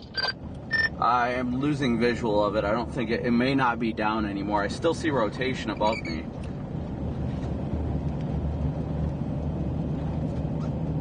Yeah, that was well developed though. Yeah, that was 110% a little Landspout spin up.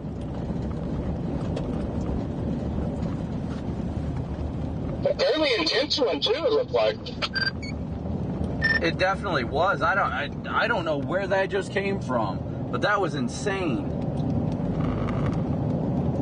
That's pretty awesome. Yeah, I would not have expected that. Like maybe, but it looks like where it was at, it's kind of a weird spot too. I thought it was a gustnado for a second, and then I was like, it is spinning like intensely in a small area. That was a very brief Landspout.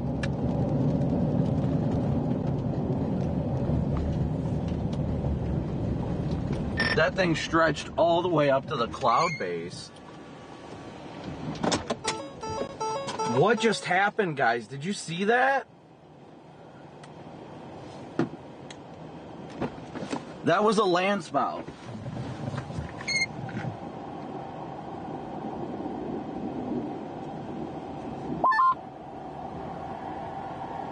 So it looks like it's turning right, so, or not anymore anyway, but, so we'll probably have to play I-10.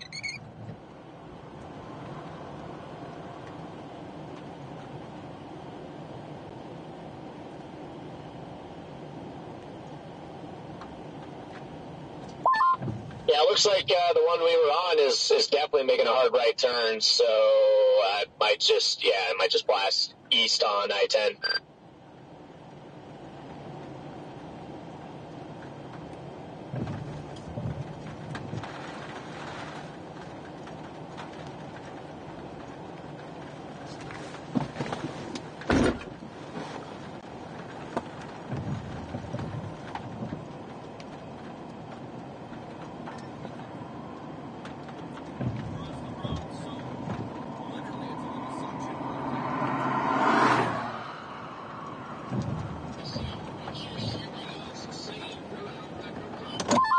Does that base look any lower up there at all, Copic?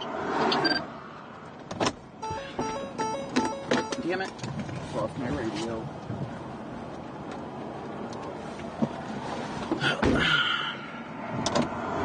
Okay, they're both one for the same, so I may stop up here and just evaluate just for a second. Stand by one. I'll tell you, Red Man, it is definitely, the base was definitely rotating when I got out.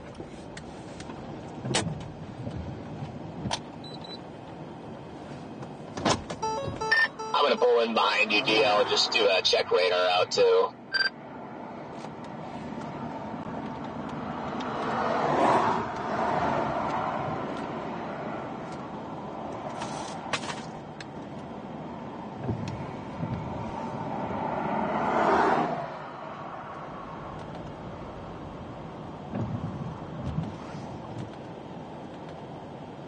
Please tell me it was recording.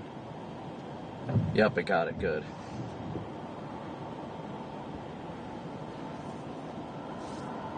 This is a massive downburst with large hail in there. You can see on the sides, on each side of the rain curtain, like a downburst. Yeah, Eli's got it right now. It's actually pretty impressive. It's about to come right into Fort Stockton here.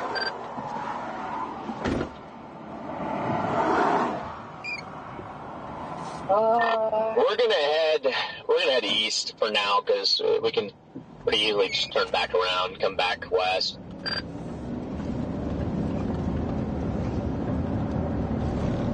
And this kind of feels like an eastern play at the moment. As soon as we start heading east, though, it's going to make a right turn and go down the highway. Yeah, I know.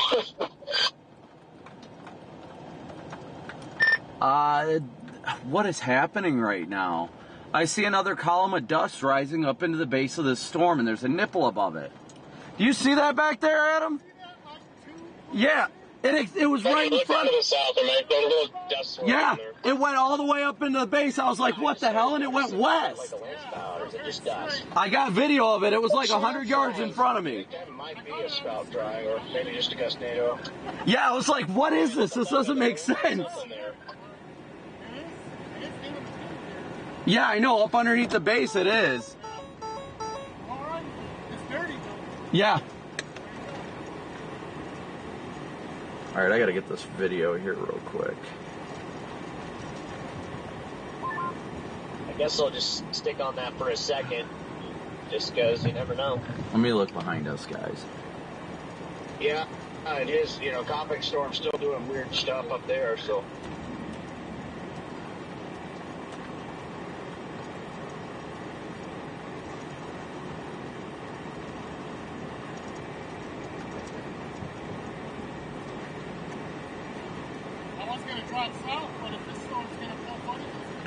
I know, I literally was dropping south and then I was like, what just happened? Yeah, maybe it's because it's turning right. There's a little nipple above that. Is it still going from your angle? Yeah, we got on the interstate, but I took some pictures. You can still see some dust going up toward it. Where are you guys looking at right now? I got Lucio next to me, and he's saying, yeah, this thing is trying to wrap up behind us again.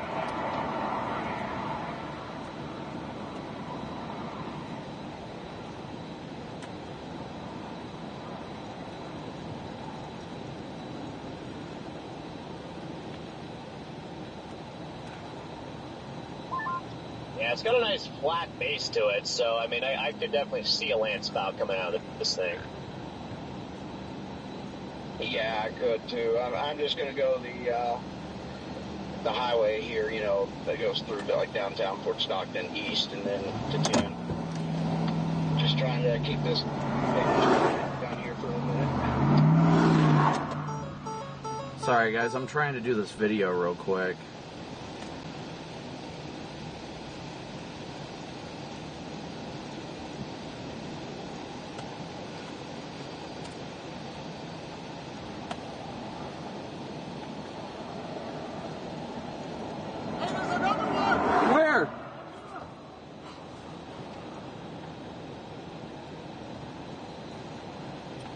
Got another one on the ground. Another one on the ground.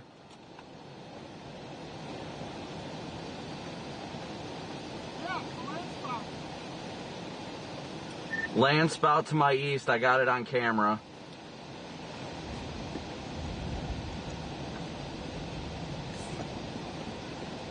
Where's the Landspout out? Is it southwest of Fort Stockton?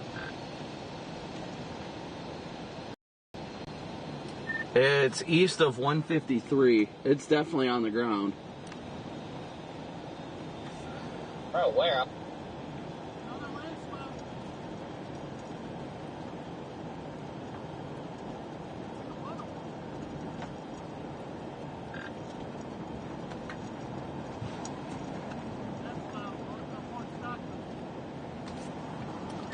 I don't even know where I'm at. It's east of 153, I can tell you that much. But it is 110% on the ground and reaching the cloud base. Yeah, I'm on 153 north. Yeah, nothing. Velocities on both of these storms are slightly increasing.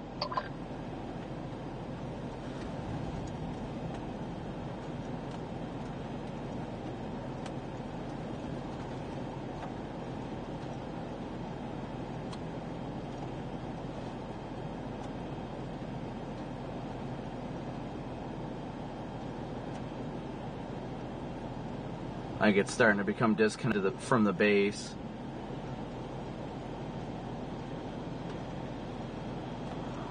Yep, I think it just fizzled out. Looks like it just disconnected. It is rapidly rotating up there too. Yeah, the base is rapidly rotating. Yep. What a weird day.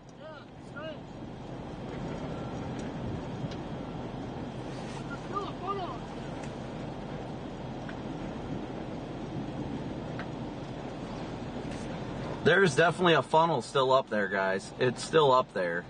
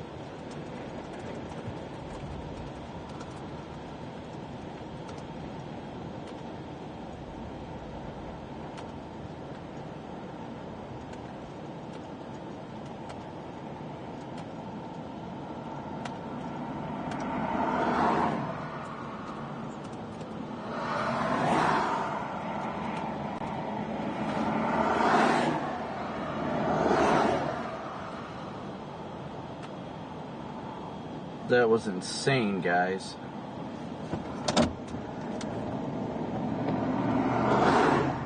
I'm gonna get down to go east. This thing is trying to do some funny business again.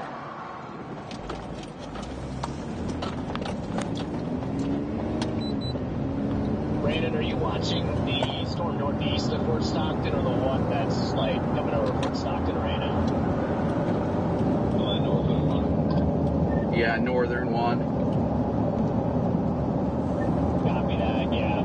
I'm heading east on 10 right now, but I'm just going to 67. And it looks like it's definitely dropping southeast, and the one over Fort Stockton's just going due east.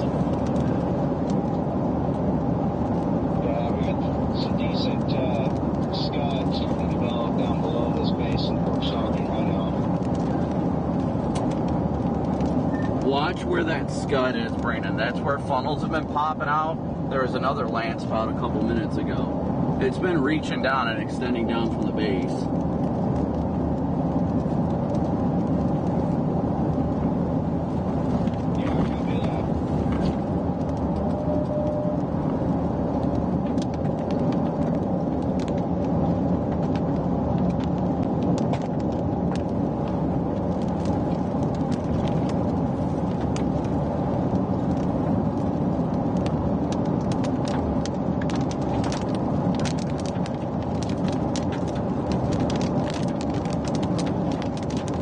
Probably going to catch the core of this southern one, but I guess we'll see.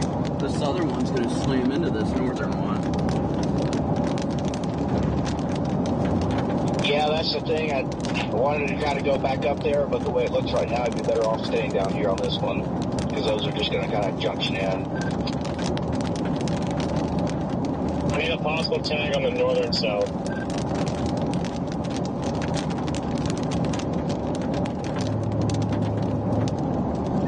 Myself, Lucio, I know Nick Dreschman reported another Landspout with it. We saw multiple Landspouts.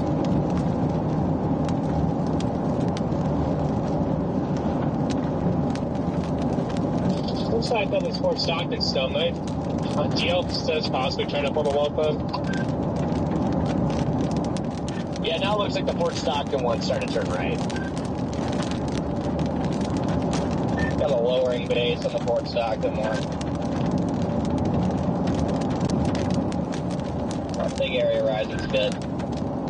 Go east another 2 miles, then pull off again probably.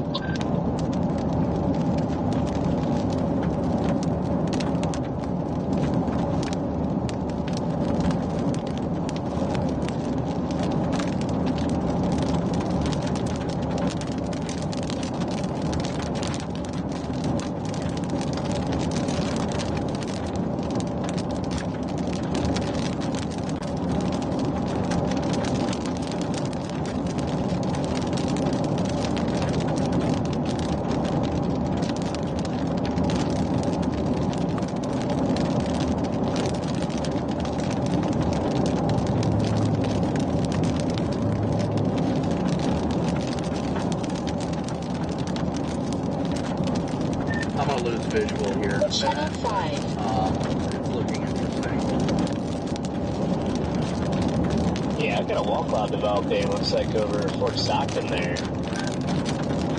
Tried, then it fell apart there. I got dust currently going up into the updraft phase of Fort 2. Yeah, this one really tried to get its act together pretty good. Still rotating some, still got some motion in it.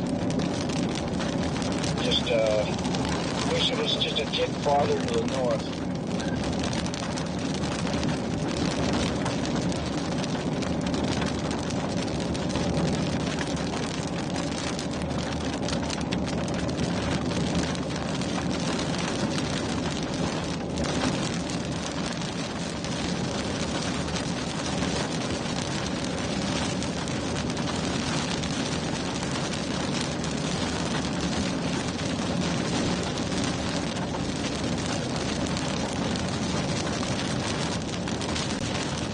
Hold off on X264 for a minute. I want to make sure that I don't want to sit and wait for this to all right, you guys are good.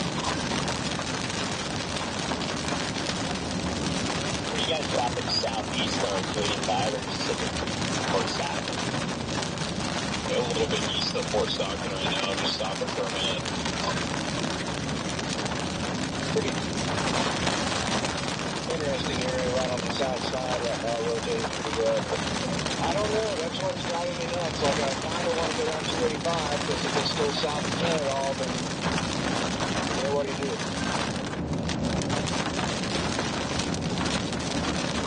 But you're going to lose eyes on it either way at some point.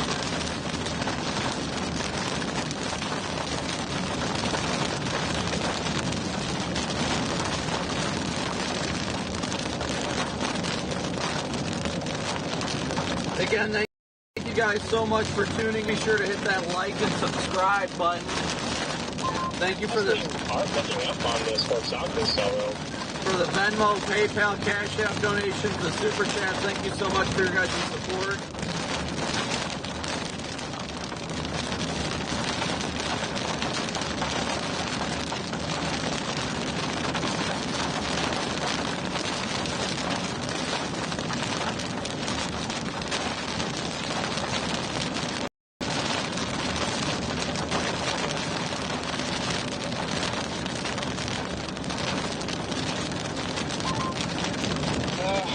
I'm going to drop down to 285.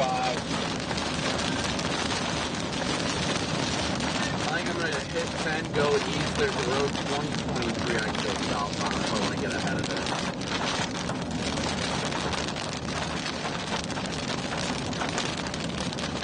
About to sample the floor though.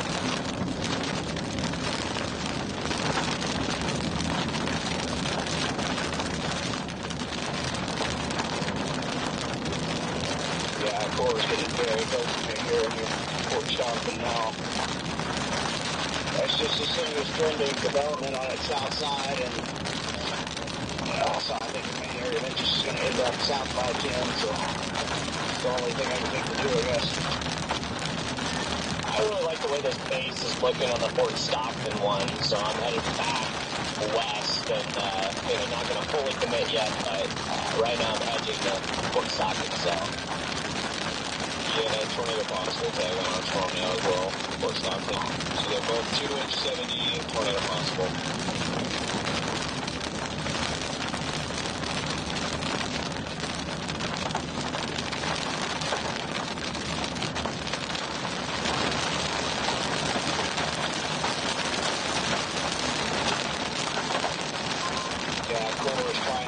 Right at the end of Fort Stockton now.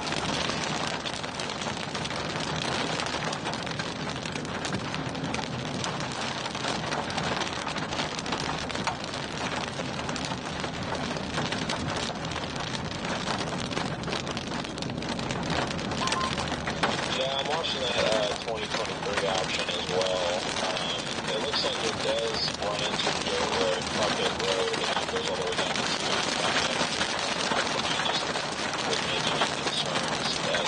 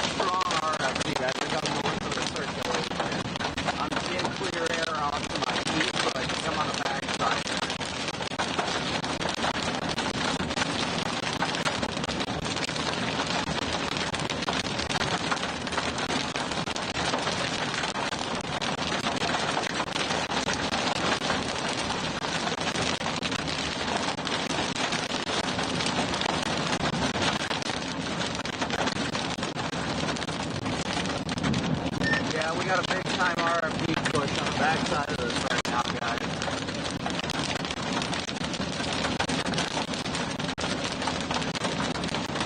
Yeah, I'm in the RFD right now. It's kind of going crazy. I'm going to try to get on that 275, whatever, south. I just hit the green flag across the road in the RFD. I'm almost out of it. I see the blue sky. I'm eastbound on 10 right now. Eastbound on 10.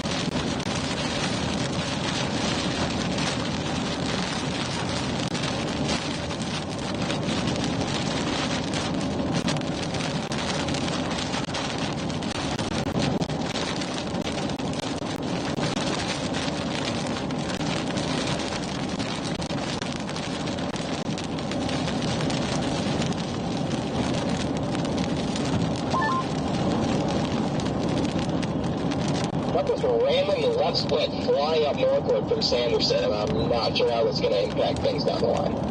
That's kind of what I said about 5 minutes ago. I said there's a random storm coming in from Sanderson moving north. Well, are you guys southeast of Fort Stockton? Oh, we'll be on our east. So we're about... Get off the road. 4 miles out of town. So there's a circulation on the ground, just FYI, I see the vortices, or at least saw one vortex on the ground. Dust picked up underneath the funnel.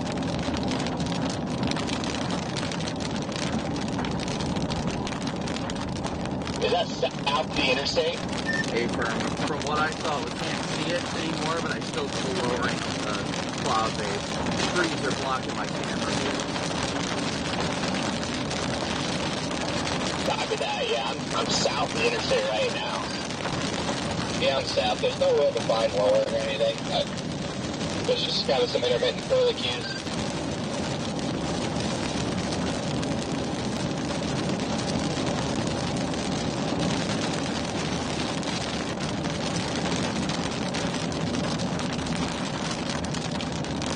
Getting off at 264 right now, 264. Where we're sitting right now.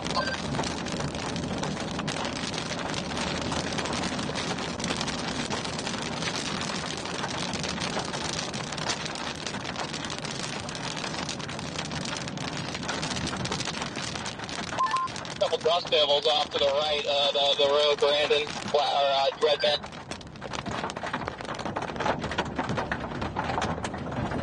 Yes, sir, copy that.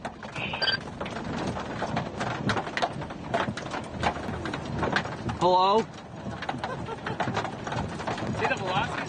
They've been increasing on this one. You can see it rotating at the cloud base. I mean, I saw it was back behind that like hill-looking thing. So you even have seen it from this perspective. You can see it's rotating rapidly right there, though.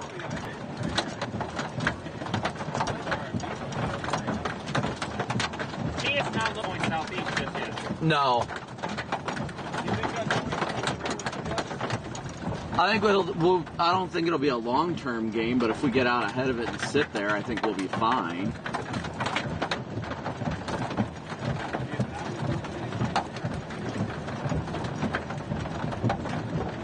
Yeah, that freaking Landspout that spun up in front of me, I literally was like... It went west across the road. I was like, what is happening? 2.66. That's what I'm talking about. It's got a lot of rise. Is that a little funnel up there? Yeah.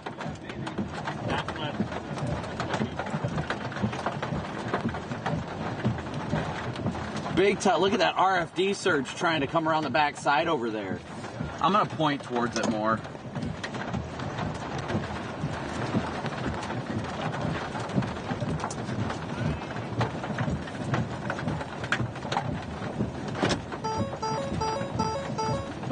We're about to get smoked.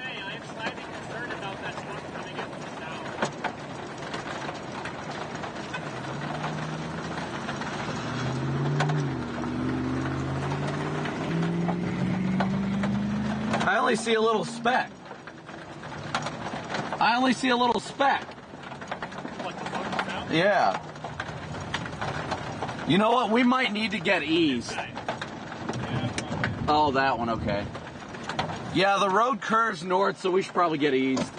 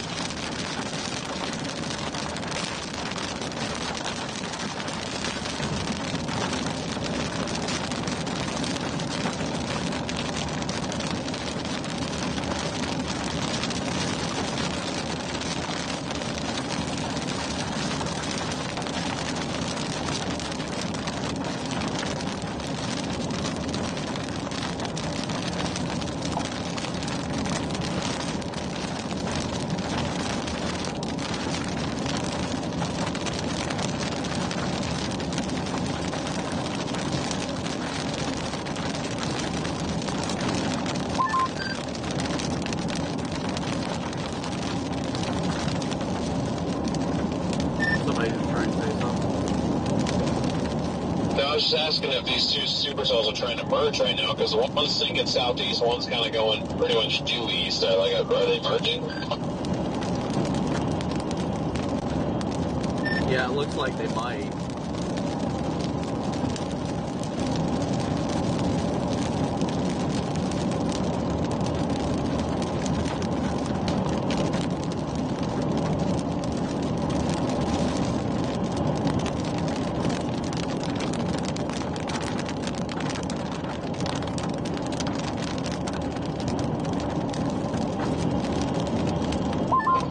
You can actually see that left split shoot north. That's that cumulus out the window.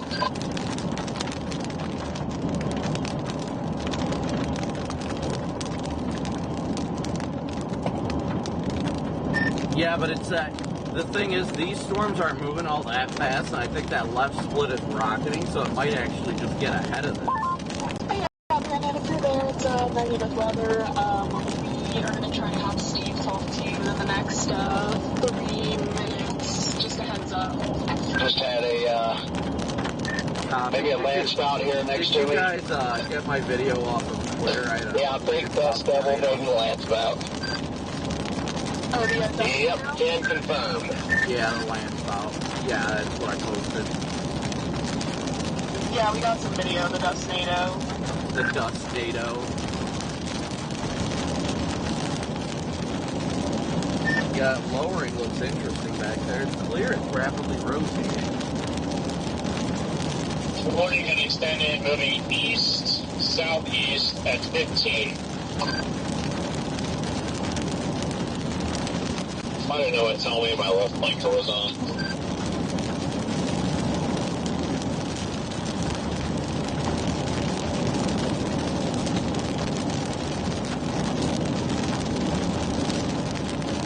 I'm watching the camera behind me more than anything right now.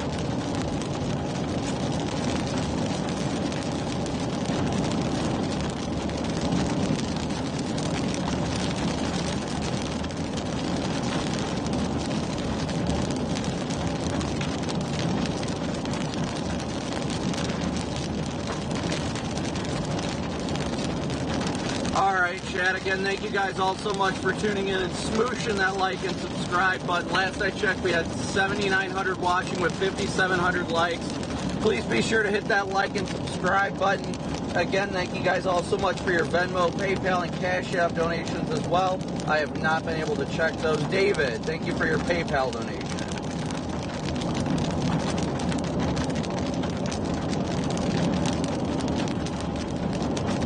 8 miles to County Road 2023. You're probably going to drop south on that. Yeah, if there's an exit before that, we can stop before that and like watch it. It's not moving that fast. Garrett, what was the speed on it in the warning? 15.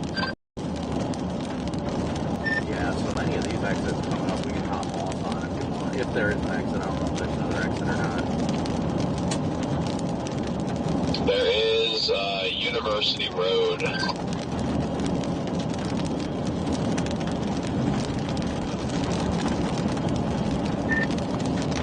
I see dust getting kicked up. Looks like RFD though.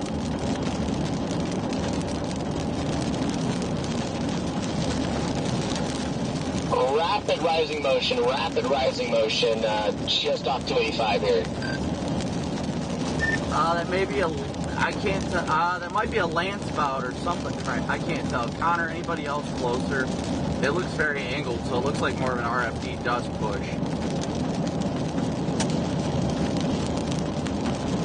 Right here, I don't think that's a Landspout. I think it's just like outflow winds. Yeah, just like rising dust. It's got outflow to me. Yeah, it didn't look intense at the base, but there is a lowering right above it.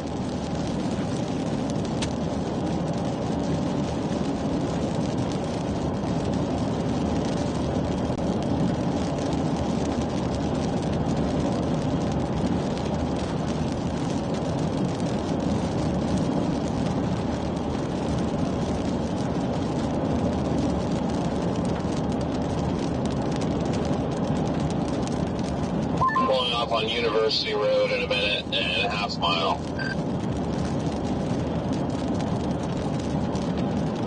Copy. I think this thing's gearing up to produce. Looking at this rotate, I mean, it's kind of a cut now, clear rotation. The only issue is it's getting, when I get further and further east of this road, it's about to go into no man's land. Does anybody remember this exit from 2 years ago?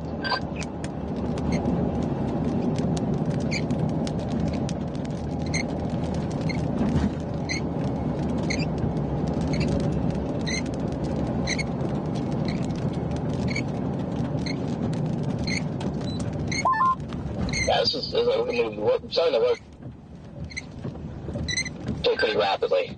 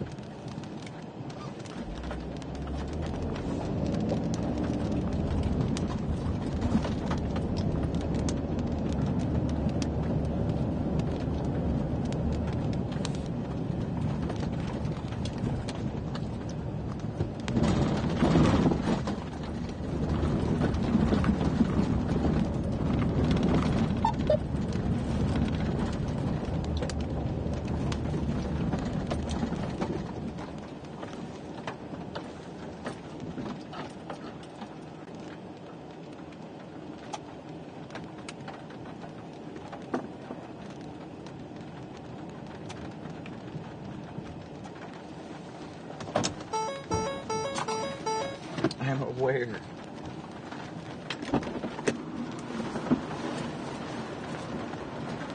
I'm not in your shot, am I, DL?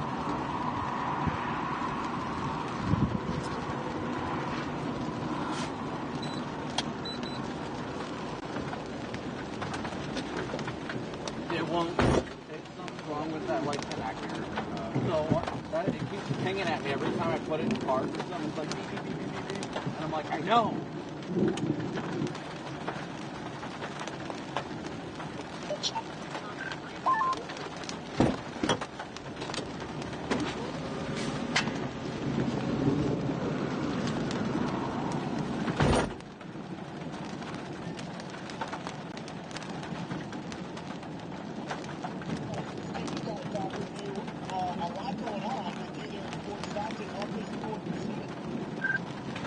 Well, we got a very healthy Supercell just off northwest and south a little bit.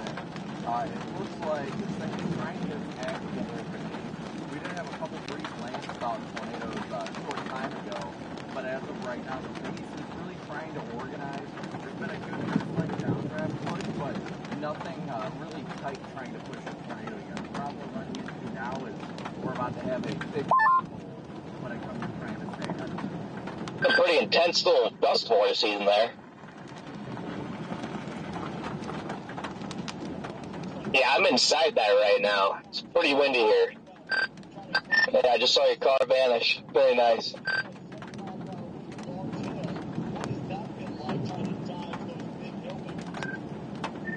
Well, we experienced at least a 10-inch size hail on 2 inches, so we're going to town for Stockton. So far, we really haven't had much in the way of tires. It's mostly been hail and rain across the start time. We're waiting to see if this thing's going to tighten up the rotation. Usually it's about tornadoes in its time, so we're just watching it closely.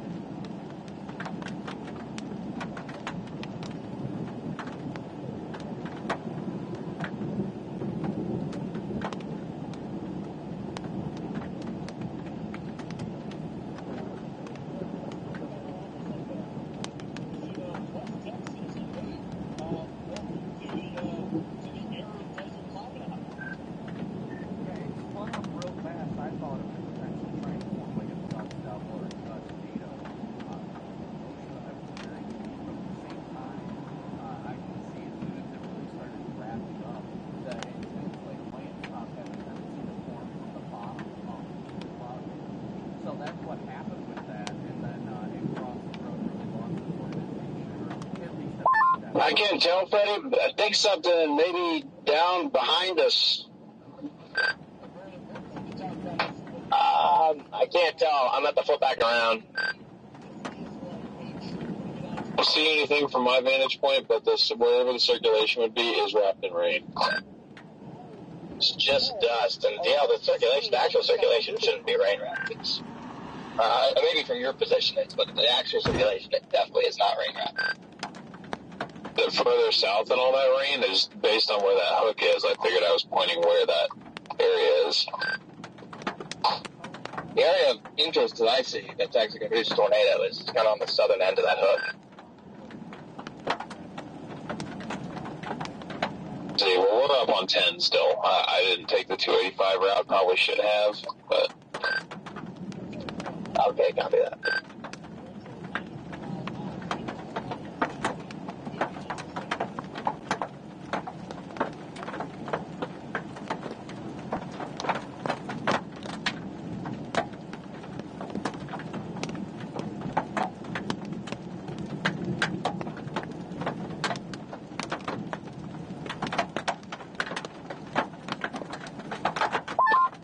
That might be a tornado.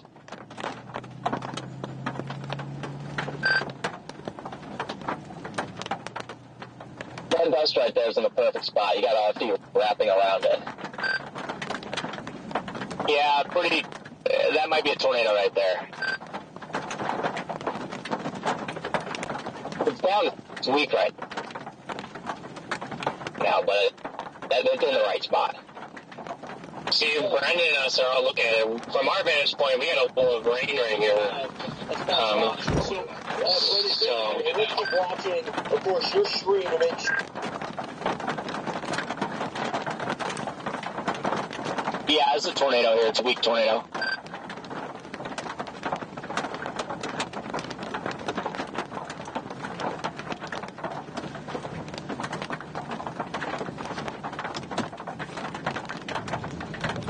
Is it wrapped in the rain from your perspective, Freddie?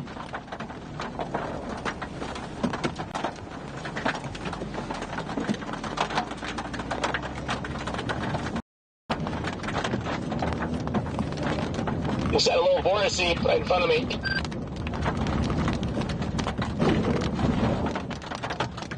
So Freddie is confirming a tornado on the ground. Freddie is confirming a tornado on the ground. In that mess back there.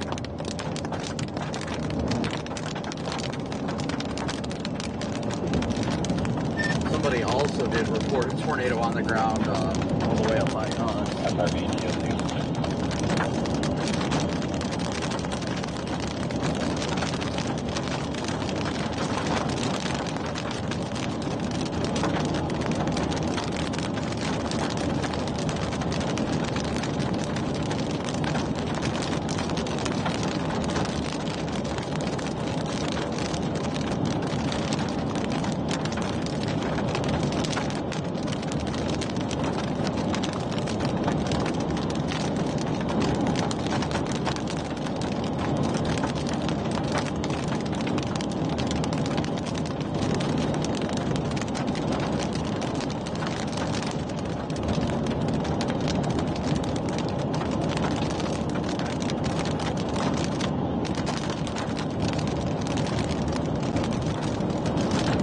We're going to blast over to 2023 to go south, guys.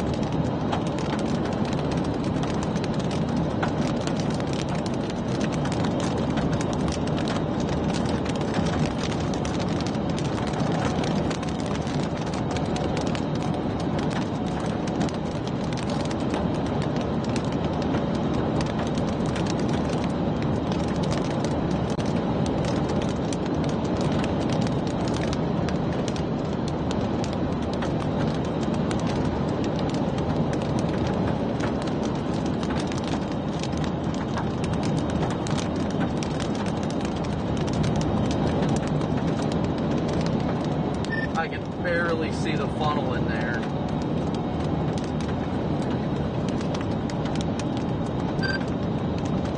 I don't think there's a funnel. I'm sitting just south. I don't see a funnel. I see a funnel in between the two areas. I got it very clearly on my camera. Yeah, it was on the ground like for literally like 30 seconds earlier. It's not on the ground anymore. Just kind of a loose circulation. Yeah, I don't see any ground contact, but I definitely see a funnel over back there. Little nipple. And it's losing its organization.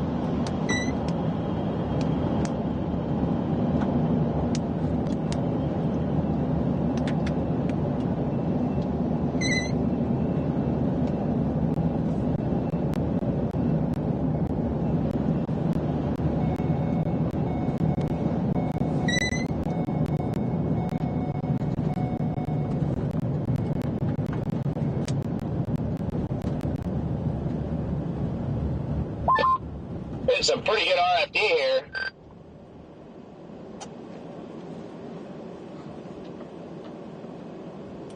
See all this dust in front of us, DL? Inflow, I think. Yeah, it's definitely inflow. It's not tornadic.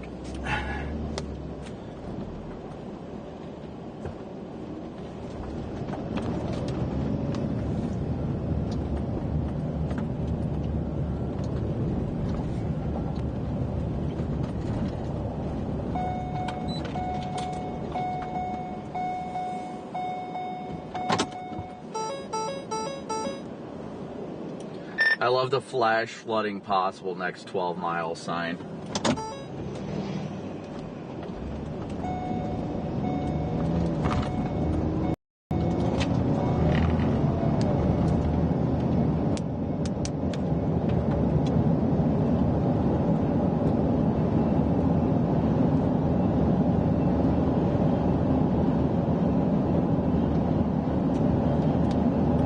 Why are there people just hauling down this road, passing people? Like, it's not moving that fast.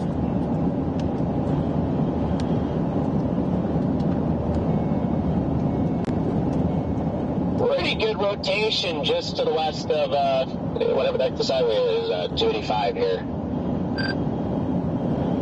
I was like, I can't believe it's now west of the highway.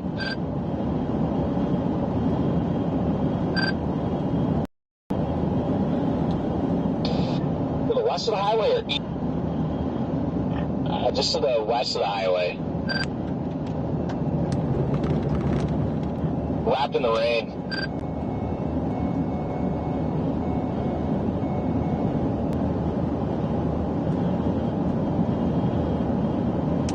Just tornado warning for tennis balls.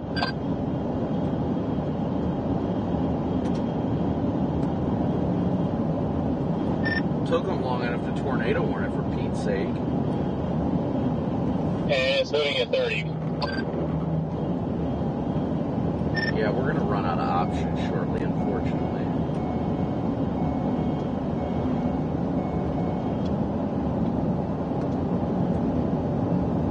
I did not expect it to make that hard southeast turn like that.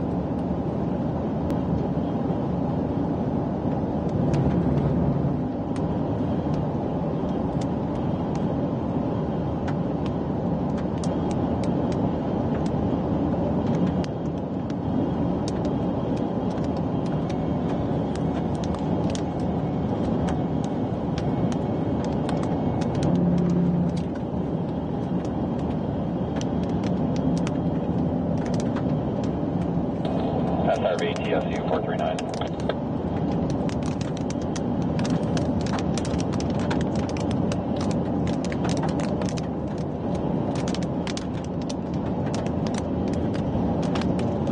Didn't realize my rear lights were still on.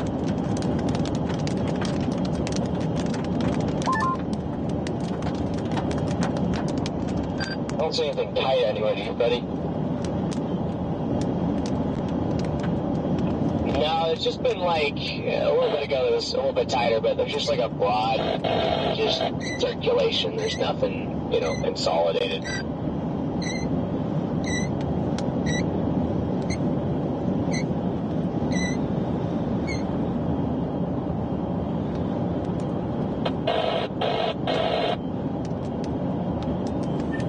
Yeah, these rain curtains get stuck.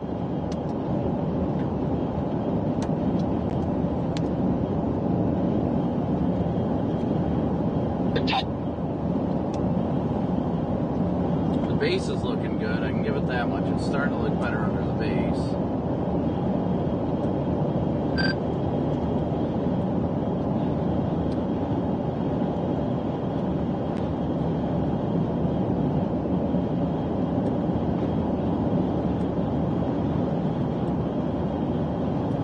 Yeah, that base is looking really scuddy out there. It sure is. It's kind of hilarious. You see, like, all these spotter dots are over here on this one road, and you got like just like 5 people on that 285.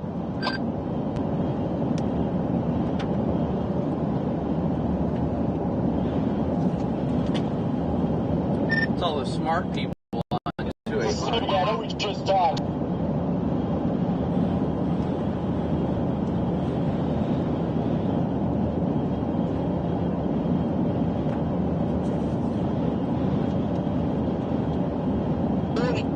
Now, tornado.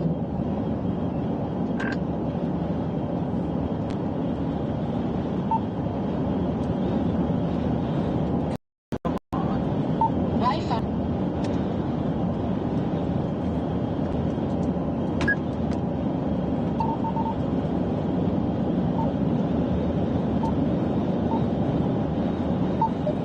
Come on.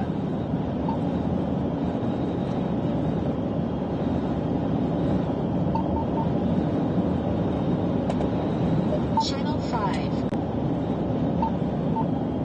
Channel 4. Channel 5. Hey, Steve, were you just trying to get a hold of me? Hey, Brandon, this is Steve. Yeah, I was trying to talk with you. I know it's been just a couple minutes, but it looks like tornado warning now active. What have you seen so far just to the east of this? I have not seen anything I can confirm as being tornadic or anything of that sort, but what I can tell you for sure is on camera at least, this thing is definitely getting very low to the ground. This thing is definitely surface-based, so it's interesting to watch how it's evolving. It's astonishing, as you say, low, because as I'm looking at it, it's 50,000 feet, so that just shows you a complete mature cell. Brent, I'm off.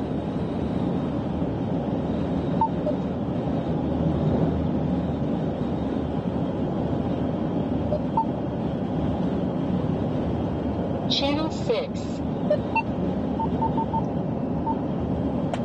Channel 1. Vegas is spinning right over top of us. Ready? I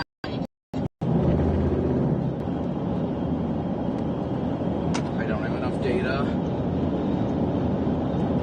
My signal keeps getting blocked anytime I try and make a transmission.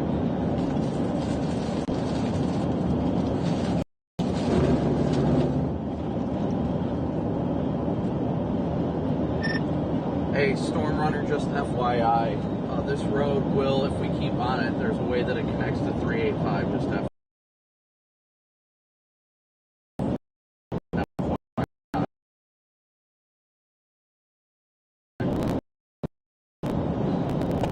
Yeah, it's private road, I know. I don't know whether or not it's going to be private road or not.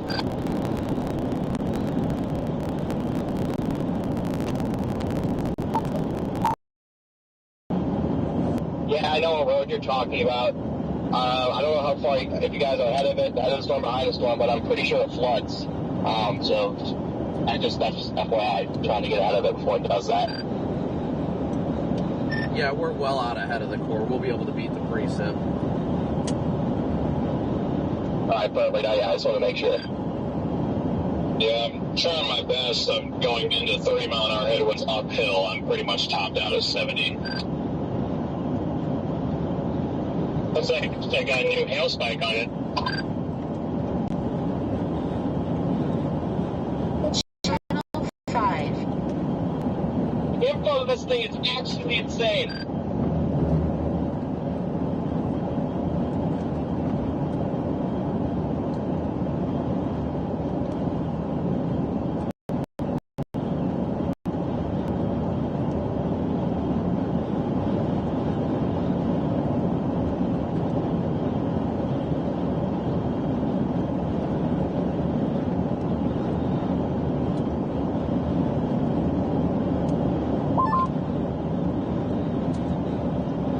Big left to right.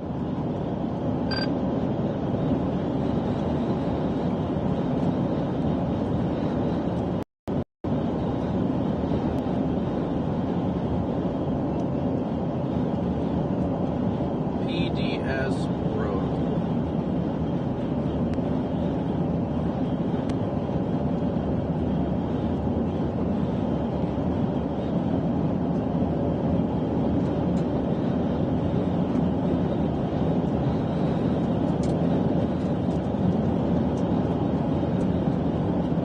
Yeah, I hope we'll be able to get ahead of this. It's questionable. I'm trying to look at it on satellite and see if the road actually goes all the way through.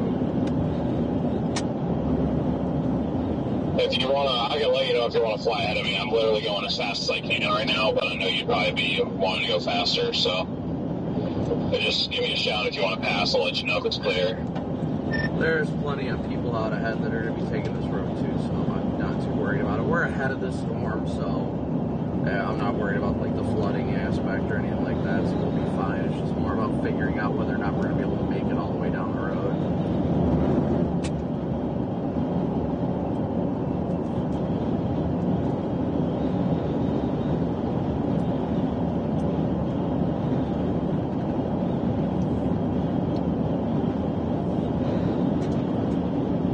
Realistically, we're not going to be that far from it.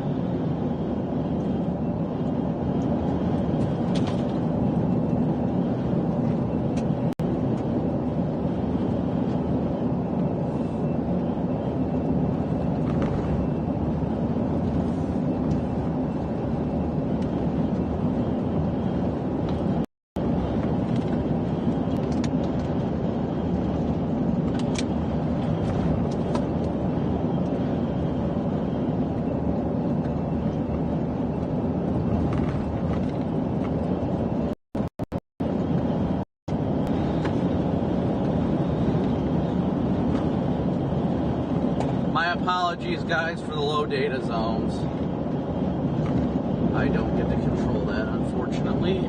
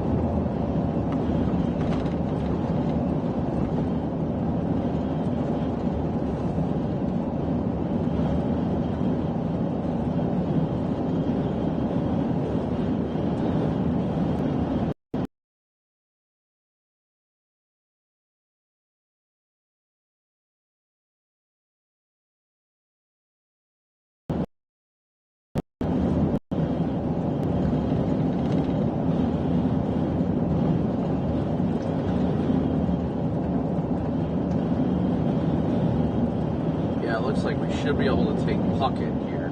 It's the same road we're on.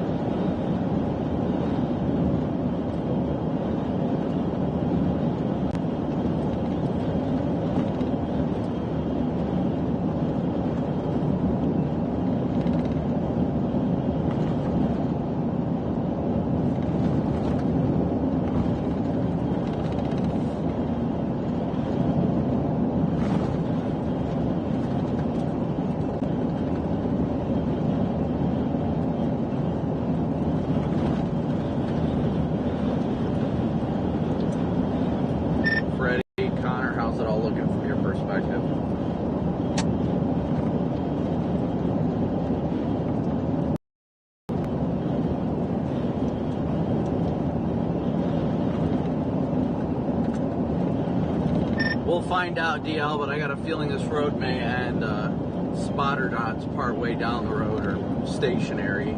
So I don't know if they're just enjoying the view or if that's where it stops. There's a tight coupling north of I-10, FYI.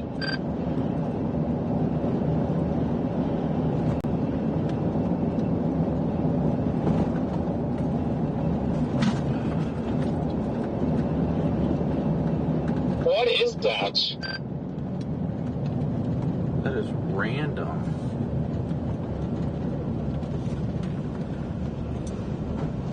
That makes like 0 sense at all, but I see what you're saying.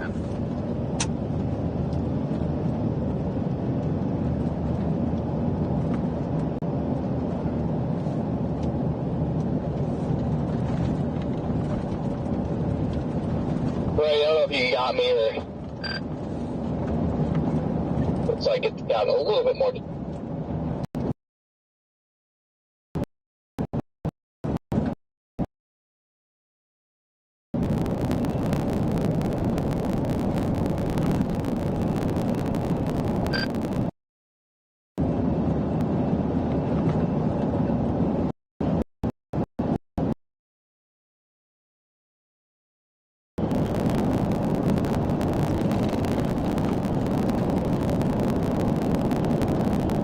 Again, guys, I apologize if the stream is not of the best quality.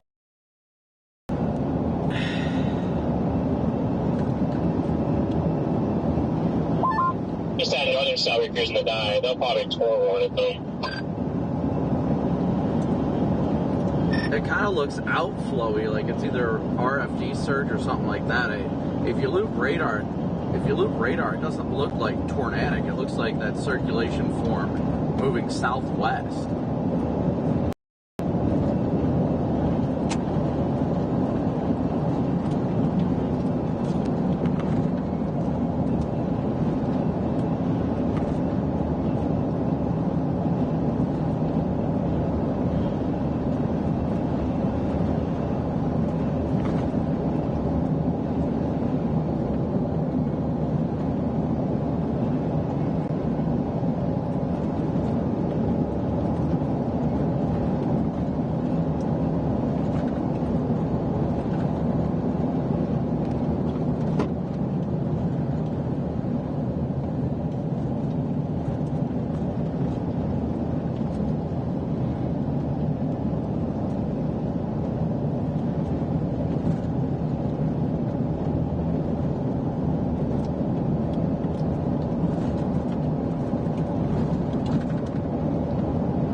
Like this road keeps going all the way down, so we should be all right.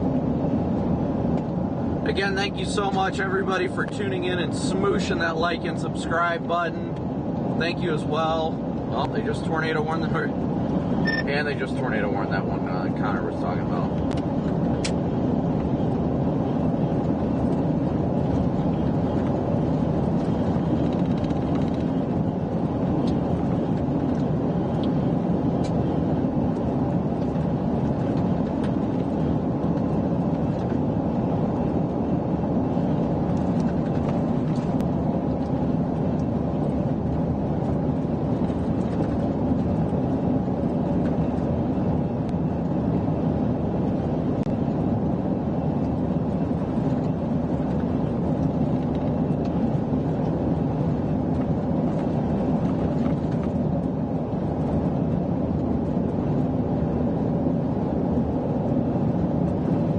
Alright guys, we're almost right out ahead of this thing now.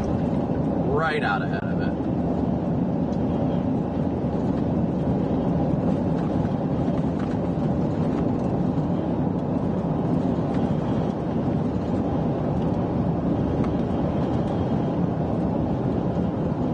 We show 6,600 watching with 6,200 likes. Please be sure to hit that like and subscribe button. And again, thank you so much for your guys' Venmo, PayPal, and Cash App donations. Let me see if we got any additional. So we got about $65 in total so far.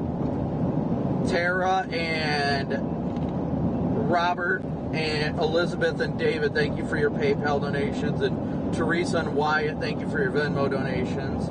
That puts us at $90 so far. $90 for our daily chase cost goals. Thank you so much, guys. 90 of our $500 goals. Thank you guys so incredibly much for your Venmo, PayPal, and Cash App donations. As well as your Super Chats, of course. Oh, there's a lowering there in the middle. Look at that. Right there in the middle. It's hard for you guys to see. We are almost at 285.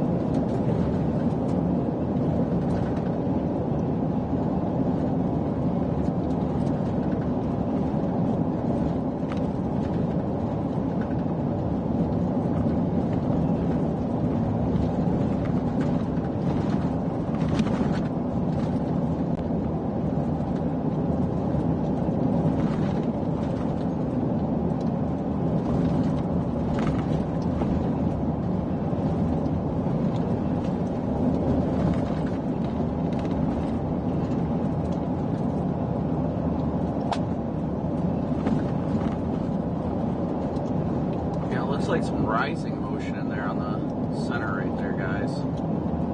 Definitely some rising motion. SRV TSU 439. Can't tell if that's like a little scud bomb or maybe like a wall cloud trying to form down right into our south, or to our north and west.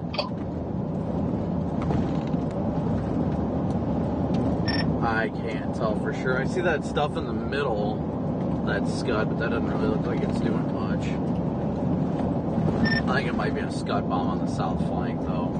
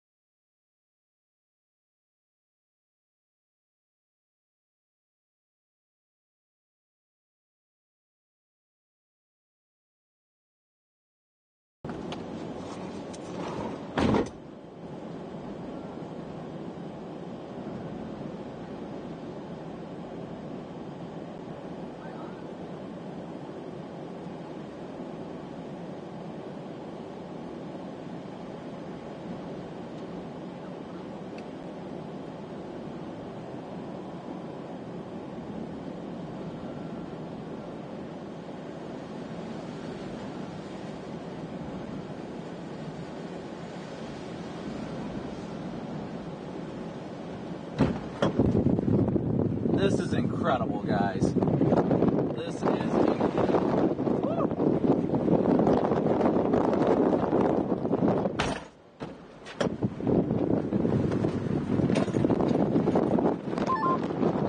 Yeah, just ran through a little border scene. That was fun.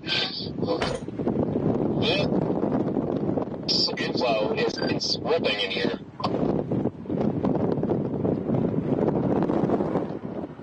Really, 735 on our gusts going right in there.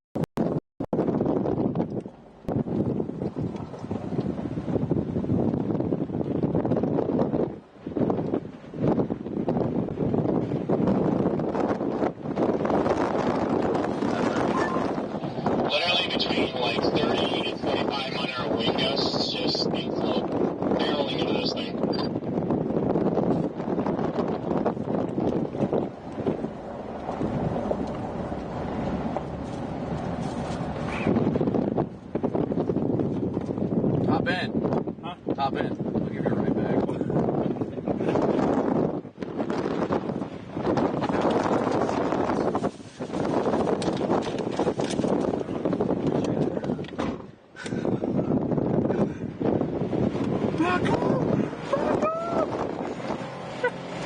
That's what it was like back in Maple Lake City? Yes. That's awesome. Yep.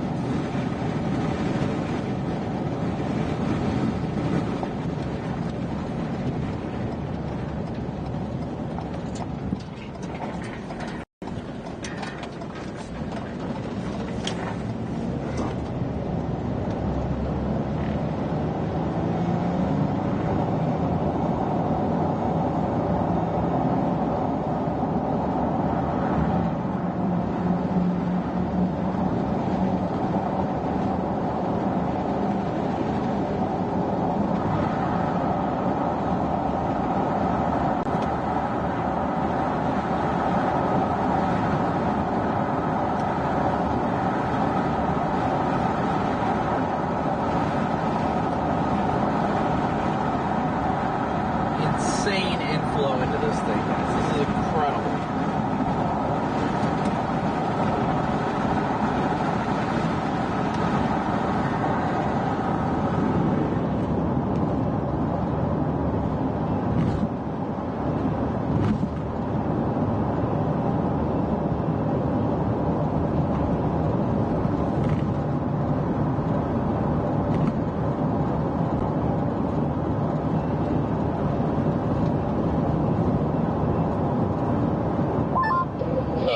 Freddie and Connor, you copy?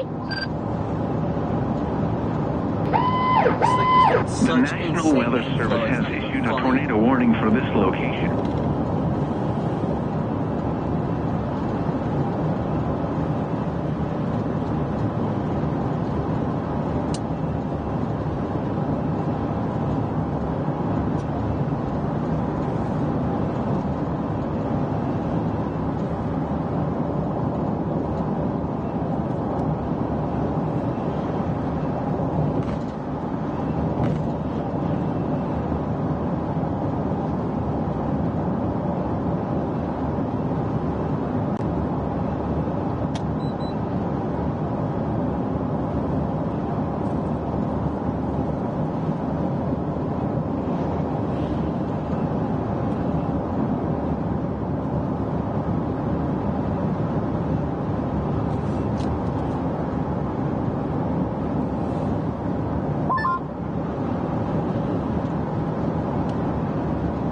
Say something else out of the car.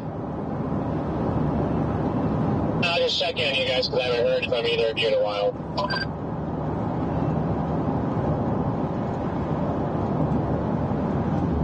Yeah, we're good. It's outflow dominant at the moment. Outflow where you are, we had 45-mile-an-hour inflow going into where we were.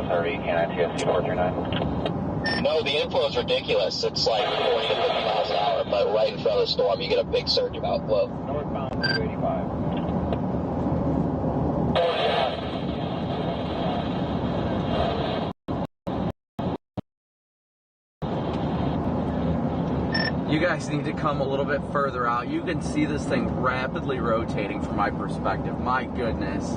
This thing is like, wow. Just wow. No, it's incredible. Really nice structure on it.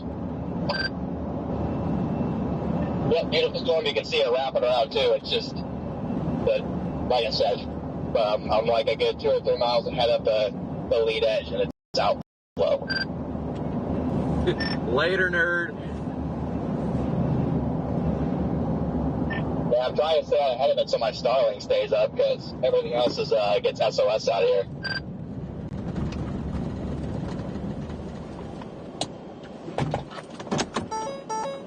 Yeah, there's big time left to right motion right here. It's not a tight mezzo, but it's a very large mezzo.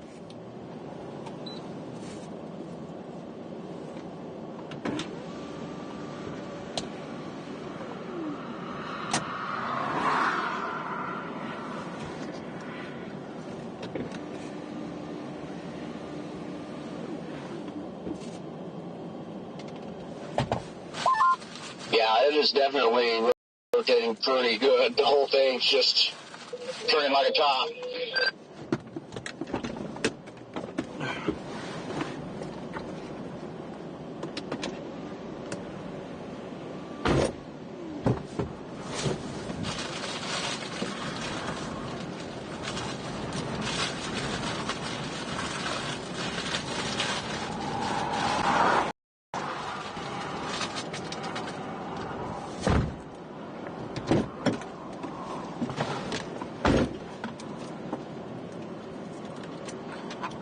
Connor, I don't know if you knew either. You didn't have any headlights on or anything. Yeah, I think I had it on auto. I just flipped it on.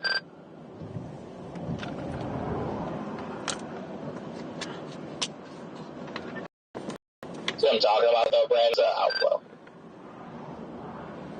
Yeah, it's weird. This thing is big time rotating, but yeah, it doesn't seem tornadic from like underneath the area. It sounds so contradictory and seem tornadic under the mezzo.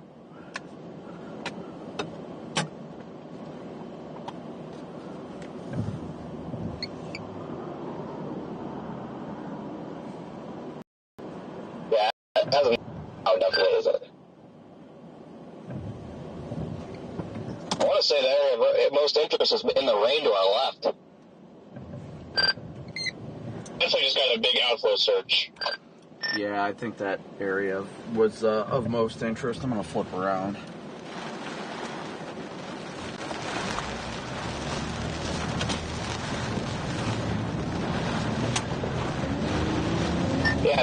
actual circulation is in the rain off to the right. West of the highway.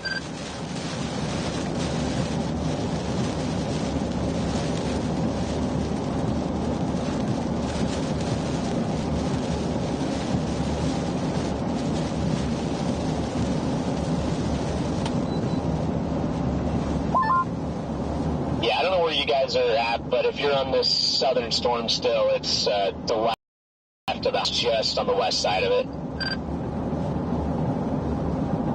Copy. Definitely rain up.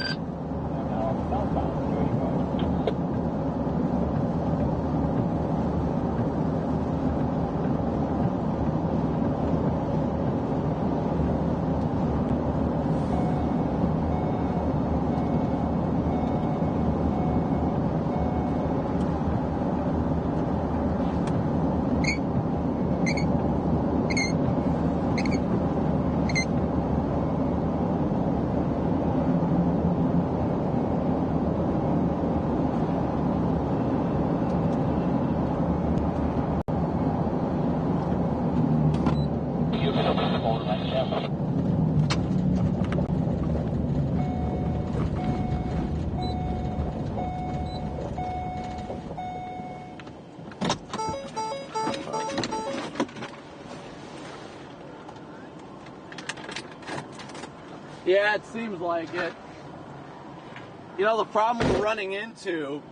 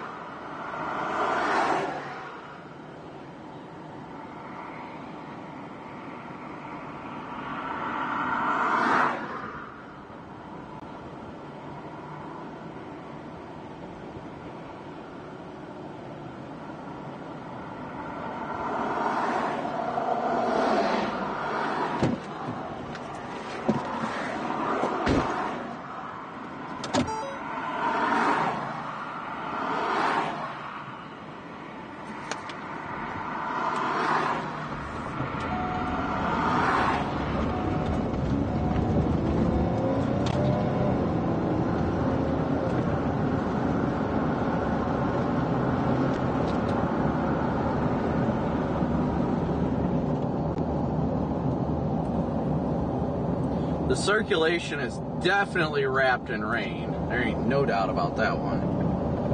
Definitely wrapped in rain.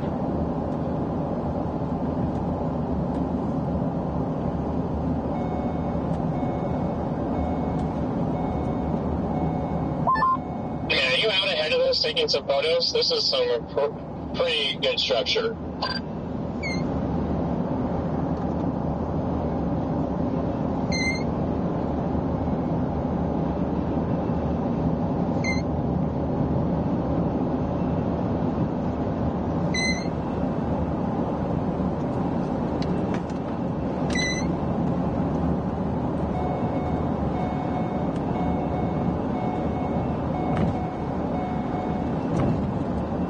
Yeah, I think it's starting to turn into that big old blob that the models were forecasting.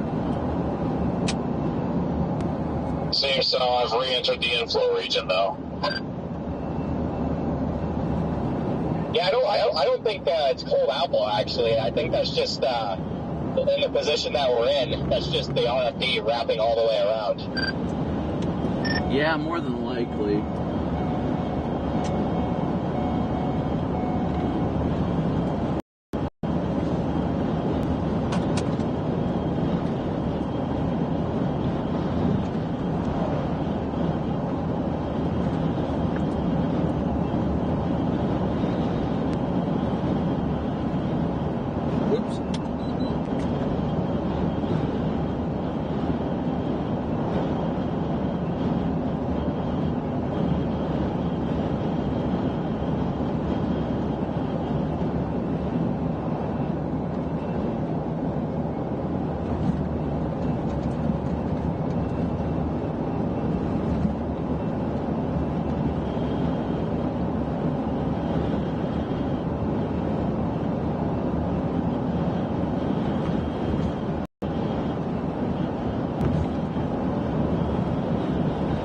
Look at this dust getting kicked up in front of us, too.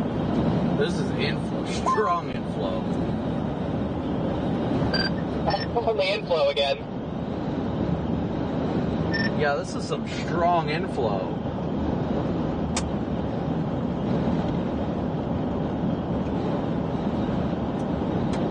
I'll probably stop here in a minute. We'll just pull off right up here, Brandon. Copy that. This inflow is insane right now, guys. Look at all that dust getting sucked up into the base. Look at all that dust.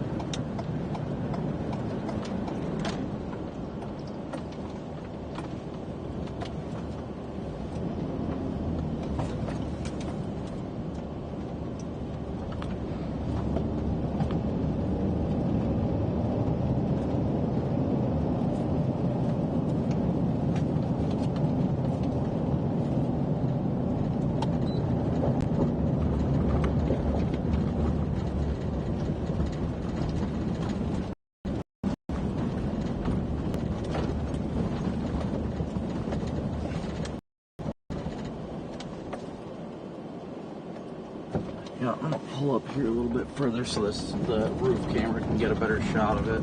The roof camera gets better coloring.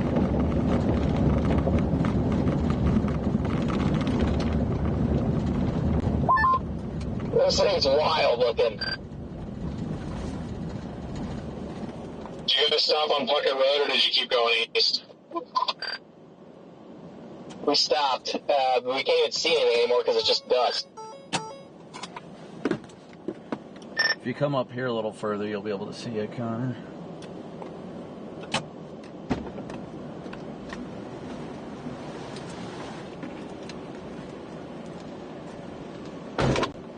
This inflow has got to be like 45 to 50.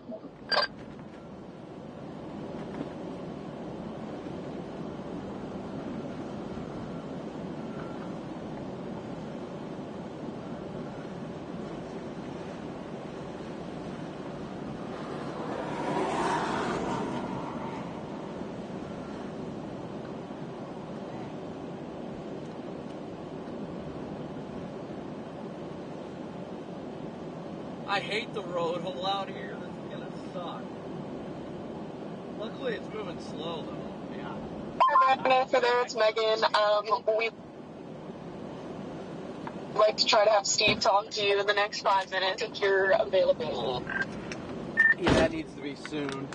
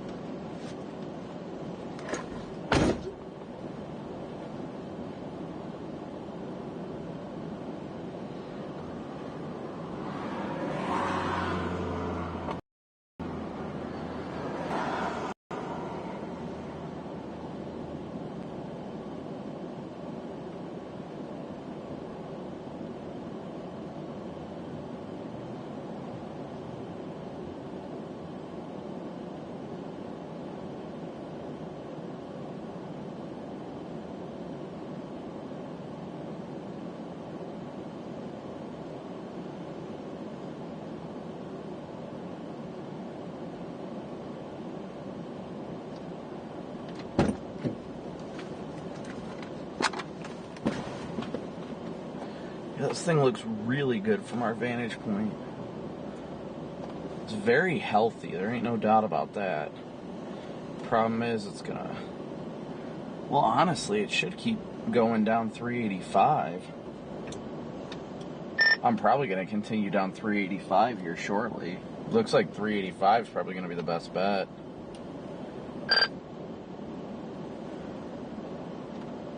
Yeah, just gotta really just keep out straight towards Sanderson until it, I guess, gets to Sanderson.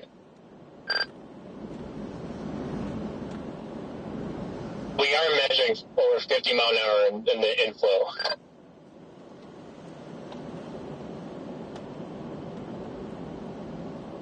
$50-mile-an-hour inflow winds into this supercell, guys. 55 at 0.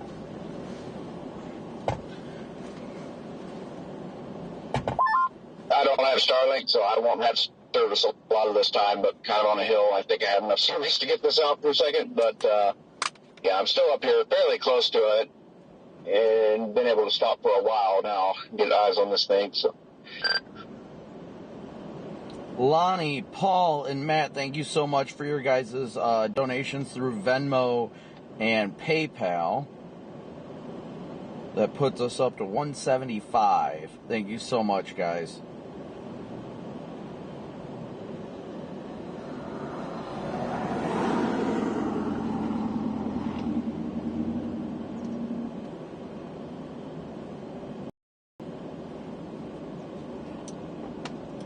Yeah, Verizon has 0 service out here.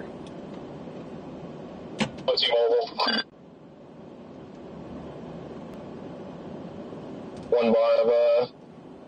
One bar of AT&T. They're in the cell tower down here, so I'm picking up. I have 3 bars service.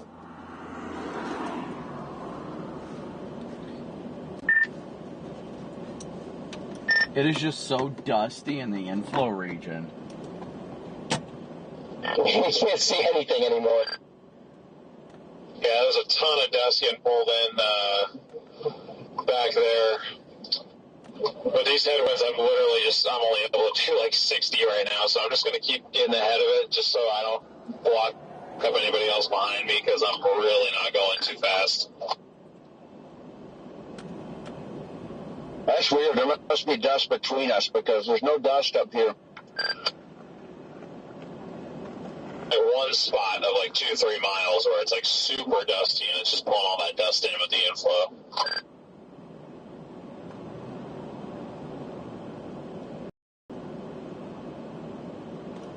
Yeah, it is getting difficult to see over there. Channel 5.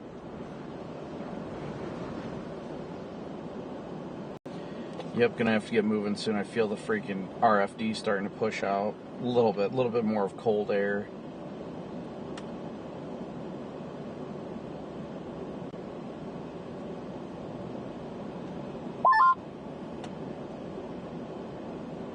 It looks like it's losing steam as far as forward speed goes.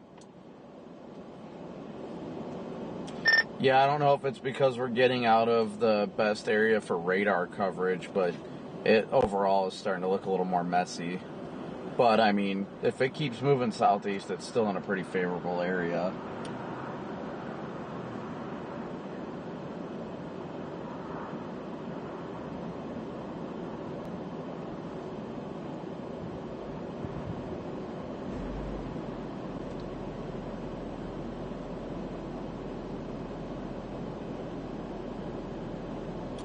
I'm gonna have to get moving soon. This RFD is gonna hit me.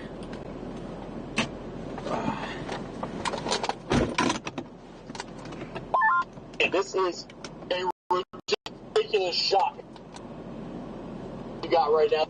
This encroaching storm, and it looks like it's lower. Can you walk us through what you see in Evolve here? Hey, Steve, only got like a second to talk before this RFD wraps around. Honestly, it's getting very difficult to see things at times because the inflow is so strong and it's sucking up so much dust that it's very difficult to see. But we're seeing some inflow winds measured at 50 miles an hour going into the supercell right now. Wow, that's impressive. And so those inflow winds, that's one portion of the wind shear, but it also creates large hail, right? We talk about that updraft that's happening. Running from this vantage point, it looks like there's 2 wall clouds. Can you kind of walk us through what you are seeing?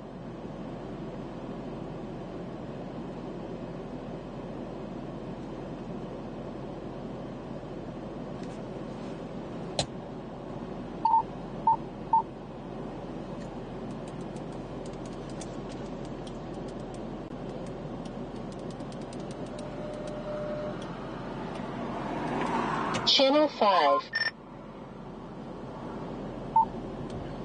Hey, Channel 4. Hey, Steve, sorry about that. I'm going to have to get moving. I'm losing signal over here. The only thing we've got for signal is Starlink, and the storm is actually starting to obscure that. But yeah, we've got a very well-defined wall cloud. This thing's rotating decently, but it doesn't seem like it wants to tighten up at the lower levels, at least right now.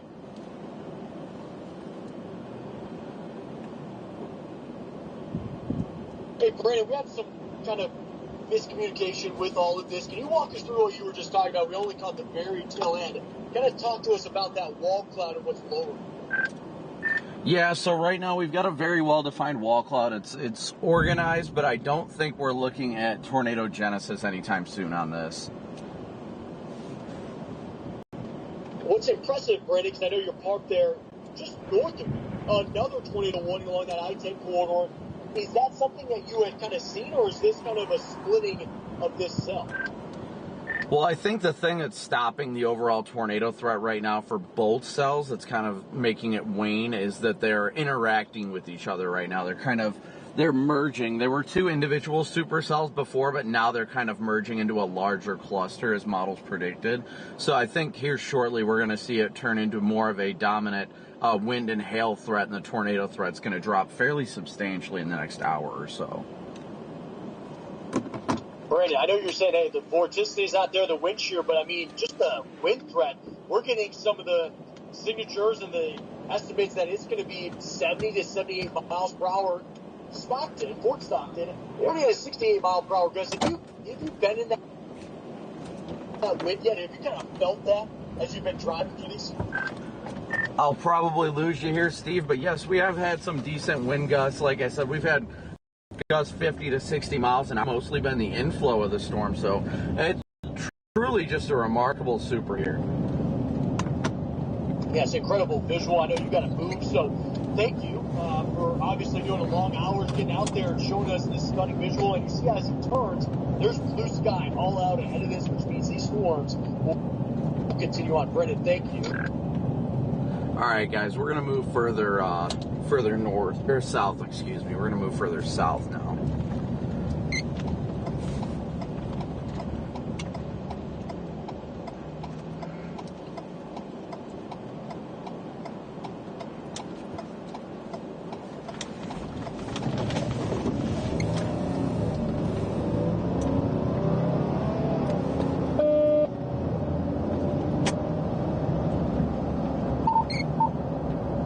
Channel 1. Oh no, a bunch of people are about to get stuck behind a wide load convoy. Uh-oh. Oh, way. Are they coming south? Yeah, they're headed southbound. There's a crap ton of traffic behind them. I got between the lead semi and the pilot truck. I gotcha. Well, I'm probably going to try and stay ahead of all them.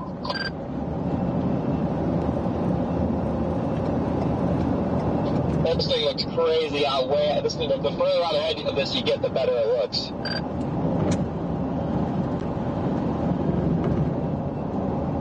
It's got a nice little hat. Did you say a hat? Oops, wrong one. Meow.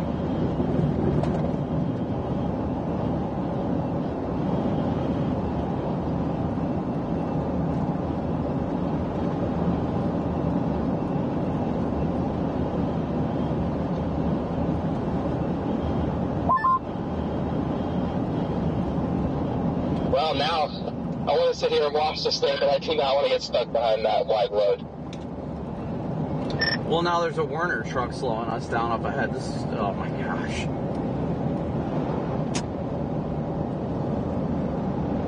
Yeah, I'm just going to blast ahead even further with this knowledge.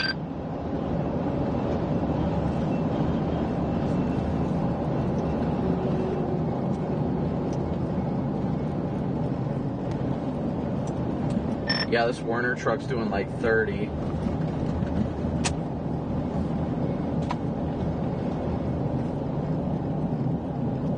Yeah, not even mess with it, just gonna get way ahead.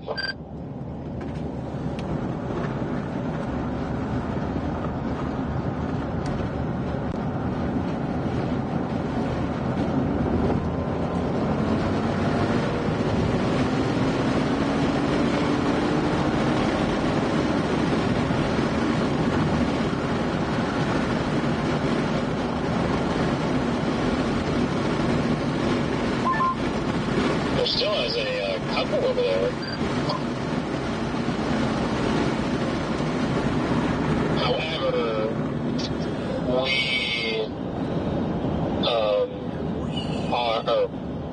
we are far enough away from the radar.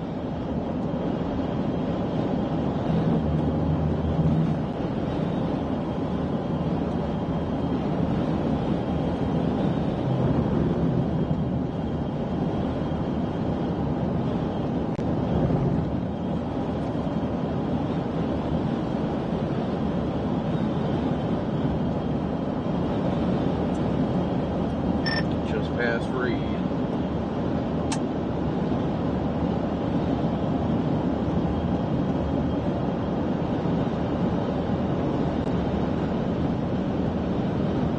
This thing is looking gnarly.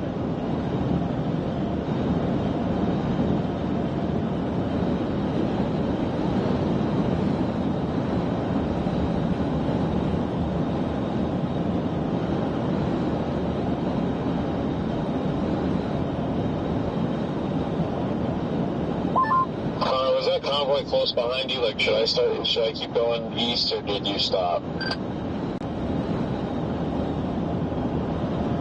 don't know, but I see a bunch of semis coming down the road up there, so I guess that's the convoy. But this thing is almost completely stalled, it looks like, so I'm probably just going to let the convoy go on. Yeah, I wouldn't sweat it. I'm going to stop. The convoy will go by, and we'll be here for a while, so we should be fine.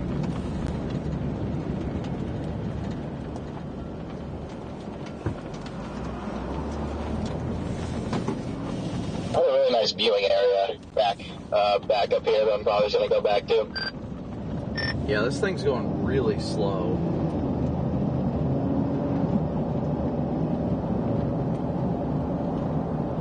Back to barely moving. Yeah, but it's definitely lost its steam, which is exactly what the models had it doing, is turning hard right for 2 to 3 hours and then dying.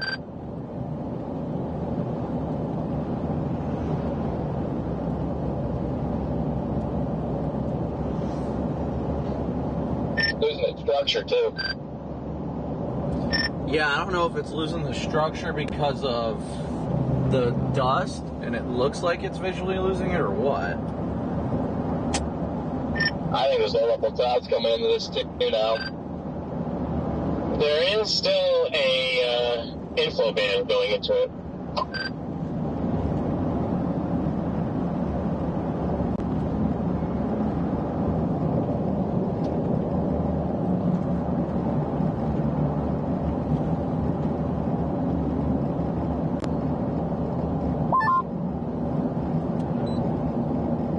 Oh boy, I picked the exit Reed's at.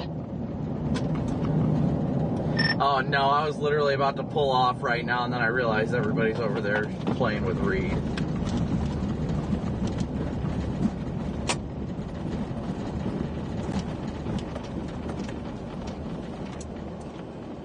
Tell Reed amateurs get off the road.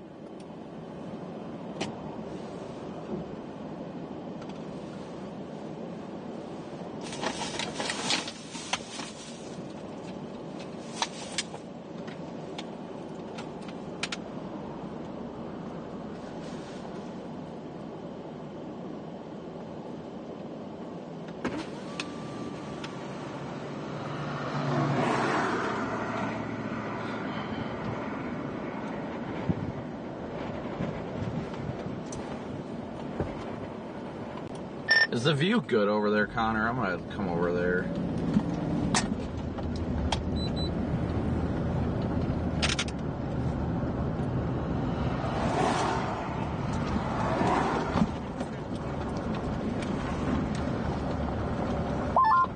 Yeah, but you're coming up on me now. Gonna need to see your guys' Storm Chaser licenses.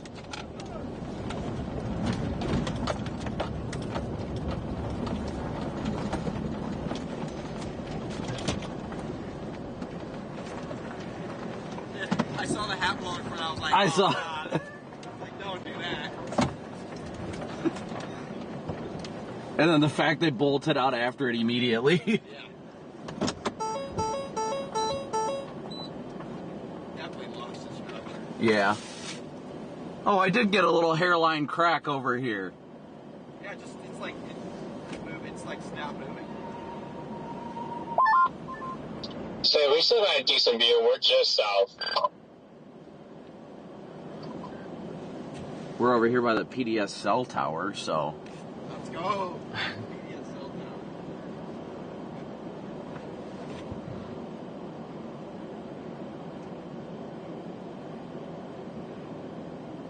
I wish my freaking. No. Is Reed over there? Damn. I was gonna yell, hey, noodle neck, get off the fucking road. No. I know. Just walk up. Oh my gosh, are you Reed Timmer? I've always wanted to meet you. I've got a sock named after you.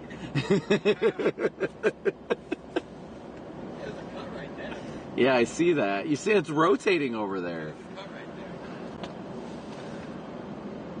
That guy's down top of the dome. Bull. Well, there's a cell tower here. What? Not real. I mean, I do, but not really. Just looks like a mess.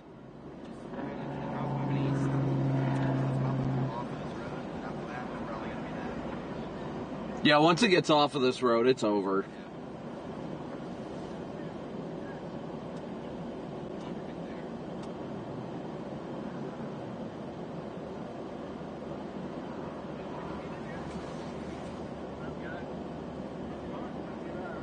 He's down in Stockton. I made it down here. Let's go. You guys Jason's over here. Looks like this thing's done moving right though, and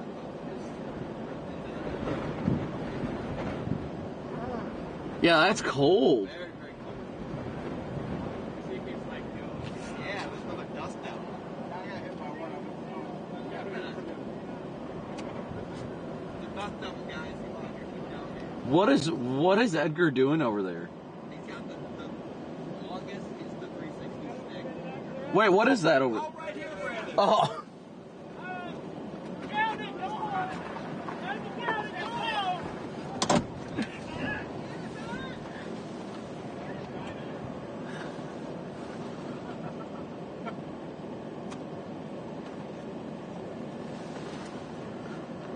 Dang.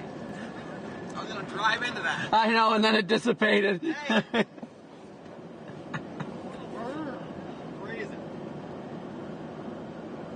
Dang it, I thought it was gonna go all the way across. You're like, yes!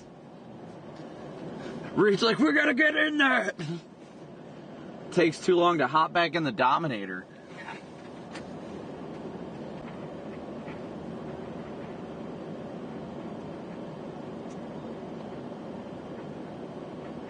Maybe we're 5 hours long. Oof. Well, good thing it's gonna end early. Owie.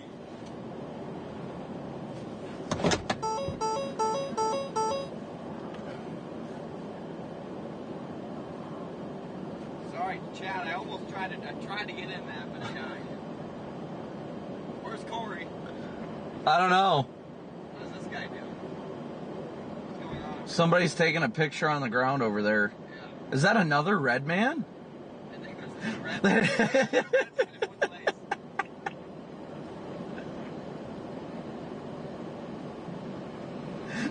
Brandon's like, my people.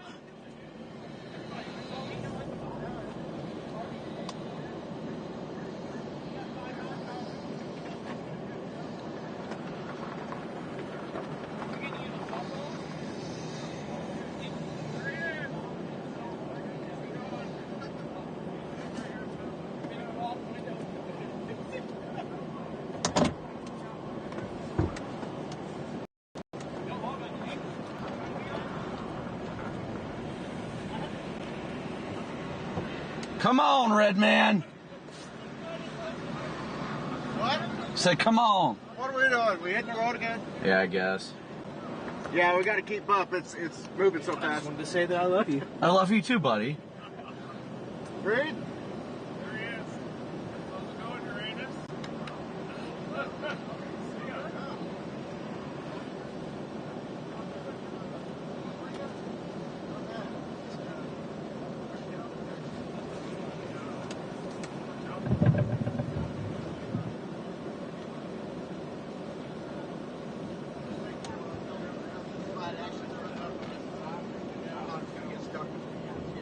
You didn't miss anything. You didn't miss anything. Oh, there he is. There's Brandon Copic. There he is. Captain Science himself. Captain Landspout, did you see my video? I don't know if I've seen it yet. Oh, I had a vortex in front of me. It was insane. No, up north. Oh, wow. Look on Twitter. It's on Twitter. Oh, congrats. It was the first Landspout of the day. Somebody's on the board. Yes. Woo! I wish there would have been more tornadoes today, but... Yeah. Was it a tornado? It was a Landspout. It went all the way up to the base. Yeah. Wow. Damn. I beat the board. You did? Thank you. That's awesome. He's back. He made it. Everybody's back now. He made it just in time for this. I'm alive. How's the sleep? We're doing good. We're alive. I got a Landspout today. I'm happy. I got a little tornado thingy. But dusty. Nothing. It's been fun. It's been fun. Connor! Now it's raining. Good to see you, buddy. Well, good to see you, man. Good to see you out. Yeah. You a few miles south? Exactly. We'll catch up there. Dude, good job on Lake City. Thanks. Fucking nice.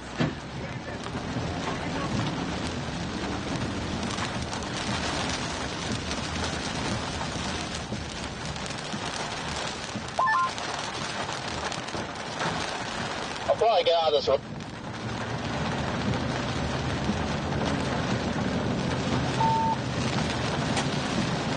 I think everybody's just trying to get out of the rain now.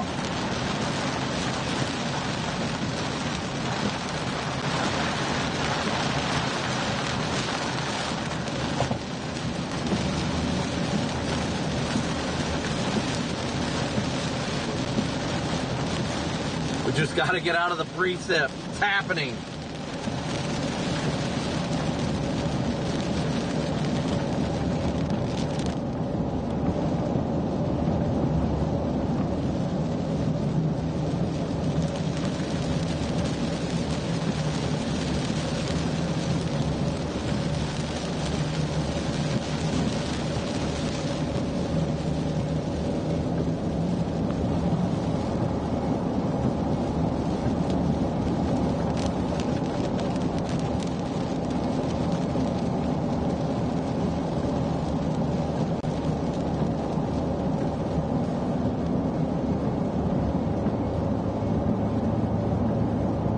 We're just trying to get out of the precip now. Trying to get back out ahead of it.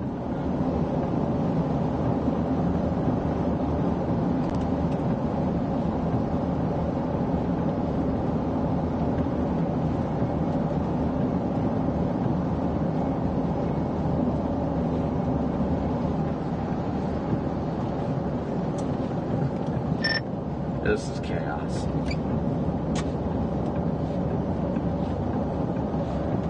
Pure chaos. I'm gonna get out of this thing one more time, probably.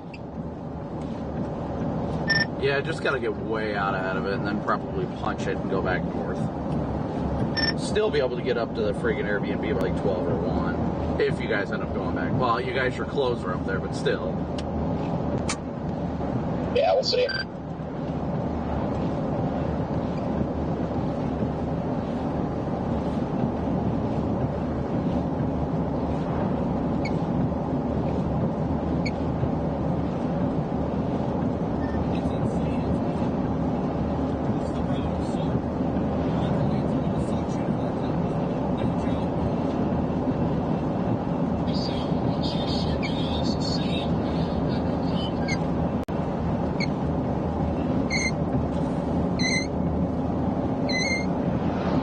Only 70 likes away from 7,000 likes. Thank you all so much.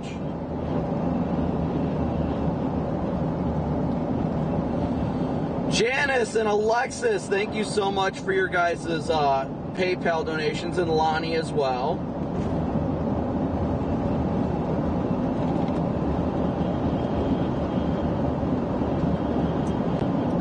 How far down are you guys, Storm Runner?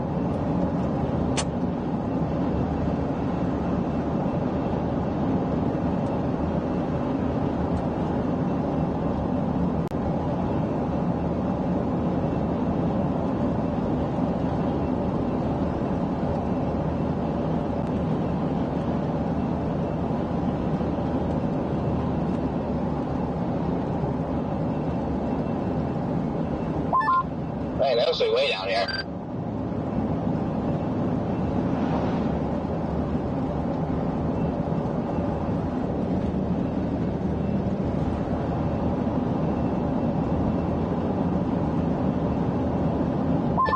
Looks like there's a hill up here, Brandon. Copy that.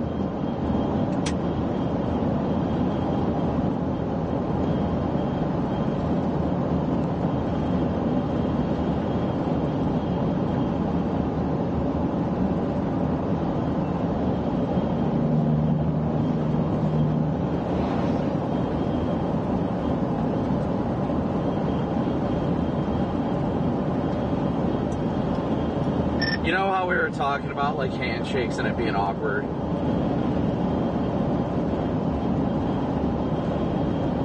Yeah. I totally just had that with Connor.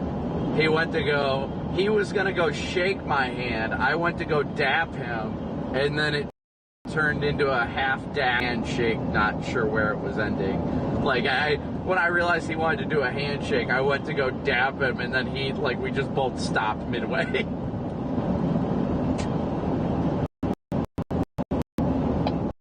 Yeah, luckily they all fist bumps with me, so it made it pretty simple. Yeah, that's what I did with Reed. Then I did the little handshake where you tickle each other with your finger.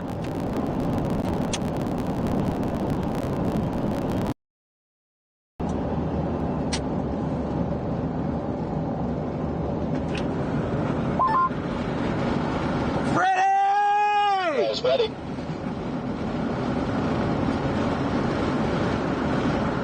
Yeah, I'm gonna try and flip around on this hill.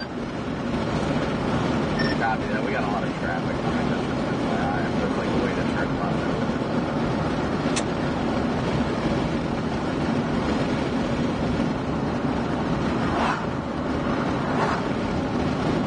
Well, now the hill to the left is taller than the.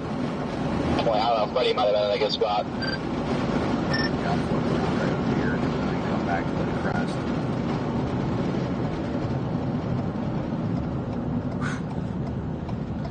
I'm glad I didn't turn around there. Geez, that truck would have got me good. Yeah, Border Patrol's here. Oh.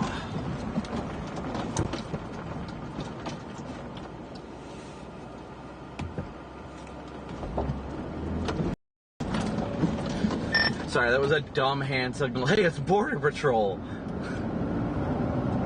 Yeah, I was about to say Border Patrol. There was a slow day at the office, so they're like, all right, let's go check this thing out.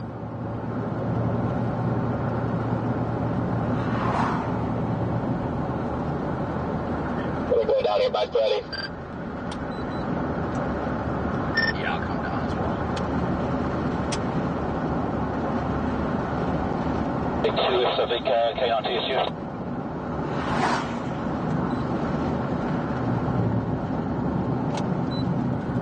UK, SIV on channel.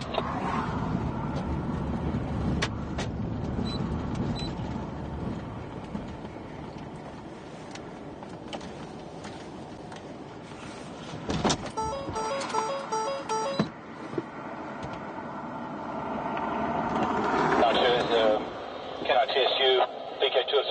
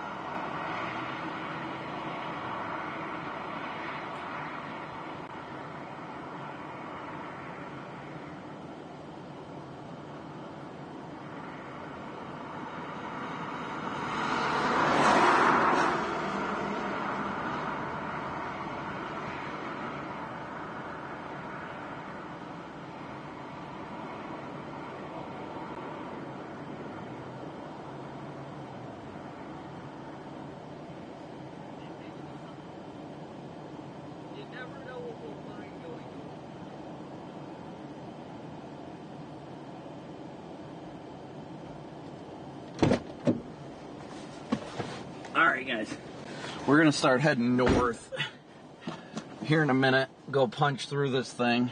We think it's about, like, it's getting down to being done. We got 4 hours back to Lubbock tonight. It's just going straight up into a road hole at this rate.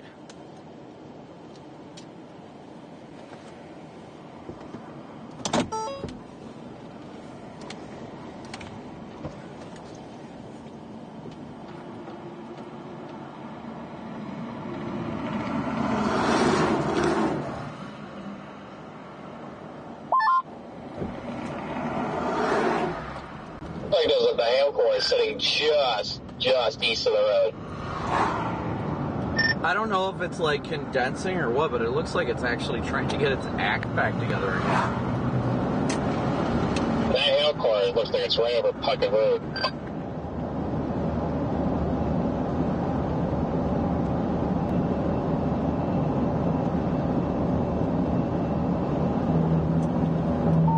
Like a new core trying to backfill over the road.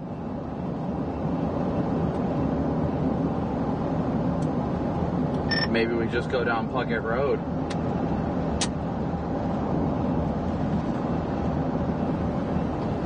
Puckett Road paved? Yep, the whole way. So it's paved the whole way? Gee. Very nice.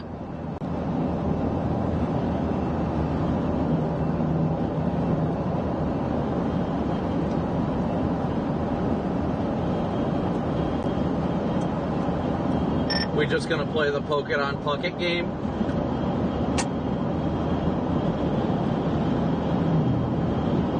I don't know, I made it through the day without having to pay for a new windshield, so I might just accept my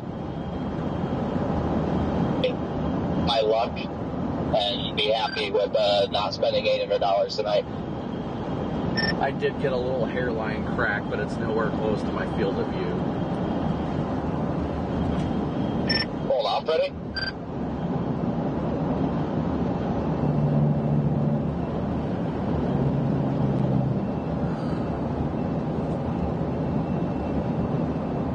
Alright, Chef, hold on.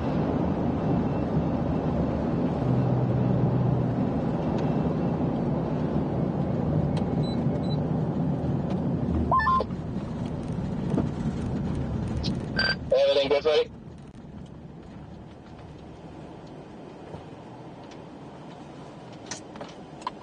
I don't know if he has his radio on, but I'm behind him. He just stopped. Yeah, I saw him stop. I didn't know why. You good?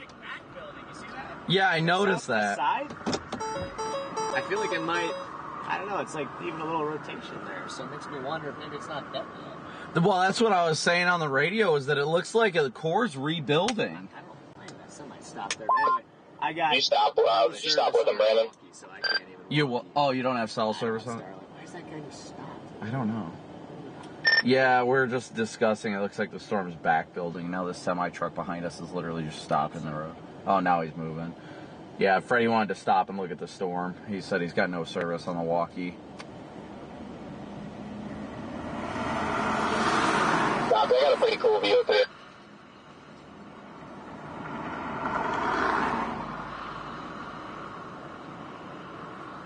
I'm going to come up to where you are.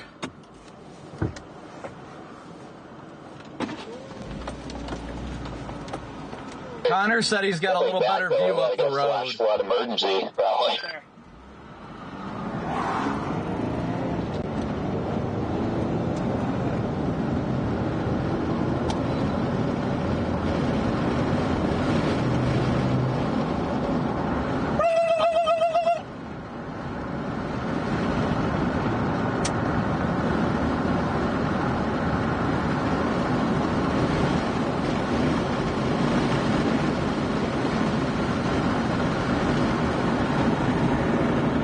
It's interesting watching this thing, how it's like responding and everything. I mean, it's going into a huge road hole. At least it's about to. We might go venture down Puckett Road to see what it's looking like.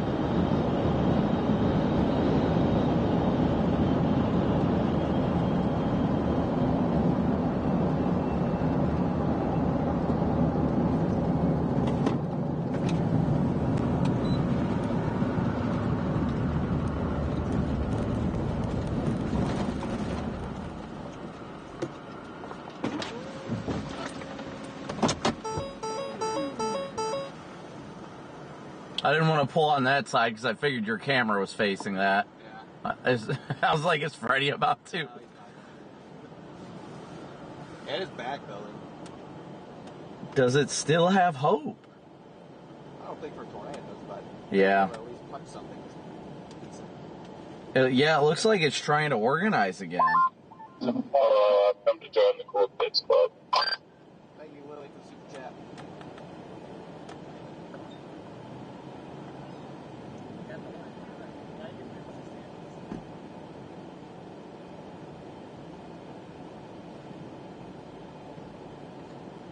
Yeah, just as soon as it started to leave, I was like, you know, it's kind of doing something weird, you know. So.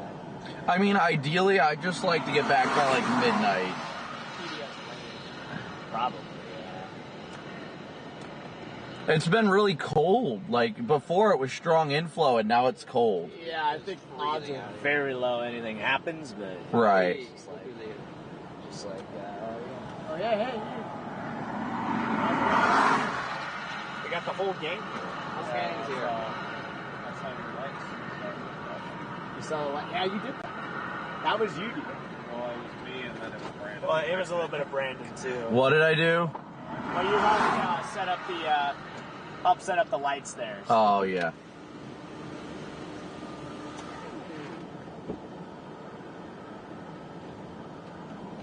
Interesting looking at this thing, but I think we're still going to head north here shortly.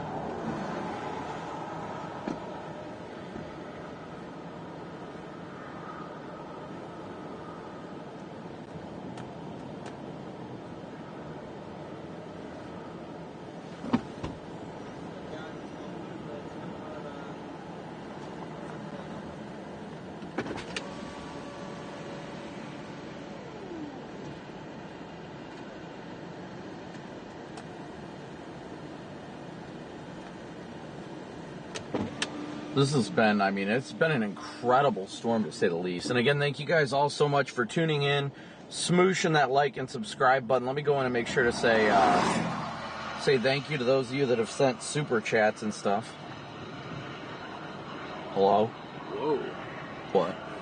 I saw that. You think this thing's splitting or trying to redevelop on the west side, or what's your opinion here? I don't know. I'm trying to figure that out for myself. It looks, I mean, I think it's going to die off. Actually, it looks like this is starting to build up more. That went from nothing to 60 dBz quick.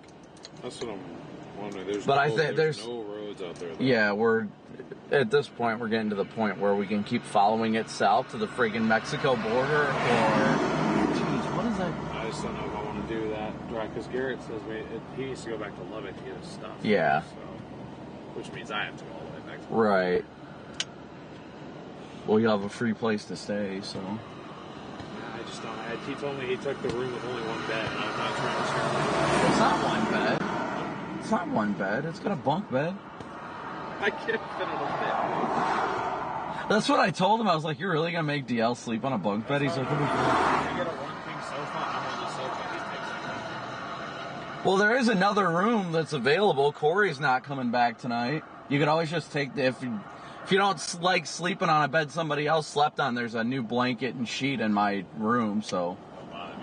Yeah, because Corey's not going to be back tonight. He's in Wichita.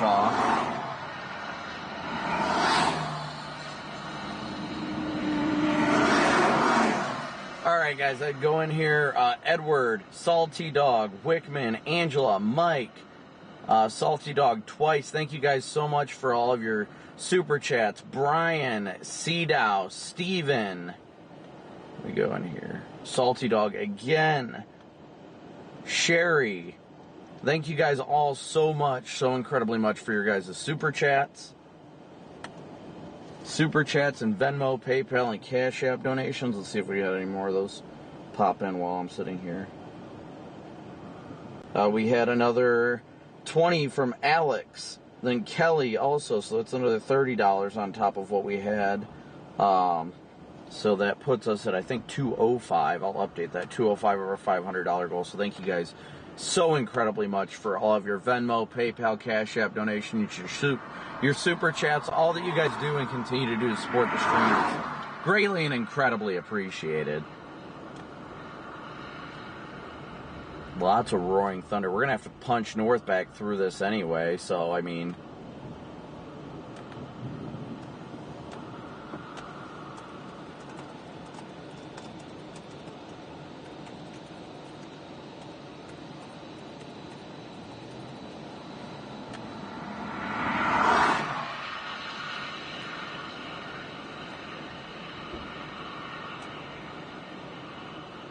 It looks good over there, but the storm is clearly starting to go... See them on velocity here. Yeah.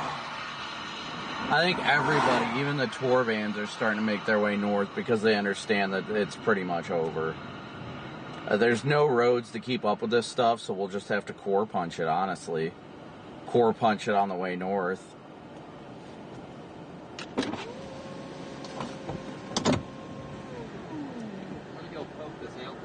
I was gonna say, it's starting to blow up to our north now. That hail core looks interesting. I'm game. No tornadoes or anything, but yep. Hopefully we get some baseballs. Alright, we're gonna go poke the hail core.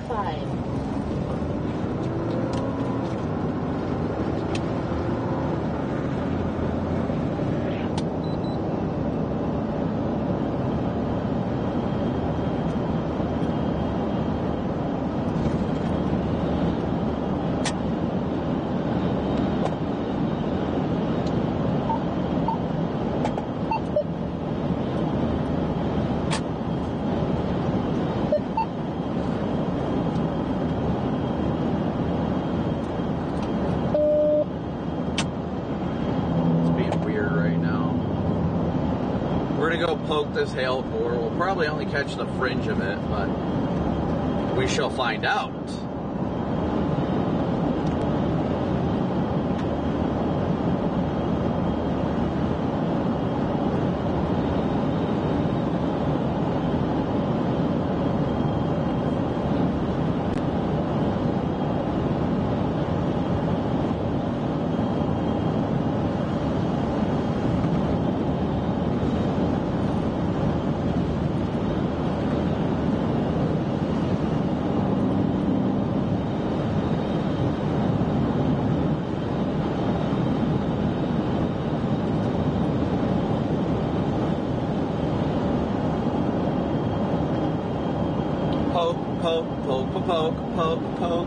Poke.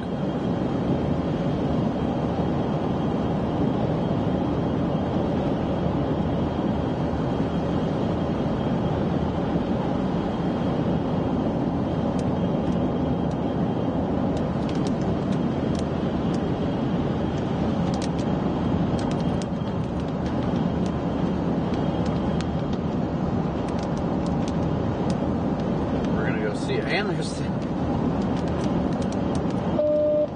we got storms that are firing off to the north, too, that we're going to catch on our way north. My goodness.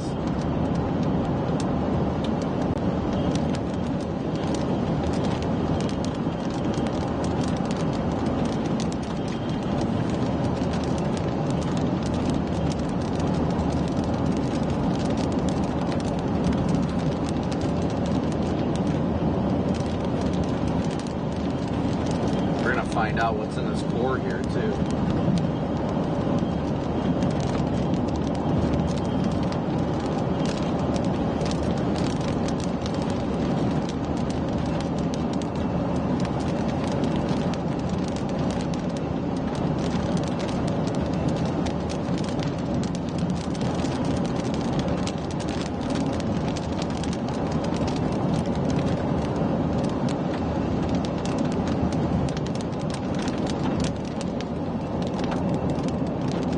thank you guys again all so incredibly much for your super chat, your Venmo, PayPal, Cash App donations. We are headed northbound into this core. Dawn, thank you so much for your Venmo donation. Thank you, Dawn. We're gonna go punch this core, and we'll punch through the core, and then there's multiple storms to the north as well that we'll catch on our way too. So we are not ending the stream anytime soon, I can tell you that much. We got a bunch of storms that we're gonna catch on the way. There'll probably be pauses in between the storms, obviously.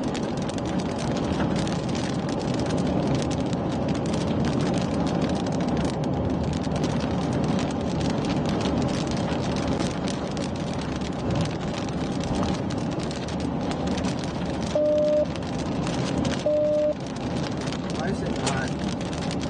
I know I've got data. Channel 3. Channel 1.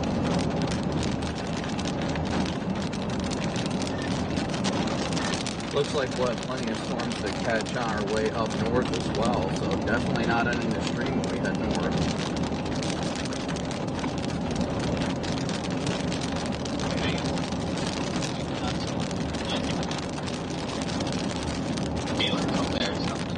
Based off of the lap is interesting, but do you guys think that we can catch those? I mean, I'm not intentionally trying to go catch them. I'm just saying I'm going to leave my stream up since it'll be on the way.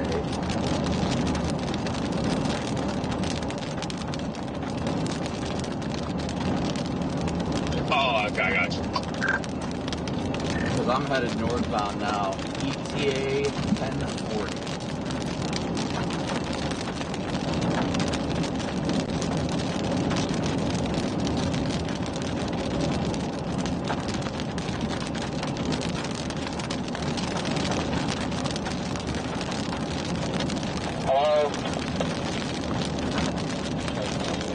Where are you going?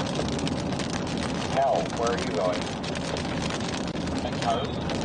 Echo or Hill? Hell. Hotel Echo Lima Lima Hill? Yeah. Or Hotel Alpha India Lima.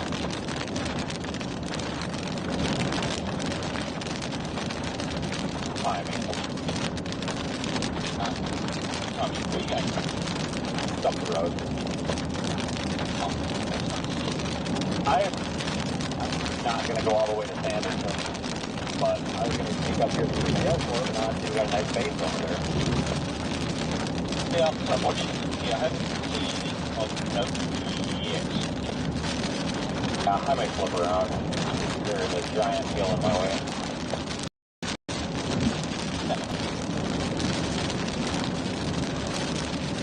Line increase in rotation. There's a decent core. I'm just watching the core on right now. Say again? I just said it's got a fairly decent core. I'm just watching it on the top camera. It's a nice car wash. Very pretty. I double dare you. Double dare me to do what? Drive into the rain. I'm in the rain right now. Dare you to drive into hard rain. Well, it's coming. I'm bringing it with me. I am somewhat excited.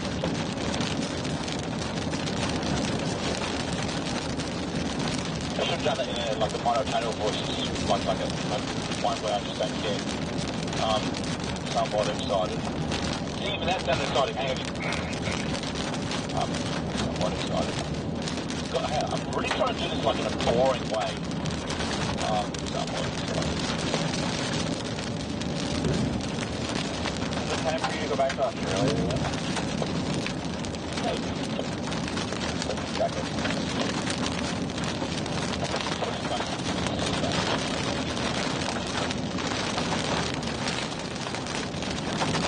Ooh.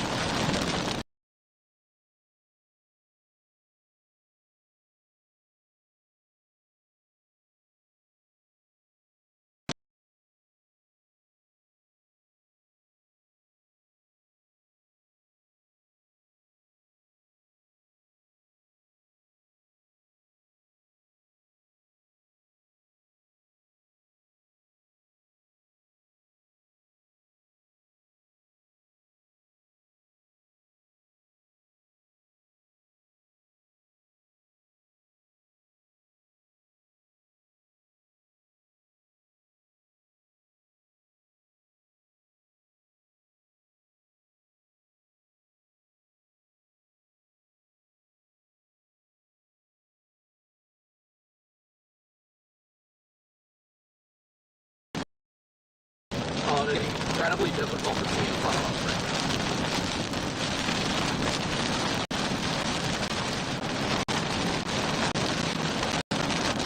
Too much reflection.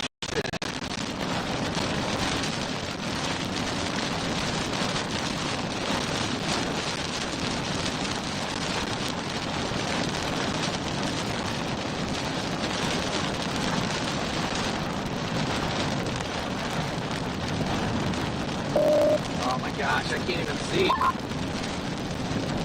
Wow, that's bright. I threw on my sunglasses and I still couldn't see.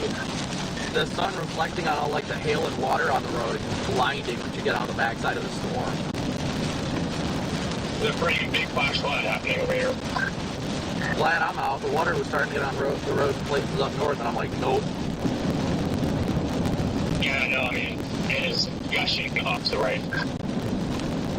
Gonna be PDS trapped. Where are you guys at? We went north, punched the storm on our way up right now. Yeah, when you guys come out of that core on the backside, you're getting blinded to be prepared.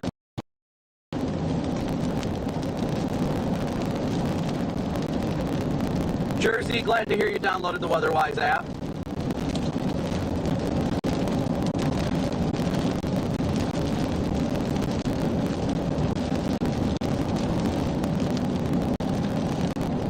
My goodness, was that bright.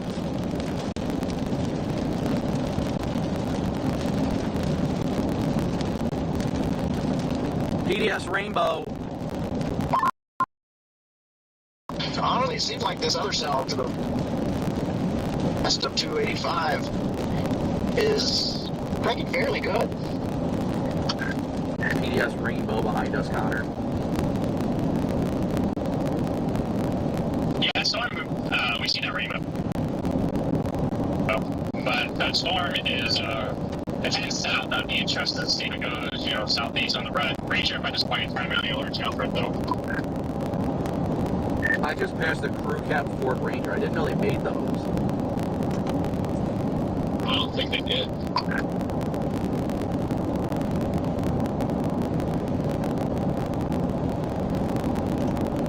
It was a legit four-door crew cab.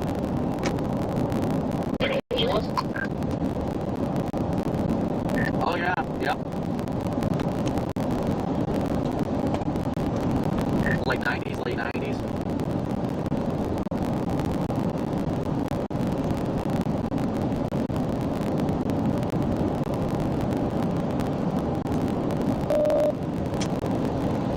Oh yeah, there's a lot of water just off the road, my goodness. Yeah, all these fields are flooded. This area does not handle good water very well, and I mean, there have been such a drought that a tenth of an inch of rain would cause runoff. Catch them later on here, Connor. Is that Brandon? I'm somewhere around.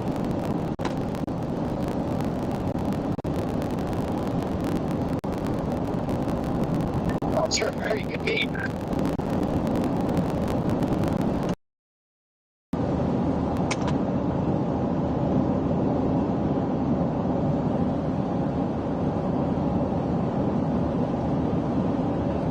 Lane, thank you so much for your super chat, as always, as well as Joel.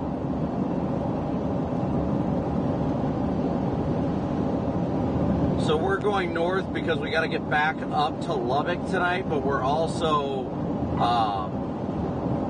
going to position for those storms just up to the north near Midland and Odessa, so we'll keep the stream up.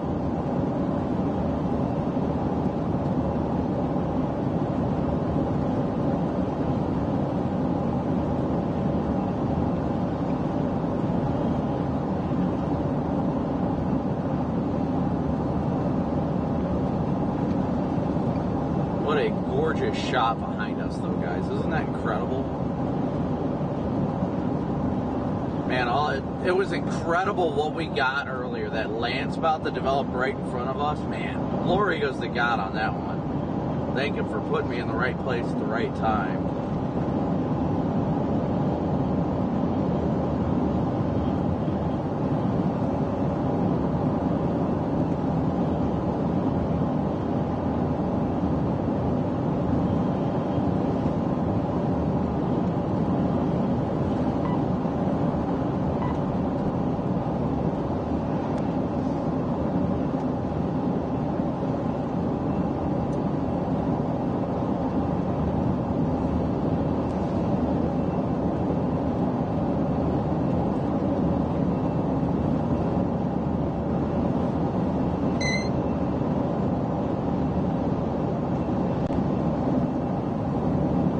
Another Ford Ranger. I know that truck. I ain't no stranger. That's my truck. It's a Ford fucking Ranger.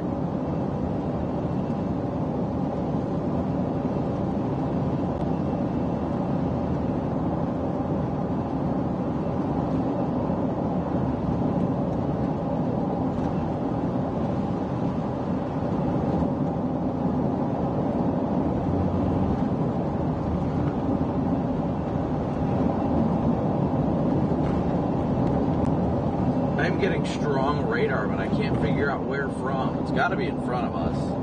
In Jersey, I'm glad you downloaded the WeatherWise app.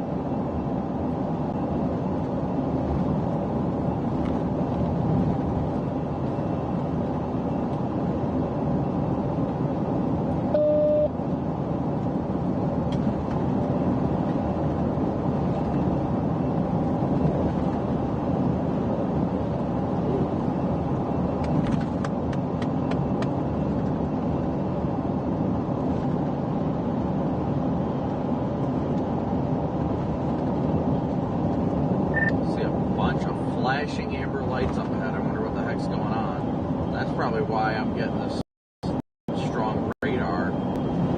Probably a cop up here. There was a report on, I guess on the radar there of a semi flipped up there. You might be coming across that. Ah, that makes sense.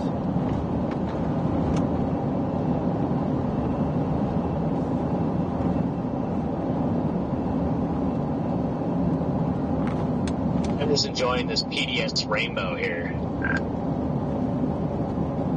Pull off. Yeah, I pulled off like 5 minutes ago.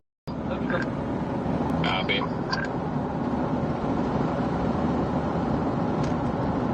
Yeah, here's the semi flipped.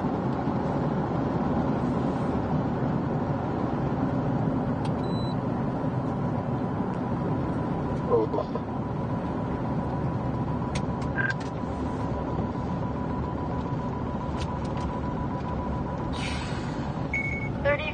728.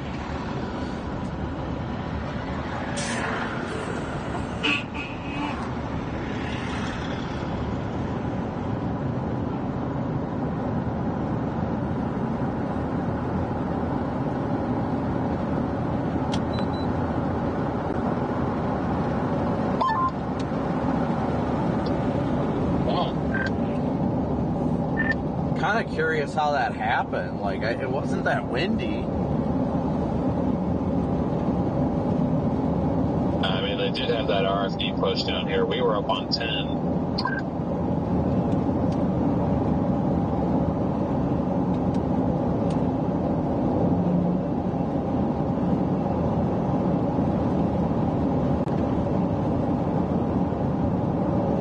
Try and clear off the water off this lens a little bit.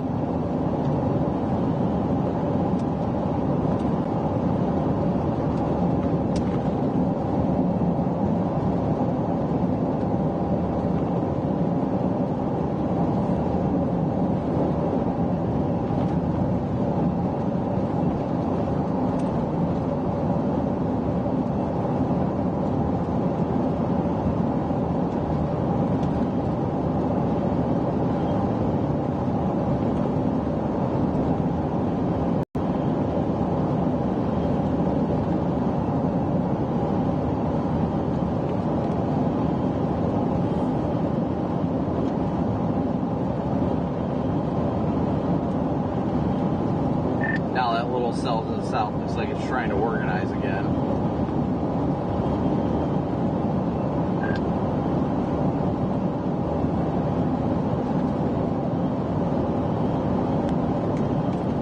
Yep.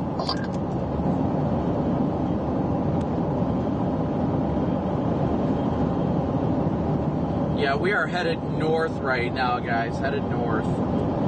It's had a big old hail spike. When we drove by it, it did look cold, so.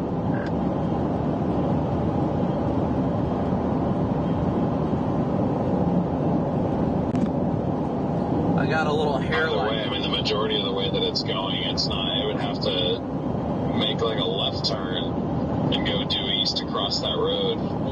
So, I mean, you could follow it and kind of look at it, but it's not tornadic and you're not going to be able to get into the main hail course, so not really much of a point.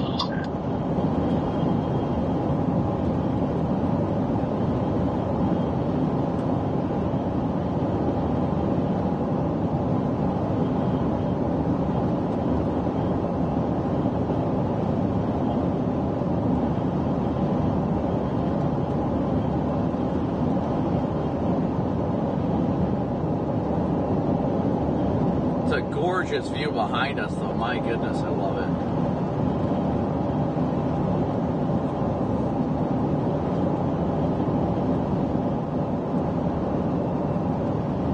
And the sun is so freaking bright.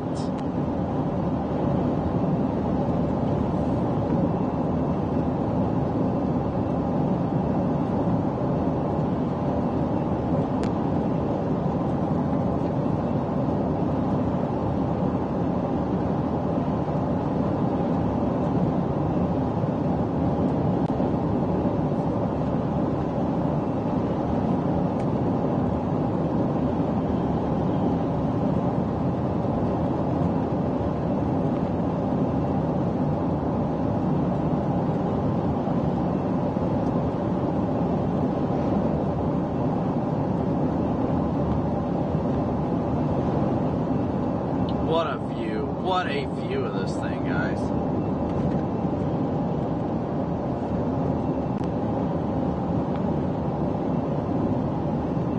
Allison, thank you so much for your Venmo donation.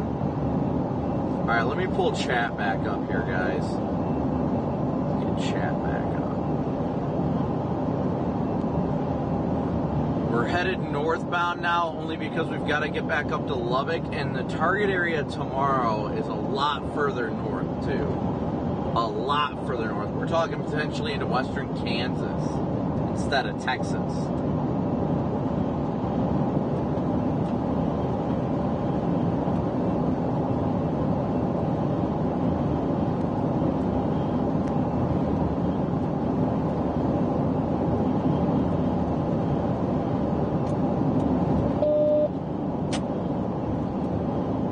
Looks like some boundaries definitely getting laid out in the Texas Panhandle up near Amarillo right now.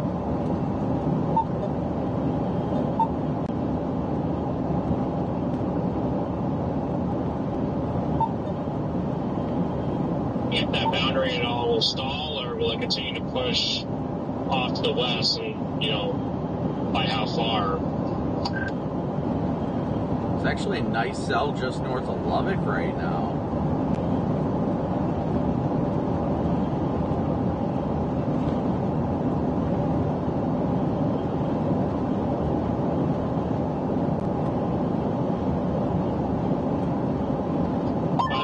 Cluster ongoing near Lubbock, so if that can form into some sort of MCS and push east and then leave something else behind, that'll be something else to watch too.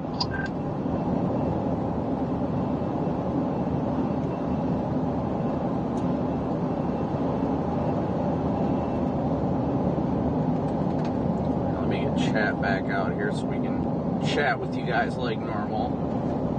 Radar up on the other side. Wrapped up my stream, so just gonna start heading back Lubbock without worrying about what anything's doing. If there's any other storms north or whatever, I'm just gonna get there, make food, and sleep.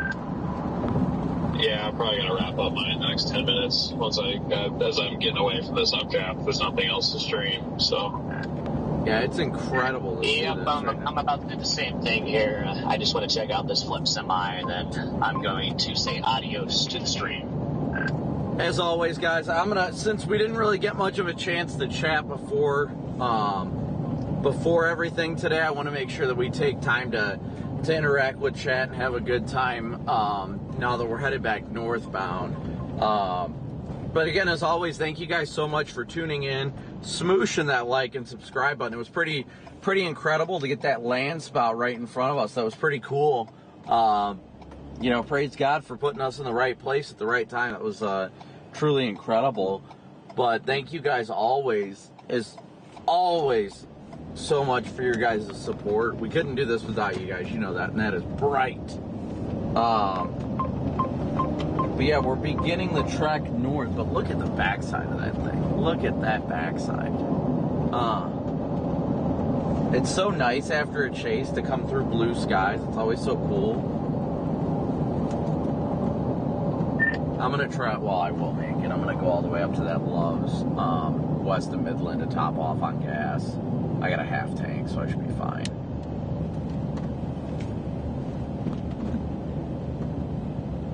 I also got a half tank, so. I mean, I'll probably end up doing the same thing. I don't know if you'll be there by the time I get there, but. I don't think you're too far behind us. We just went through Fort Stockton. We're going on 1053 right now. I'm just now coming into Fort Stockton. Yeah, you're like a couple miles behind us probably.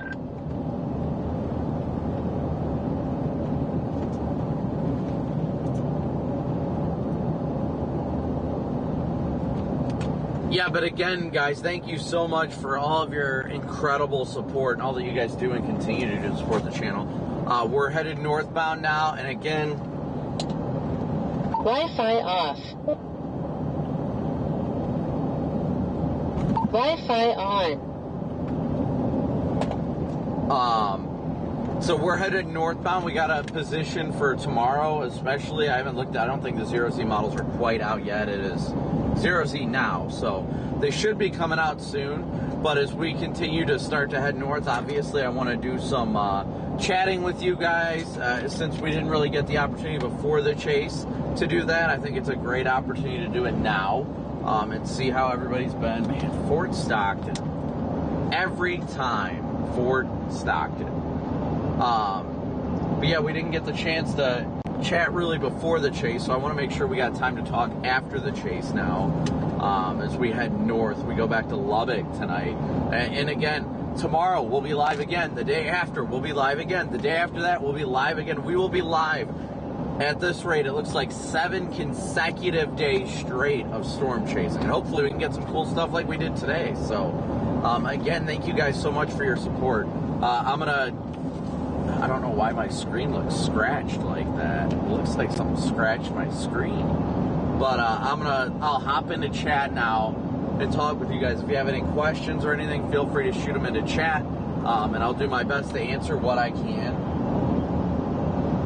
I hope everybody's having a great night. It's been incredible. Thank you, Freebird, for becoming a Moonbird.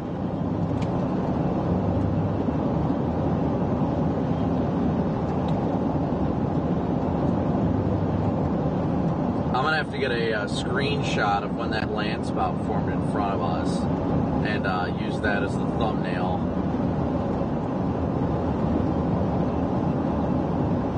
What day has the most chance for a tornado? They're all what we consider mesoscale days, which are all pretty much you don't figure it out till the morning of. Yeah, we will be out. We're going to be out for a while, guys. We are going to be out for a while. Oof, a lot of flooding up here.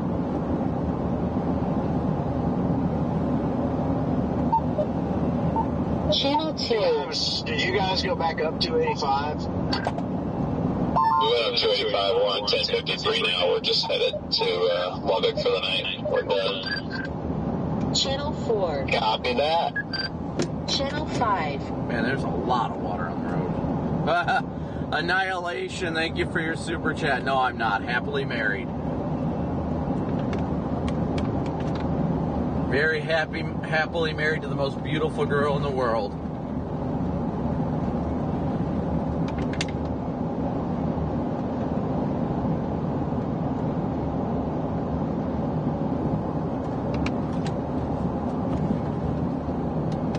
Hey, Sprinkles, Rose. Javier, it did produce a tornado. Why did everybody go after the Fort Stockton storms? Because of the fact Fort Stockton just does weird things, and today it proved it. Freebird, thank you for gifting 5 Moonbird ships. All is going well, thank you.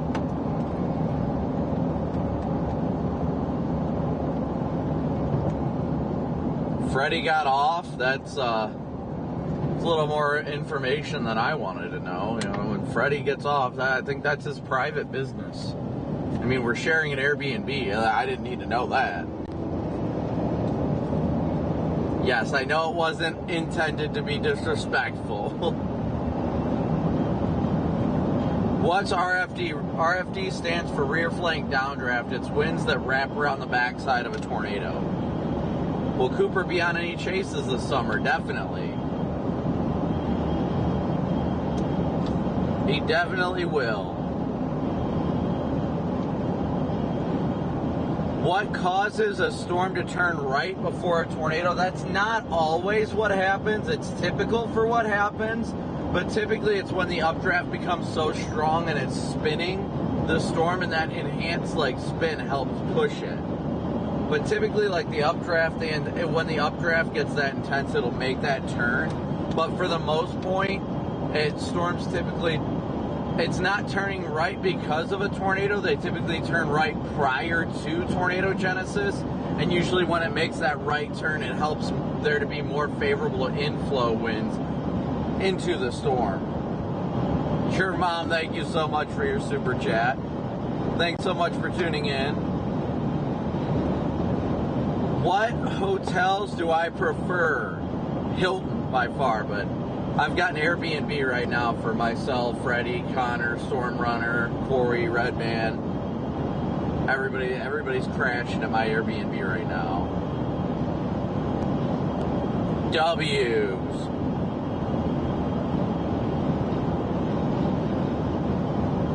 Do house trailers attract tornadoes? No, they don't. Trailer homes do not. They just, I mean, you just hear about it a lot.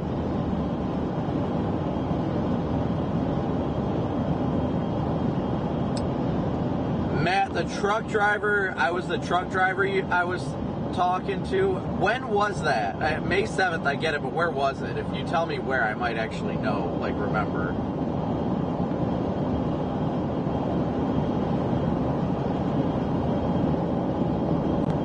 I don't know if, I can't remember exactly where that was. Freebird, thank you for your very generous super chat. That's very and incredibly kind of you. Thank you so much. You guys are the reason why we're out here. You guys are the reason why we get to be out here. You guys, the viewer, you guys make this happen. You guys make it happen. And W's for Freebird. Thank you so much, Freebird, for your super chat. We've got let's see, it's about a little over 3-hour drive up to our Airbnb, so it's really not that bad, especially considering the fact we might be up in western Kansas tomorrow. It really depends on how things are going to evolve, but it's going to be interesting, to say the least. Oh, northbound on 31 north of Kokomo. Yes, I remember you, Matt. Now, I do remember that. Yeah, I'm always a Hilton person. I got an Airbnb to kind of help everybody. I covered it and told, everybody they could crash. I got like kind of a bigger Airbnb. That way all of us could really crash and kind of hang out together. And it's not something all of us do, but it's nice, Connor, Freddie, Eli, Corey, DL, Garrett, Redman, like we're all under the same roof. So it's cool when we get to have like a home feeling together. We just kind of discuss things, and I think it helps us all look out for one another out in the field too. I think it's pretty cool.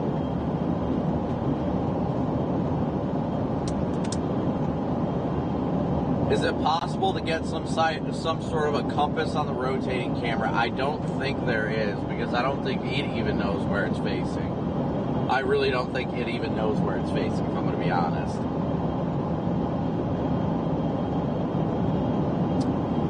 Well, Jersey, I'm staying in Lubbock. So, hopefully it's not raining when I get back there. How is my family? The family's doing great. Valerie and the boys are doing great. I miss them so much.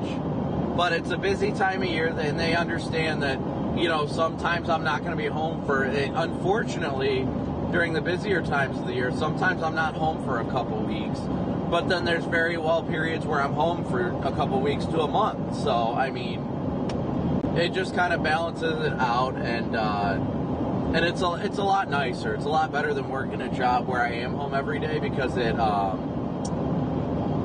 the fact that when I'm actually home from like chasing, I get to be home. I don't think about work. I just enjoy time with my family, and we do so many fun things, and it's awesome. How's Illinois looking for severe weather this week? I think later in the week, perhaps, but overall, I think the threat's pretty low in Illinois. Melissa, you're lucky you get the discounts from Hilton. We need to work on getting a sponsorship from them. I had Loves reach out for some PR stuff, but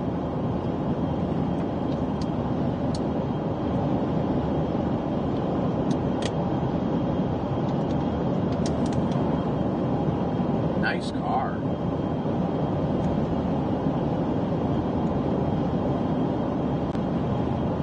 Yeah, it's always good. All of us out here really look out for each other. I mean, oh, can I tell you how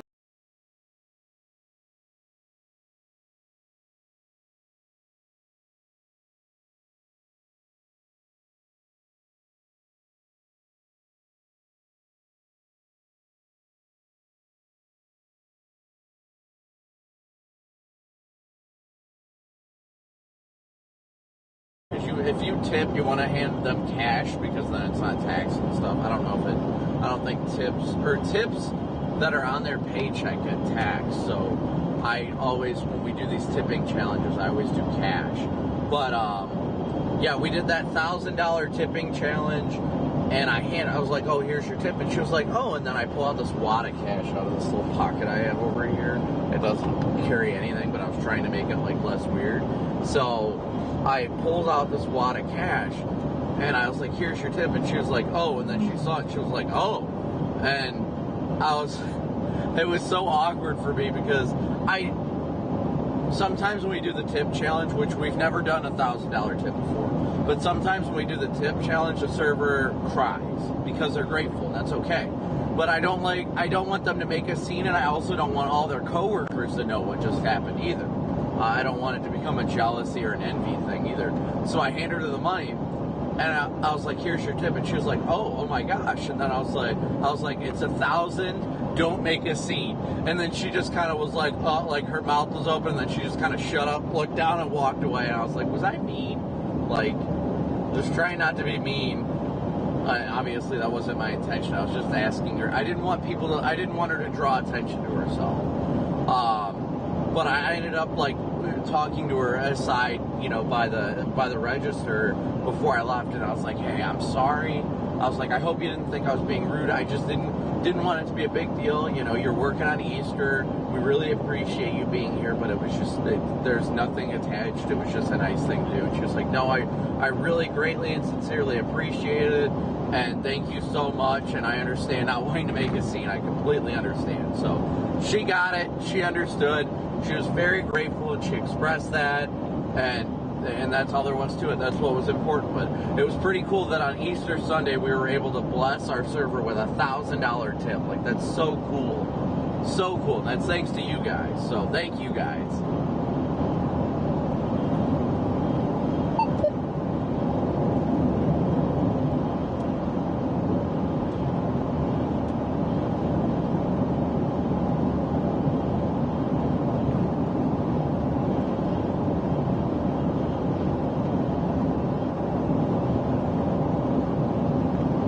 As a storm chaser, have I ever ended up in a bad situation as a result of another storm chaser? No, I have not. I will not put myself in a risky situation that I can get screwed over by somebody else, so to speak. So I won't ever do that, because it's a safety thing for me. I've got a family to go home to. I have a family to go home to, and that's my priority, without a doubt.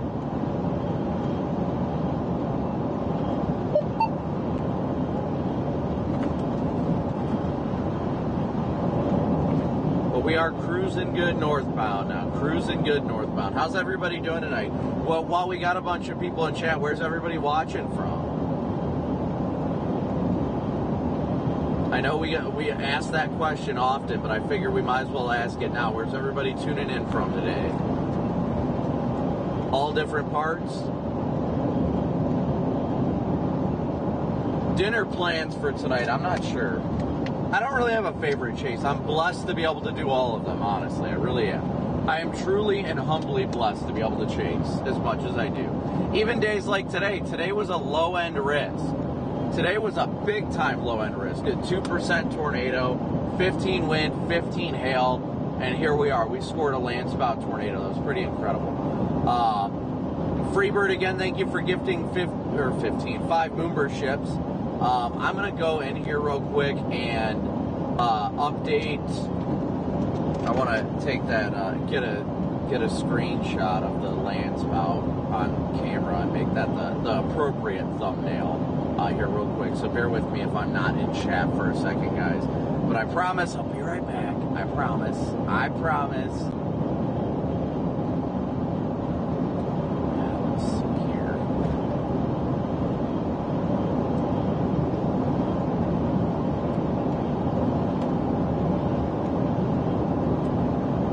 It's been an incredible day, to say the least, and we truly could not have done it without your guys' support. W's for Mark. Thank you so much, Mark, for your super chat.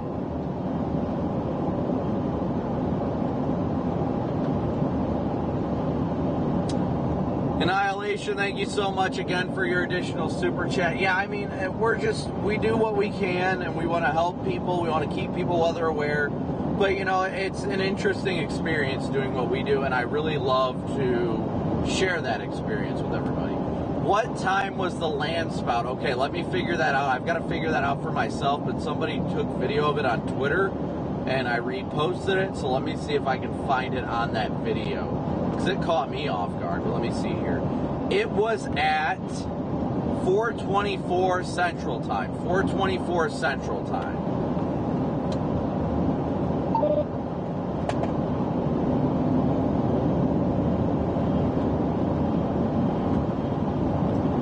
.24 p.m. Central.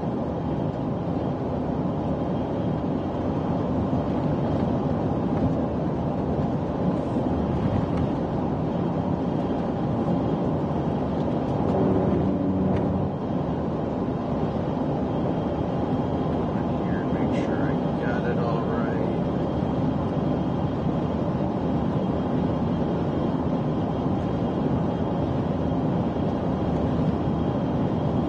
Oh, there it is.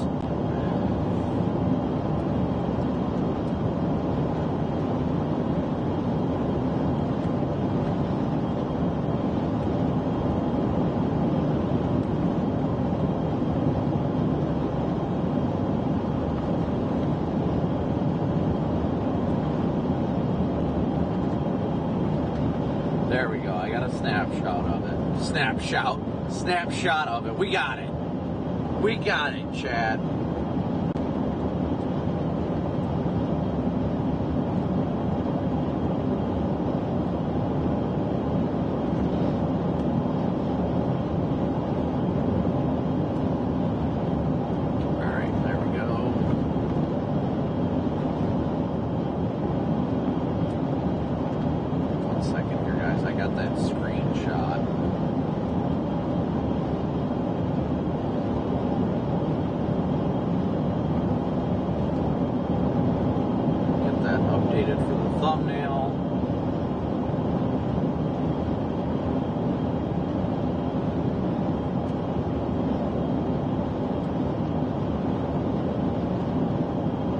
There we go. The thumbnail is now accurate.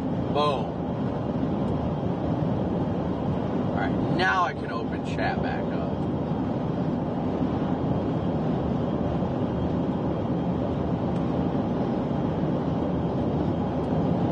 But yes, thank you, Mark, for your super chat as well. Thank you guys all so much for your super chats. We've just been, by the grace of God, we've been where we've needed to be today. With Without a doubt, it's been today and like so many days. It's been incredible. Garen, thank you so much for becoming a member.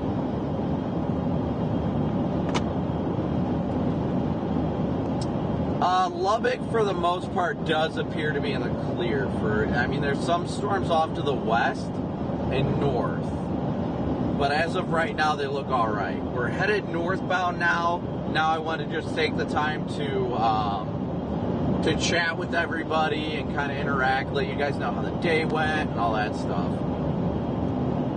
What was my best tornado chase up to now? Probably, if we are, I know that's like the second time somebody's asked that. If we're asking that, I'd probably say August 24th, 2016 was my favorite of all time because that was a local tornado event that didn't do like virtually any damage. There was some small areas of damage, but when you can get tornadoes close to home without like, you know, it's always sleep in your own bed, and I love being able to do that. Tomorrow's live stream, as of now, is scheduled for what time did I put it at? 1 p.m. I think. Yeah, there is a nice hailer northwest of Lubbock right now.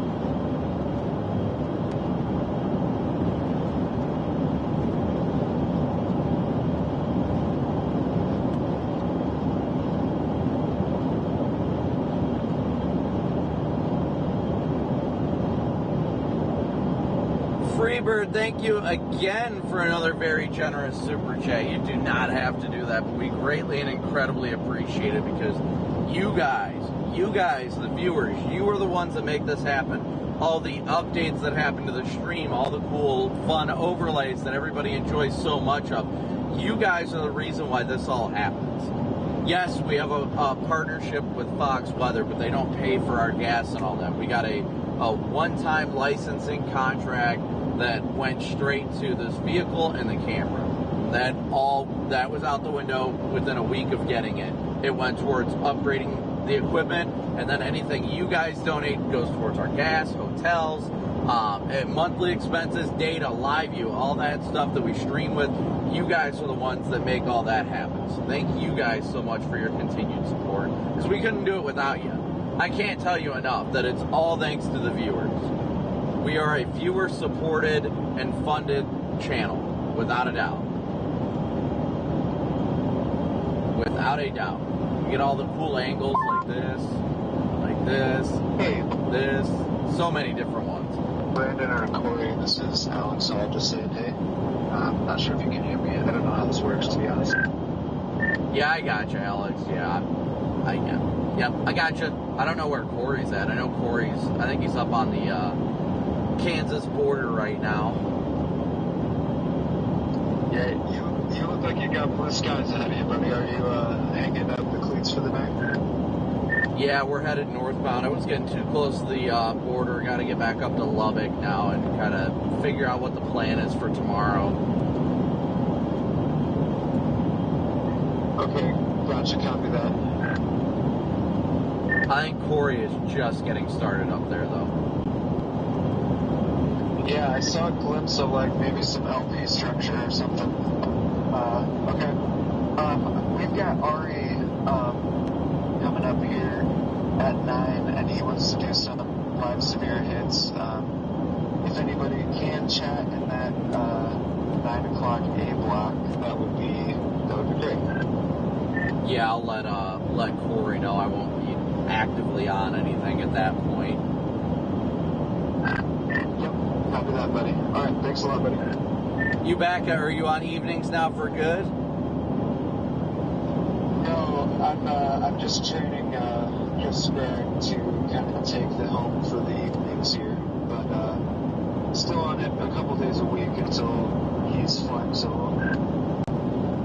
I'm sure he'll do great. Just got to get it done and grind good. Is Haley off tonight? Yeah, Haley's off tonight. I think she's like on a little vacation, but she's not back for a minute. But yeah, we got Ari tonight. Yeah, I was gonna say I felt bad. I haven't texted her in a while, so I was like, oh, I feel bad for not reaching out to everybody. Are you gonna get out and chase again this year? Like, obviously not for Fox, but, you know, going on a vacation at all this year? Dude, I'm hoping so. I was watching your stream a little bit, and the FOMO is like hitting me insane. I gotta get out there. I literally just crossed in the last 22 days, as of about an hour ago. I am now at 10,098 miles in the last just over 3 weeks. So you don't miss that part. You are darn right. That is the part I don't necessarily envy, but man, I don't know. The rest of it I do. Yeah, no doubt. All right, I'll make sure to get a hold of Corey and let him know around the 9 o'clock hour that Ari will probably reach out and all that stuff, because he's up there in southern Kansas right now. So. Yep. Good looks, buddy. All right. Thanks so much. Yep. No problem. All right, guys. Sorry about that. Yeah, I think Corey is up there. I see Jordan's up there on a storm. Corey's got to be near them.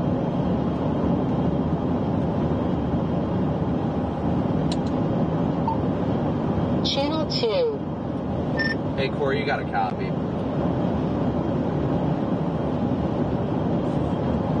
Yep.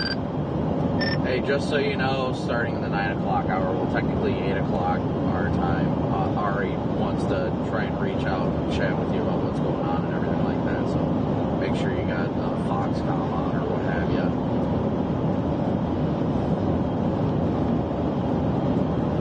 Are you done? Yeah, our storm already was going down to the Mexico border. We're on our way back up to Lubbock now.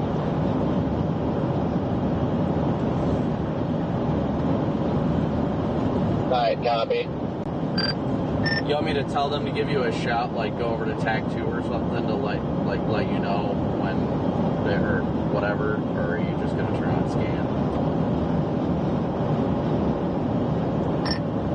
I'll turn on scan. I was pretty much just letting them go and talk to you. Yeah, I'm done for the day pretty much. I mean, I'm still streaming and chatting with my chat, but the chase is virtually over. So.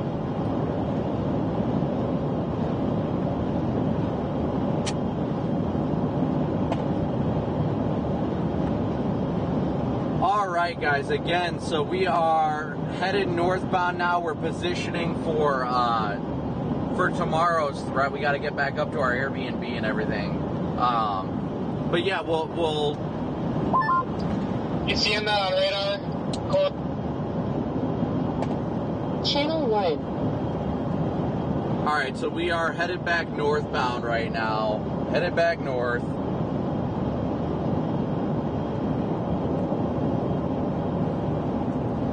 Beautiful Texas sunset. And then behind us, look at those storms. Those ones were starting to approach the Mexico border, so it kind of made it difficult. Freebird, thank you for gifting more Moonbird ships. Thank you so much.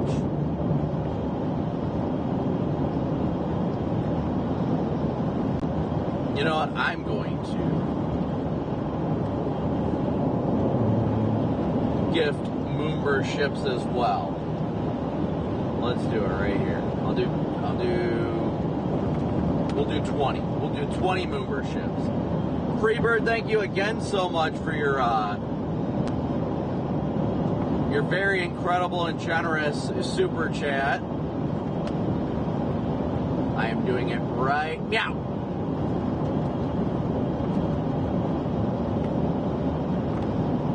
Make sure it confirms it. G Weather, thank you so much for your super chat. You can do anything that you dream of. Truly.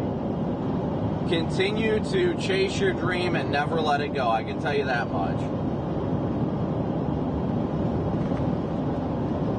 I never thought, young Brandon never thought he would ever be able to live his dream like this. And I am grateful and incredibly appreciative that God has put me in a position that I can be doing this. So, And it's thanks to all you guys, the great viewers and supporters of this channel. You know, whether you donate financially, you know, or if you do a Venmo, PayPal, Cash App donation, Super Chats, or whether you do, you know, just hitting that like and subscribe button. Any way you guys support the channel is what keeps us out here.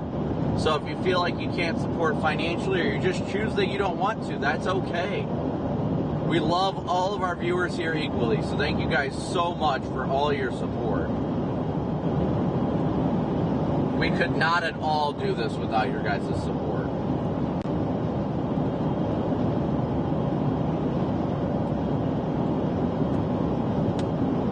You guys, you, the viewer, you guys make this count. Always. Always. You can even see a storm popping up ahead of us as we head north. We're only 300 likes away right now. 300 more likes to 8,000 likes. Thank you guys so much for smooshing that like and subscribe button.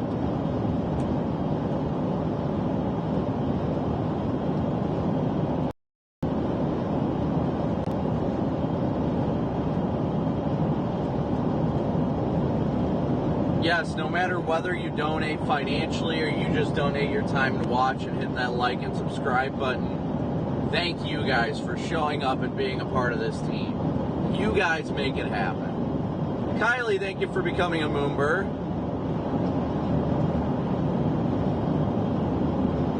Gemma, good to see you.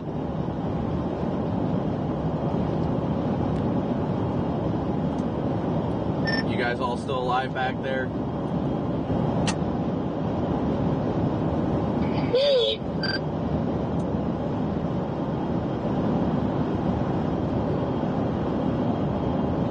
Love seeing the tower exploding off to the north and east. It's so cool. That's what, man, I can't get enough of these days in the plains where you like leave a storm and you just see another nuclear updraft like hundreds of miles away.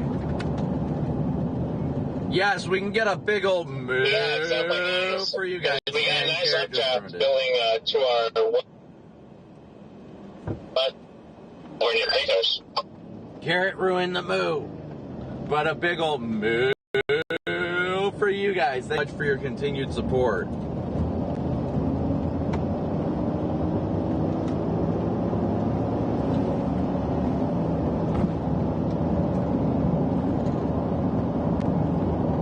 We're probably going to catch a storm on our way north, too.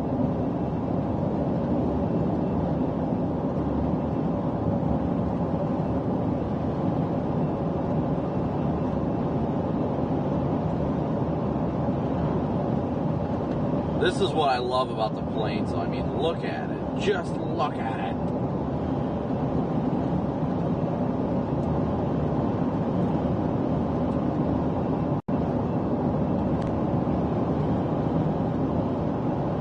It's been a beautiful and an incredible day to say the least. And maybe we'll be able to cap it off with a pizza roll from Godfather's at Love's. I don't know.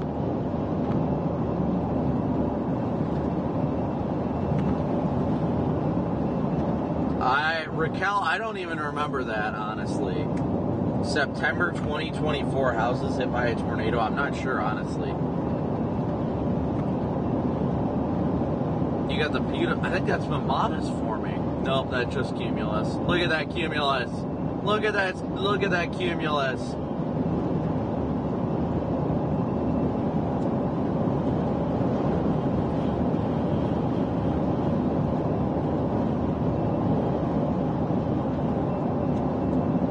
See if we can, how close we can zoom in on Connor.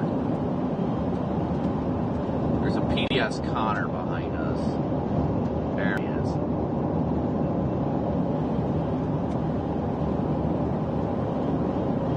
It's bouncing so much because I'm zoomed in 30 times.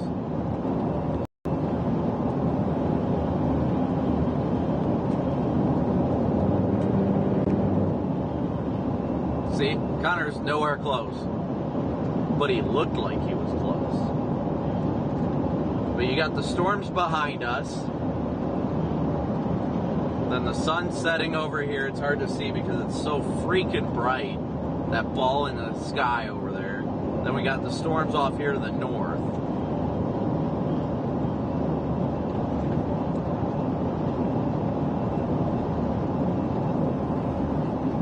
PDS Connor indeed.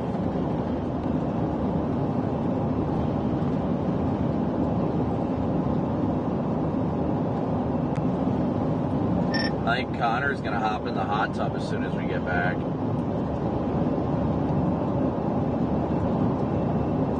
What was that? I had my radio low. I said I feel like you're going to hop in the hot tub when we get back.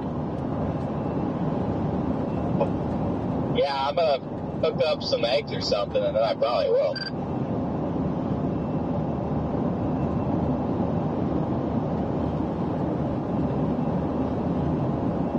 We're going to have to play some foosball. That was frustrating.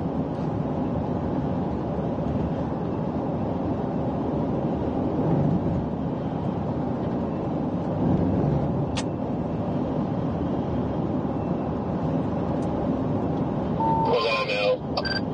And we kept Freddie up.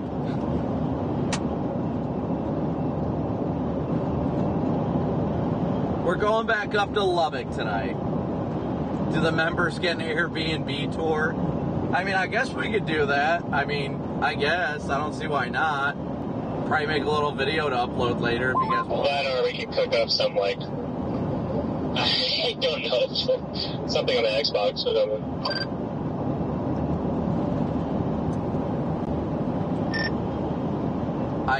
Freddie, where are you at? Are you still behind us? Yeah, sorry, I had my walkie pretty low there, but, yeah, I'm still behind you guys, probably like 15 miles. I was gonna say, if we're feeling up to it when we get back to the Airbnb, we can probably put your light bar on tonight. We just gotta swing by a Home Depot on the way back up. Yeah, I mean, I might be down to do that. Would you rather do that tonight or tomorrow morning? I mean, it really doesn't, it doesn't bother me if we do it tonight at all. It's more about just making sure we swing by a Home Depot to get the right bolts for it. That's all that's the only thing stopping me from doing it tonight. Yeah, I got you. What time does Home Depot close? I think they usually close around 10, so we'd probably have to hit one before we get up to Lubbock. Gotcha. Something in like Odessa, Midland area? Yeah, I'm sure there's one over there somewhere. There definitely is. I've right past one, I think. Yeah, I guess I'm game to do that tonight. I just figured, like, you wouldn't want to do it in the dark, but if that's not, like, an issue, I guess I'm game. No, literally all we got to do is get bolts and washers, and 99% of the stuff that has to be done with your car is just hiding the wire, like running it up through your headliner. That's it. I mean, it's not difficult or anything. Like, mounting it to the back of your rack is going to take like 2 seconds, and yeah, the other part of it's going to be popping off your tail light to hook up to the the brake wire. But that's not stuff that really matters. As long as it's not cold outside, I don't care.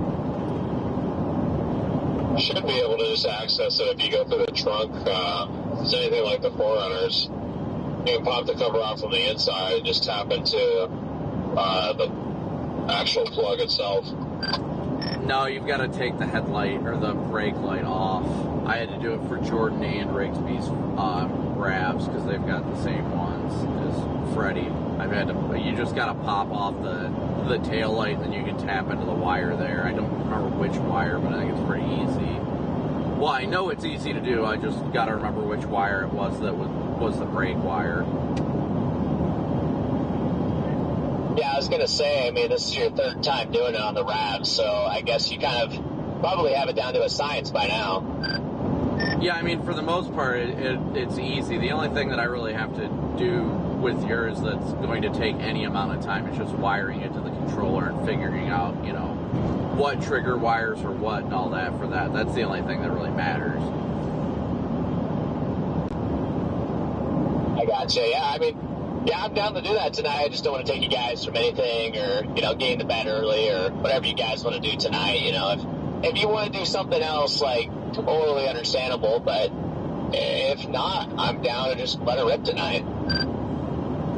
No, that's fine. If we get the bolts, I'm perfectly fine with doing it at the Airbnb tonight. It doesn't bother me. Okay, bet, yeah. I guess let's plan on that. Do you want us to pick up the bolts here, or you want to pick up the bolts, or how do you want to do that?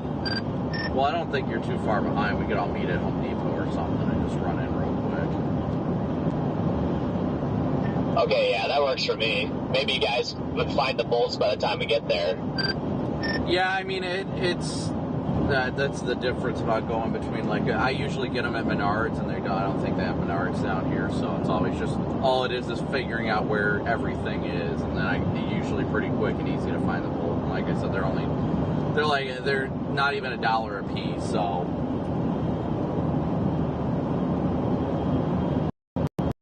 Yeah, we can Home Depot and either Odessa or Midland too. I did finally, I never found my step bed. I bought new ones yesterday. It has nothing to do with anything, but I did buy new ones. Yeah, I'm gonna swing into the Loves on the west side of Midland before we even stop, so we can probably all just like run in. I'm sure everybody's gonna need gas. We can get gas and then just go to Home Depot real quick. Right? I'm sure there's a Home Depot right down the road. I think I passed one on my way down when I was coming from like La Mesa. Yeah, it looks like there's 2 Home Depots. There's one in Odessa and one. Actually, wait. What was that, a pro desk of the Home Depot? Wait, no, that's a real Home Depot. Yeah, there's 2 of them. Yeah, we will be in Nebraska on Thursday, yes. Geez, that hail spike down there decided, that storm decided to wake up as soon as we all left. Go figure.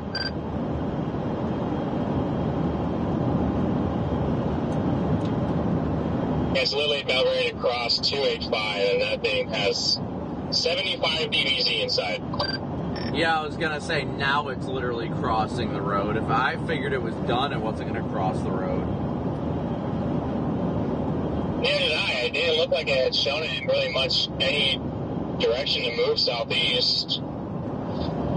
And then all of a sudden, as soon as we got towards Fort Stockton, it started to slowly move like south-southeast. And then once we got north of Fort Stockton, it was full-fledged southeast.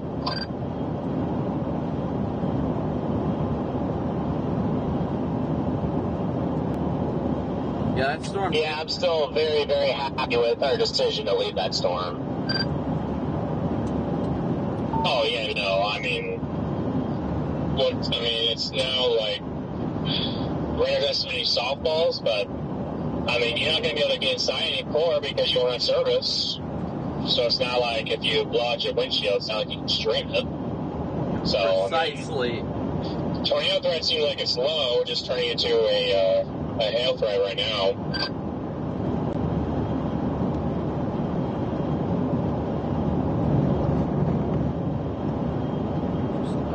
Here real quick, guys.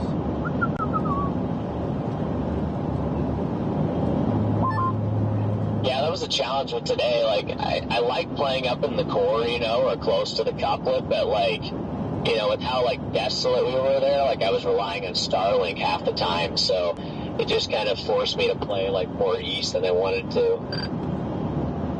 Yeah, there was one spot down there right next to a cell tower that AT&T had full bars of service, but that was really close proximity to that. If you were close to that tower, you went back down to 2 to 1, and all the others were pretty much hanging around that. So down there, it's pretty much Starlink dependent. That's what we learned 2 years ago about down there on that chase. Oh, yeah. Pretty much couldn't core punch or anything because you would lose service, but that hail spike is 27 miles long.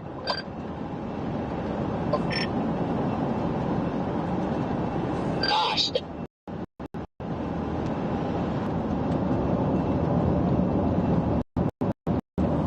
We chat. It actually looks better than the original storm.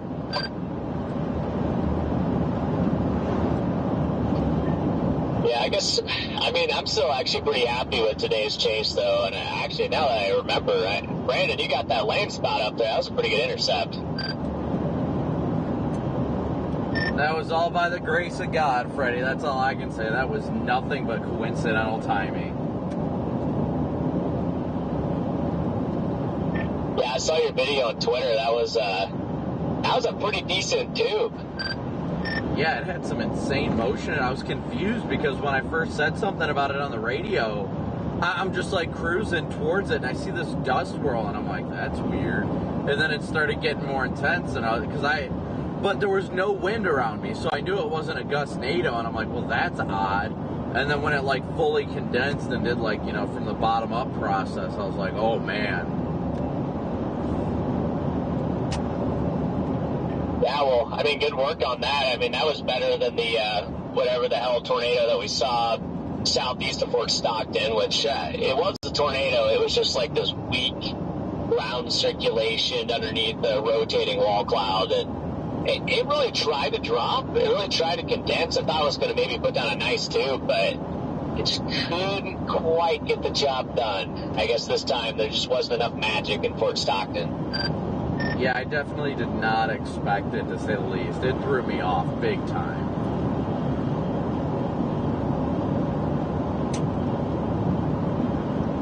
Yeah, no, I bet. It threw me off. Well, I saw it, and then Adam Lucio rolls up next to me. He's like, did you see that thing? And I was like, yeah. And then we were talking about it. And then he looks back over his right shoulder, and he's like, there's another Landspout over there connected to the base. And I was like, what is happening right now?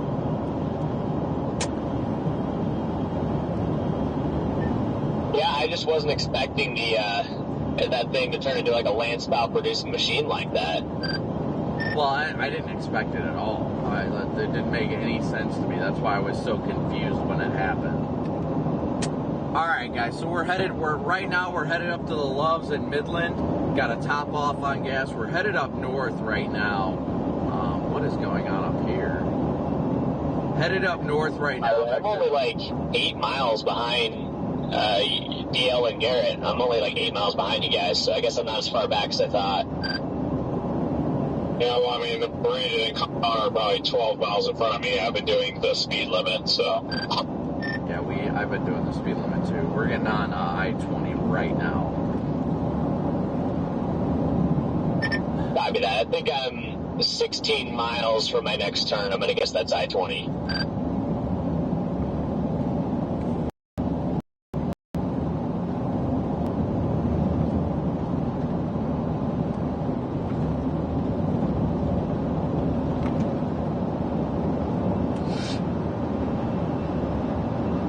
What a gorgeous view in front of us, guys. Check that out. Isn't that beautiful? The only reason we're still streaming now is because there's a chance we run into more storms on our way northbound. I want to say the Loves is at exit 131 on 20, just so you guys know. I mean, it's probably going to be a minute, but you guys can probably catch us there. Alright, copy that. I'm 32 minutes from a Loves. I don't know if it's that Loves or a different one. Sunshine. I remember there being two, one more on like the west side of Odessa and the other one on the west side of Midland. So, the Odessa one looks like a little bit easier to get to. I remember the Loves in Midland was kind of a cluster. Yeah, the Loves in Midland you got to go right at, and then it's the immediate left. It's not the easiest to get to, but it had a pizza roll, so I'm definitely going back there. Pizza rolls are life, guys. Life.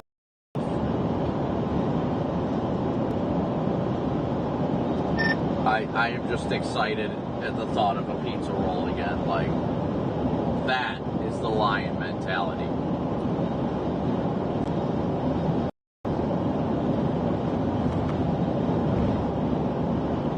So where's everybody watching from today? We're only 200 likes away from 8,000. 200 more likes to 8,000 likes.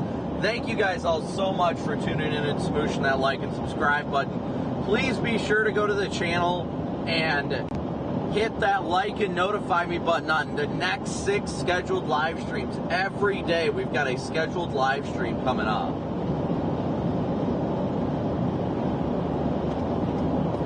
Yeah, and I've got my cruise set at 78 DL, so I mean, I'm not really going fast. I'm just with the speed limit. Yeah, I am doing 6-4 behind the truck.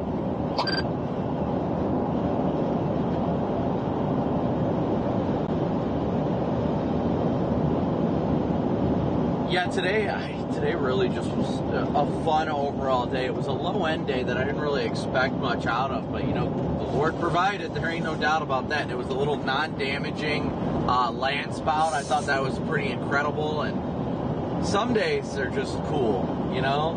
And I hope most of you guys that are here were watching when it happened. It was just downright a cool event to see and to cover, and hopefully we get more like it in the coming days.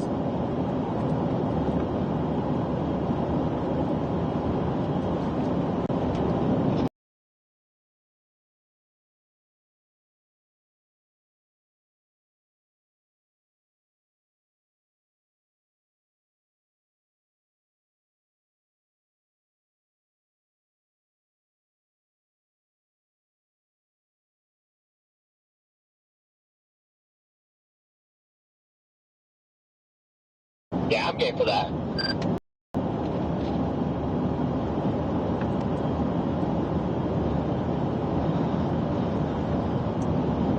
It's up to everybody else if they want to hang out while we do it or not. You know, if Connor, Stormrunner, and all that want to keep going to the Airbnb, that's fine. It's no big deal.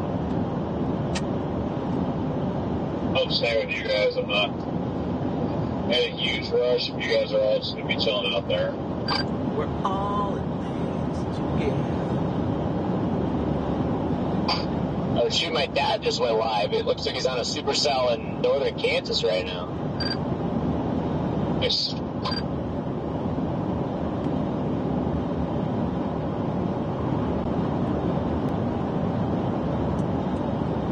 Yeah, it looks like Kansas did light up. It just looks a little messy.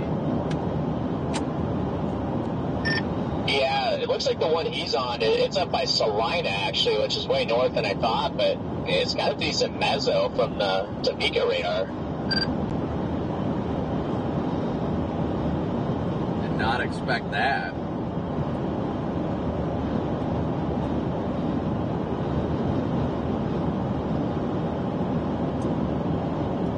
Yeah, it appears the moisture that was forecast doesn't really look like it made it up there. The dews were supposed to be in the low to mid 60s, at least according to HRRR, and most areas are in the upper 50s up there. Maybe the moisture profiles for tomorrow up in, you know, where that 5% was supposed to be on the NATOcast might be accurate. Yeah, I don't know. I'll have to look. I don't even see 60 dews anywhere close.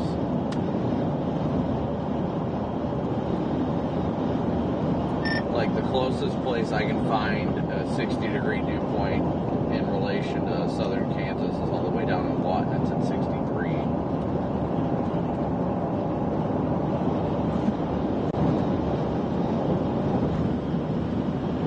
See, that's what I hate. I hate these days that are dependent on, like, the moisture return. I just like when we get to that part of the season where the moisture's already just chilling.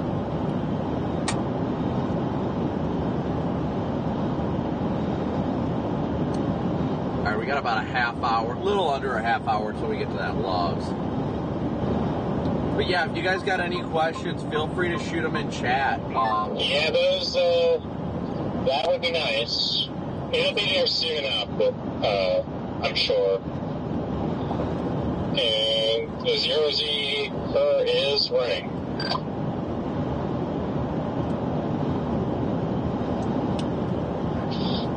And to me, if I was, you know, I mean, I just look at, you know, if you're solely based off of your chase off of the roof this model, it almost looks like a panhandle play tomorrow.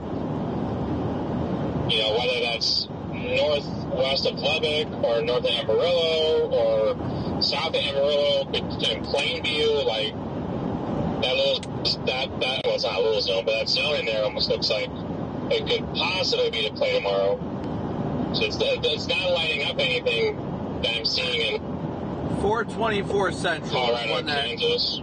At least where they have the 5%. 424 Central time, if you go back on that time of the stream, 424 Central is when that Landspout happened in front of us. It was brief, but it was cool. Definitely brief, but very, very cool. Had a good time.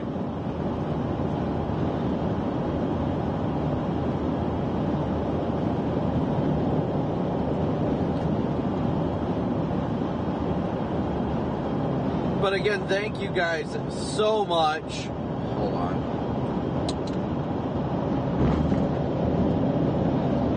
Said Corey's having audio issues. Let me know. Let me look at something real quick. Fudge, I can't. I don't have control of his SRT stuff. All his stuff was pushed on his own end. I can't. Channel 2. Corey, just FYI, somebody came into my chat and said you're having audio issues.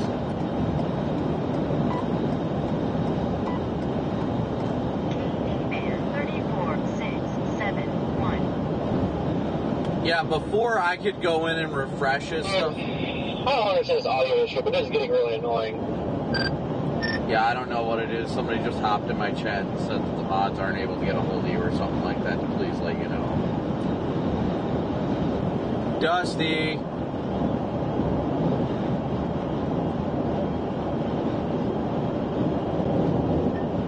Yeah, folks, man, there might be a tube coming down.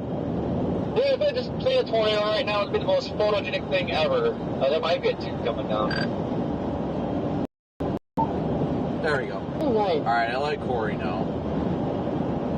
I'll let Corey know, so now Corey knows that he's... Channel 2. Sorry, I switched back over too fast. Worst area, if you have an audio issue and you can't, like, go to your paper space, just, like, not shut off your live view, but, like, hit it so you're not live anymore, and then go turn it right back on. That'll refresh the system.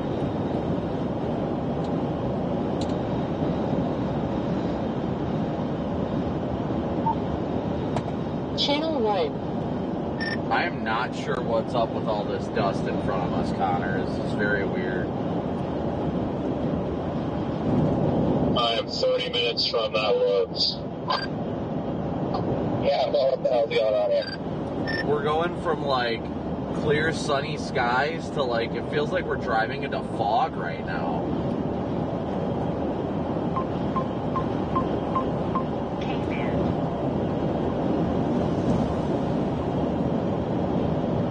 Yeah, this is weird, guys. So I just gave my dad a quick call there. So we're going to the Loves? Or you say Loves or Love? Well, we're stopping at Loves first. We can all meet up there before we go to Home Depot or Lowe's or whatever is the easiest. The Loves is the 131 mile marker on 20. Okay, I'll put that in my GPS here.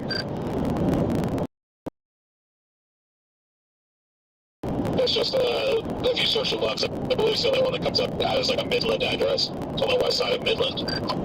Yeah, this is really weird, guys. Lots of dust here. I did not expect this. I mean, behind us it's a little more clear, but you can see the dust. How we went from, like, clear skies to now it's, like, dusty, hazy, kind of hard to see kind of thing.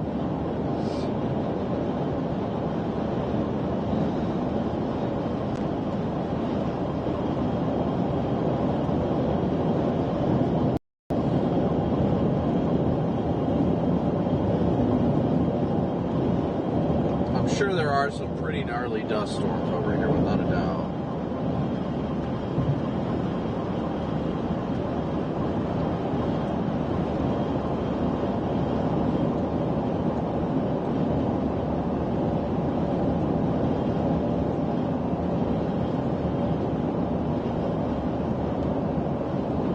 pretty nice structure on them at the moment.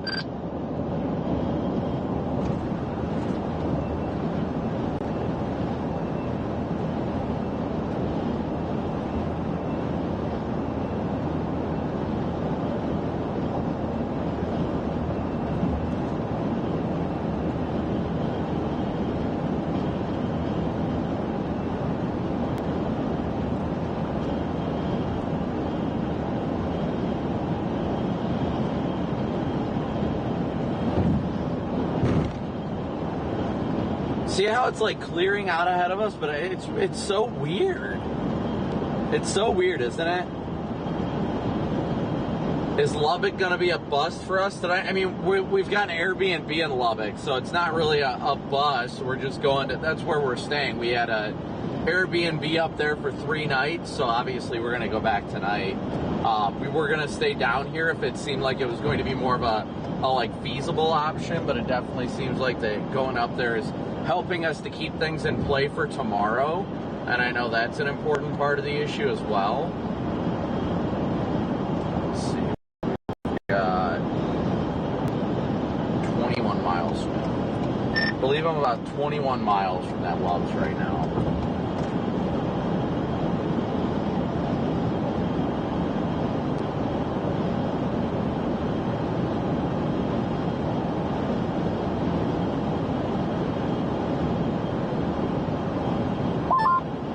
To stop a little bit before that Loves just because I don't have enough gas, but I'll make it as quick as possible. There's a Loves up here in 5 miles, too. Yeah, I mean, we can stop at the Loves in 5 miles. I don't care. I was thinking about pizza rolls, but I'm not really hungry, so. Okay, yeah, that works.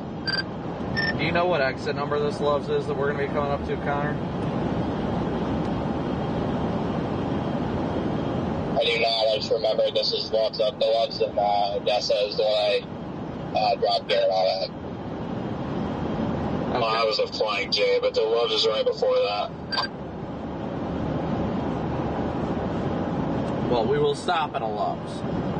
But yeah, we're positioning for Lubbock the next few days, especially just to be in position. I mean, there's also the threats all the way up in Kansas. 17 minutes from that Loves.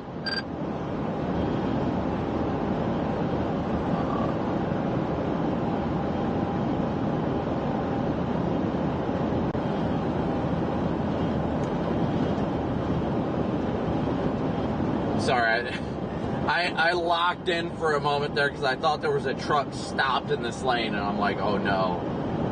But he was very slowly getting over. 15, Copic.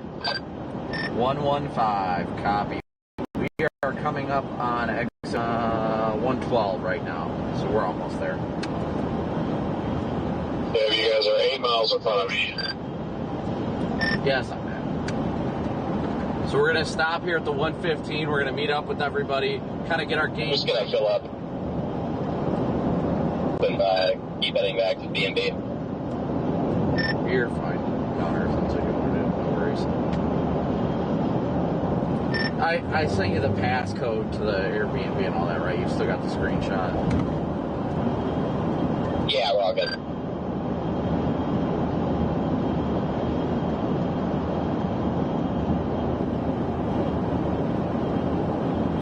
Redman, are you coming up here tonight, or are you staying down there?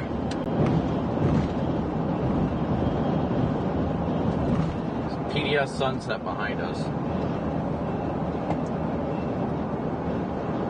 Very orange behind us. See that orange ball in the sky.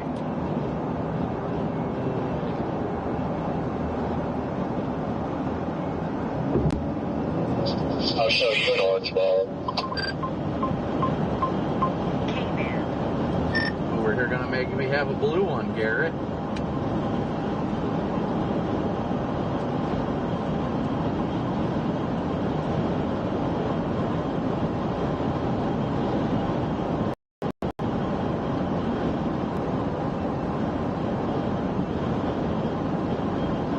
Yes, we've got to stop at Loves. I see the heart in the sky. It's happening.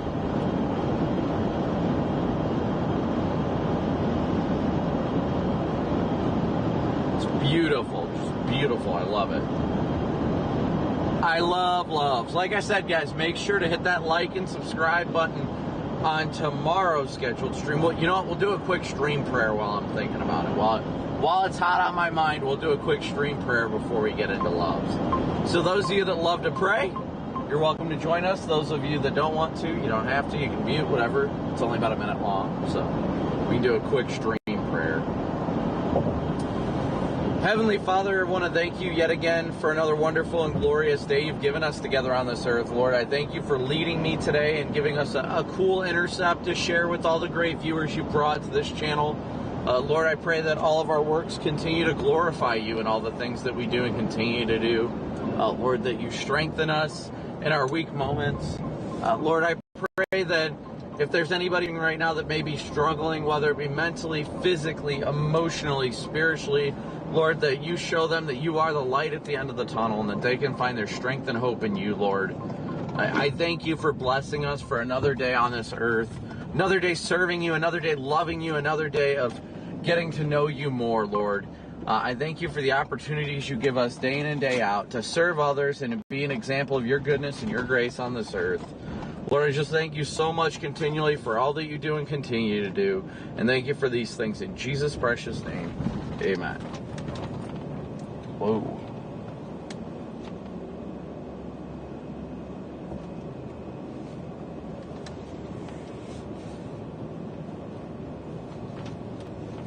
All right. Pulling in Rahar. Yes, I know. My stupid. This thing keeps freaking out because for whatever reason my fuel cover thing doesn't want to shut and stay shut. So every time that I put the car in park or take it and put it in drive, it freaks out and it's like, hey, your cap is open. It's because it won't stay latched. I gotta figure that out, but you know. Alright, we'll be right back here in a second. I'll keep the stream up. I know there's people that want to have fun and enjoy the entertainment of installing Freddy's light bar. I don't know if I guess we'll see. We'll figure it out, but I gotta top off on gas, use the bathroom. We'll be right back.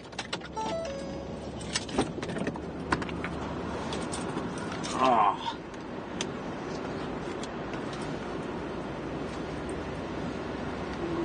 Oh, crap.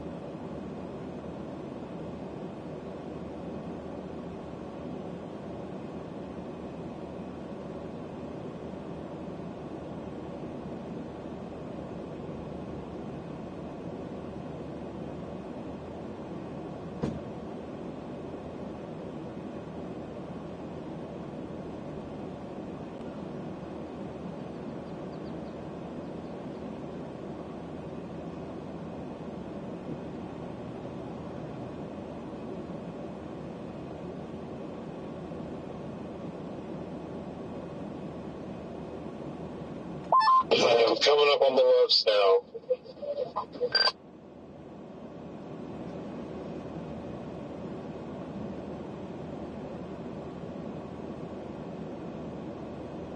Hello?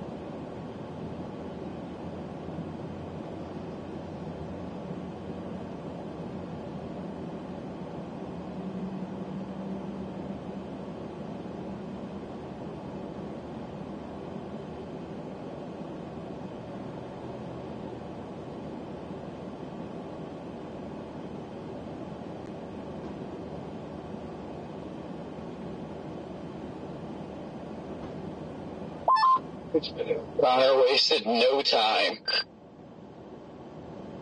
Do we already? He gone. I didn't even get here. Yeah, I'm trying to get back and do laundry and shit. Not fair enough.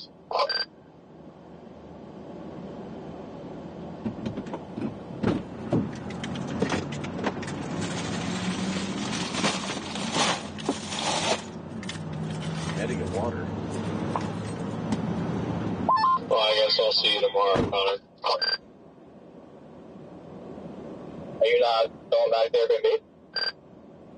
I am, but I feel like at this rate we're not going to get back till midnight, so I figured you'd be asleep. Oh, yeah.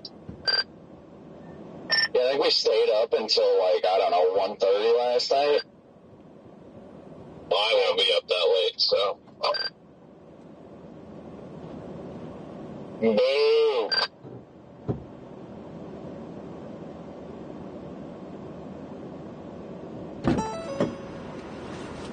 Alright, guys. Whew. Oh, we were way zoomed in on that. Storm Runner has arrived over there. I don't know where Freddy's at, but I'll go pull up over there by them real quick. Ah! I had to look up and see where that Home Depot is real quick, too.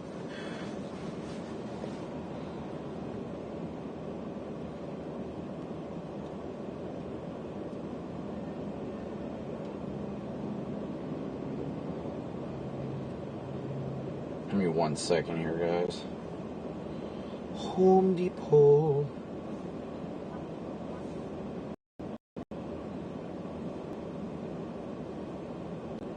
There's one in 6 miles, it says, up in Odessa.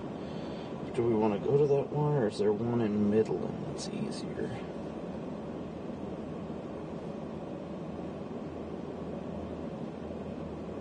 Oh yeah, that one is on the way in Midland, so we'll go to the Midland one.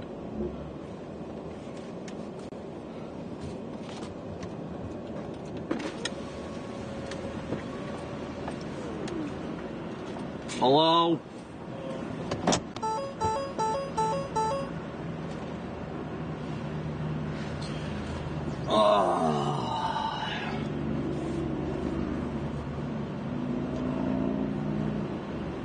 How far was Freddy back? Oh, okay. He'll be here in a minute then.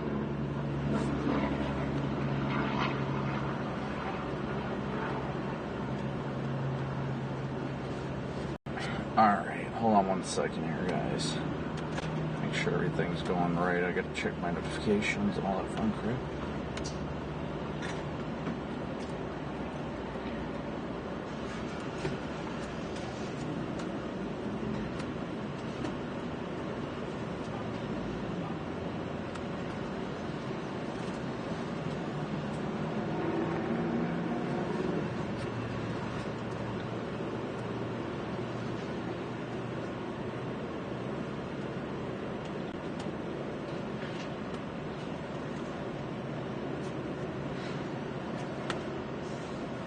I got my water. I'm happy.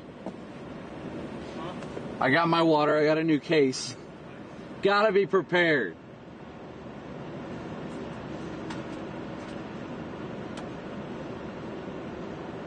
Let's see here. Oh, crap.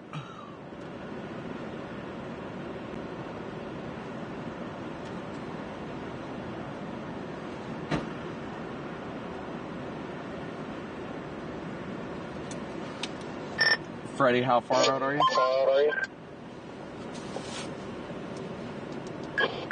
I see DL's Mesonet right now. Channel 5. Ah, there you are.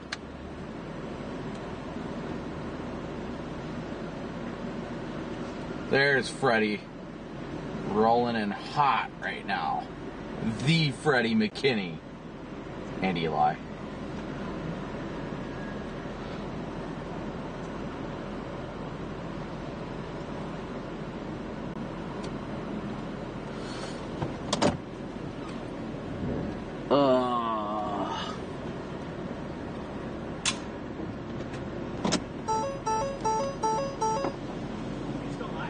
Yeah. I'll end it here in a couple minutes. Was chatting up with people, and I'm like, well, I'm sitting here anyway.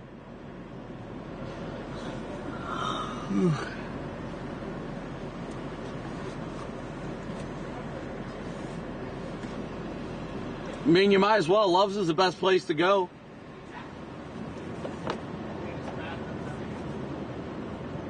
Actually, I think an underrated bathroom would be Home Depot's. Nobody thinks to go to the bathroom. That actually, the most underrated bathrooms are hotels. If you ever get into a pinch, just swing into a freaking Hilton or a Holiday Inn. They always have a public restroom.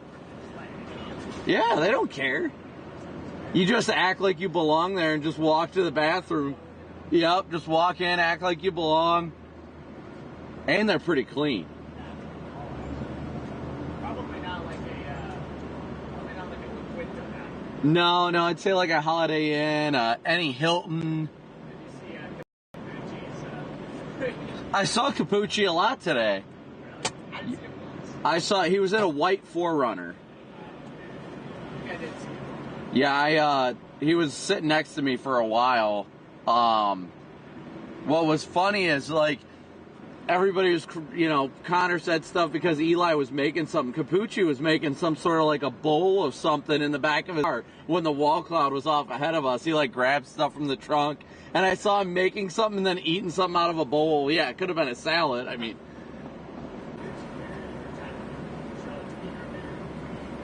what? Oh, you mean like the I mispronounced his name. Yeah. What did you say? I said, you see Capucci's cheek. And I was like, I was trying to say tweet. But oh. I was eating, and it came out as cheek, not tweet. Yeah, I got it.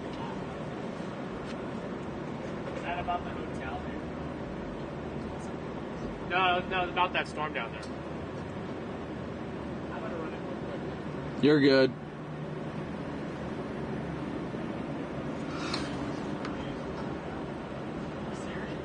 What happened? Really? Oh, that sounds about right. Eli's about to go finish it off, so. Well, I saw him because I was in there too, and he walked in, tried to started walking towards that stall, and he's like. Yup.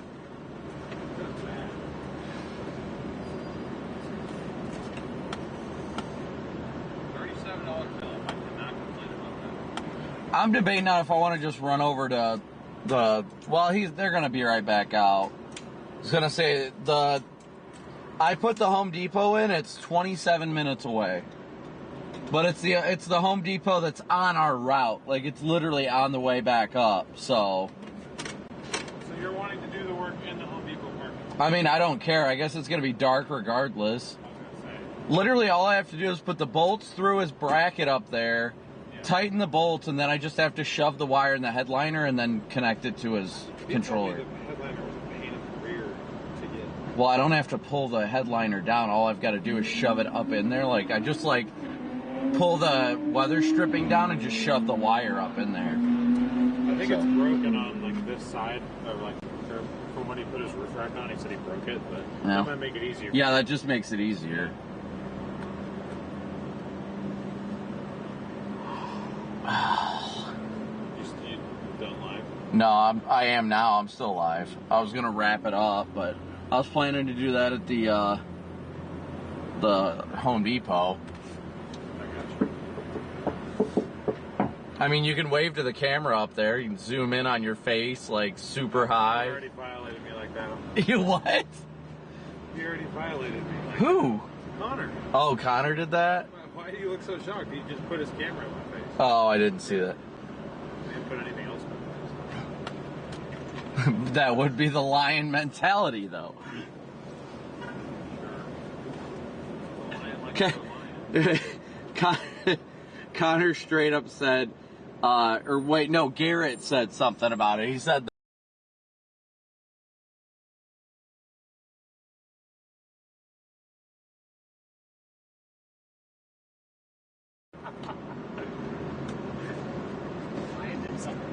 yeah, we were talking about Connor last night. He was talking about leaving my room crusty before I got there. Well, apparently there was talk about me in Montgomery. We didn't share a room. Oh yeah, I was curious. I was like, wait a second, hold up. I just got him.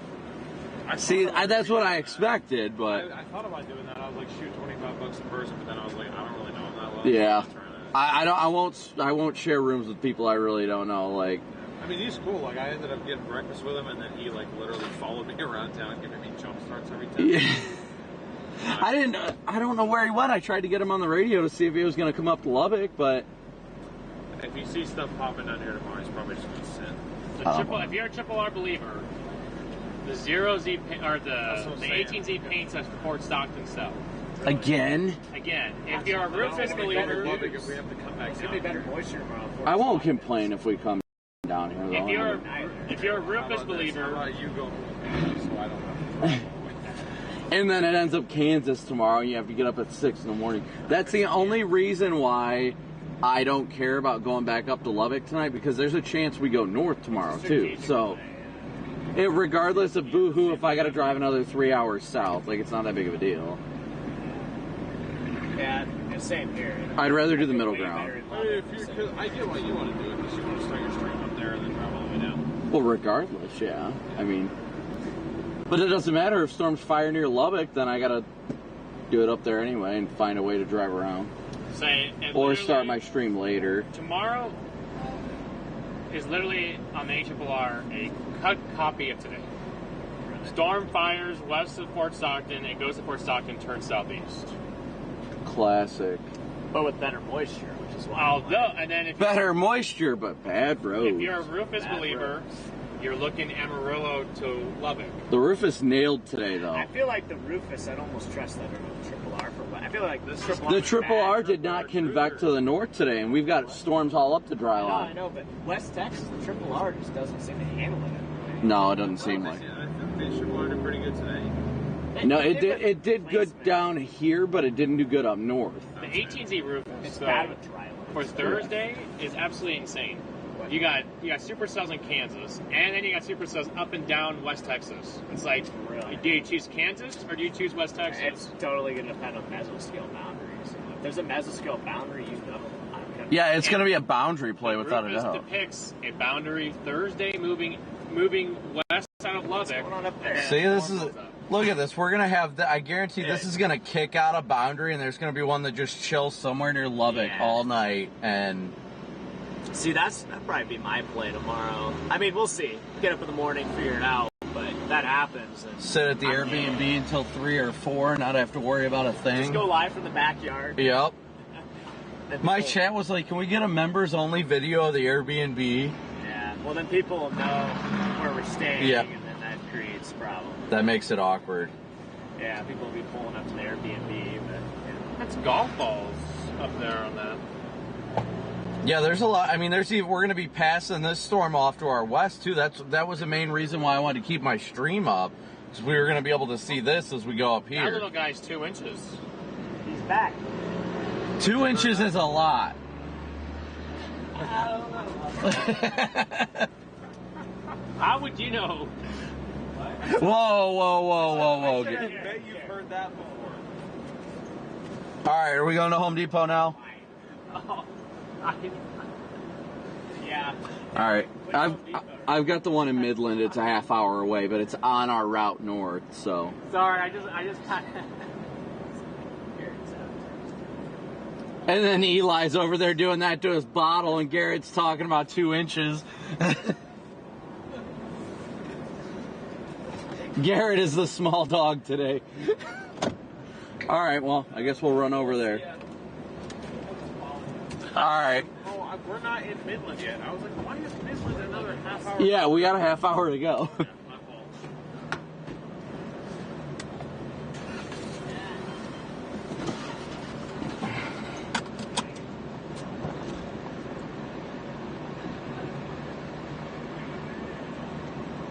All right, guys, sorry, we're just doing what we do. You guys know how it is. You guys know how it is. We all just like to have fun, you know? Have a good time.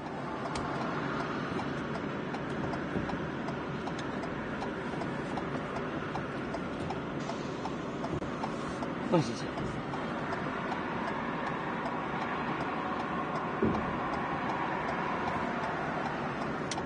All right, here we go. What do you mean no good storms tonight? We saw a freaking Landspout tornado today. We saw a Landspout tornado today. Wait, why is my...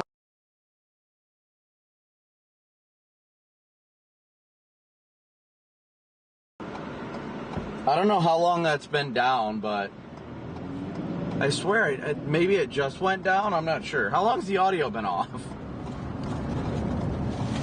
Yikes. That was a turn that I did not mean to make. I don't know if that...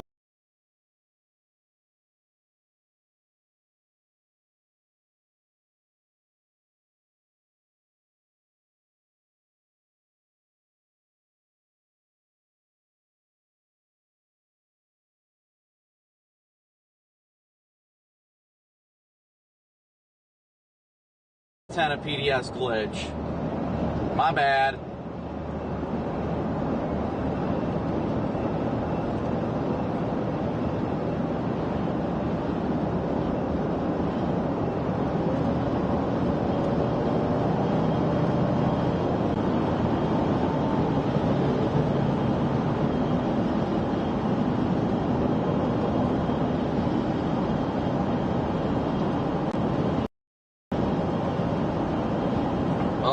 Goodness, good times, good times. Turn off recording mode.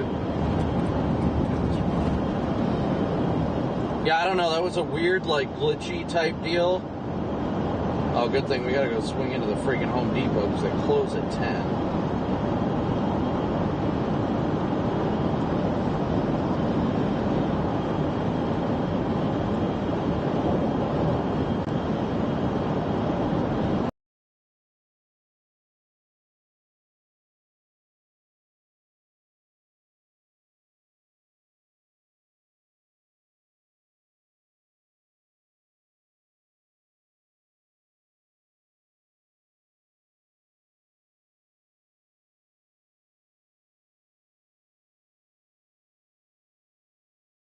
Since we are, let's see here, hold on.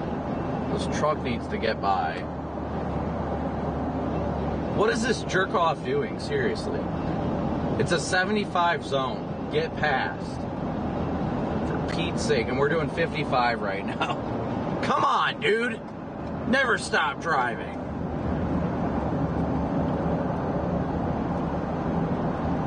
All right, anyway. Jay, thank you for your super chat. 100% thanks for your cop. I totally was like, what is this guy doing? Like, it pissed me off because he slowed down to like 55. I'm like, we're in a 75 zone. Yeah, he saw you and he slammed on his brakes. Okay, do you let your YouTube stream, leave your stream on while driving? Does YouTube pay? Don't take the question in a negative way, just curious. The only reason we keep the stream on while driving, which it's fine, I don't take it in a negative way, because, you know, a lot of people are like, well, you're not chasing.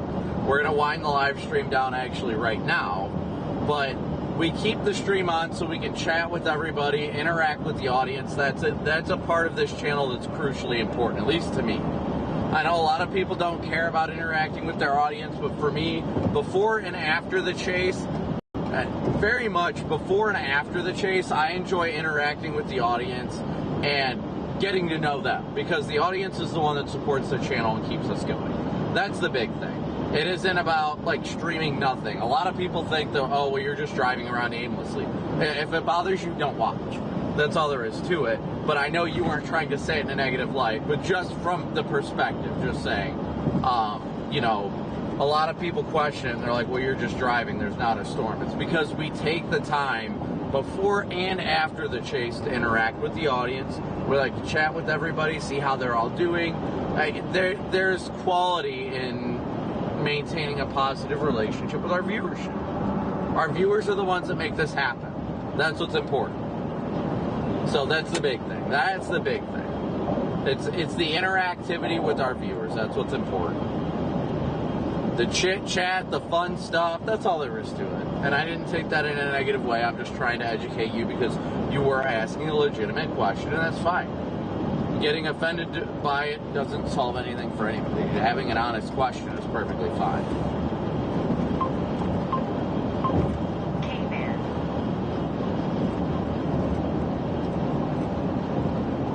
Alright guys, well, we're going to cut it off right there though.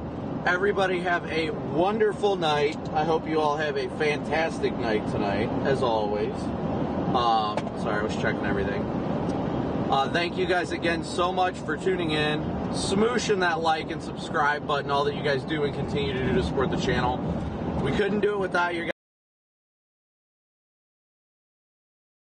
PayPal, Venmo, and Cash App donations, as well as your super chats.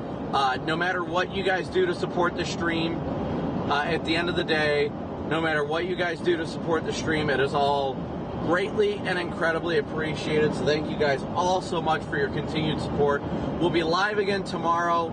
We'll be live planning by 1 p.m. Central. I'll let you guys know if that changes. We'll post a members-only update tonight or something like that, and a general public post. But we'll let you guys know what the plan is tomorrow by the early morning hours.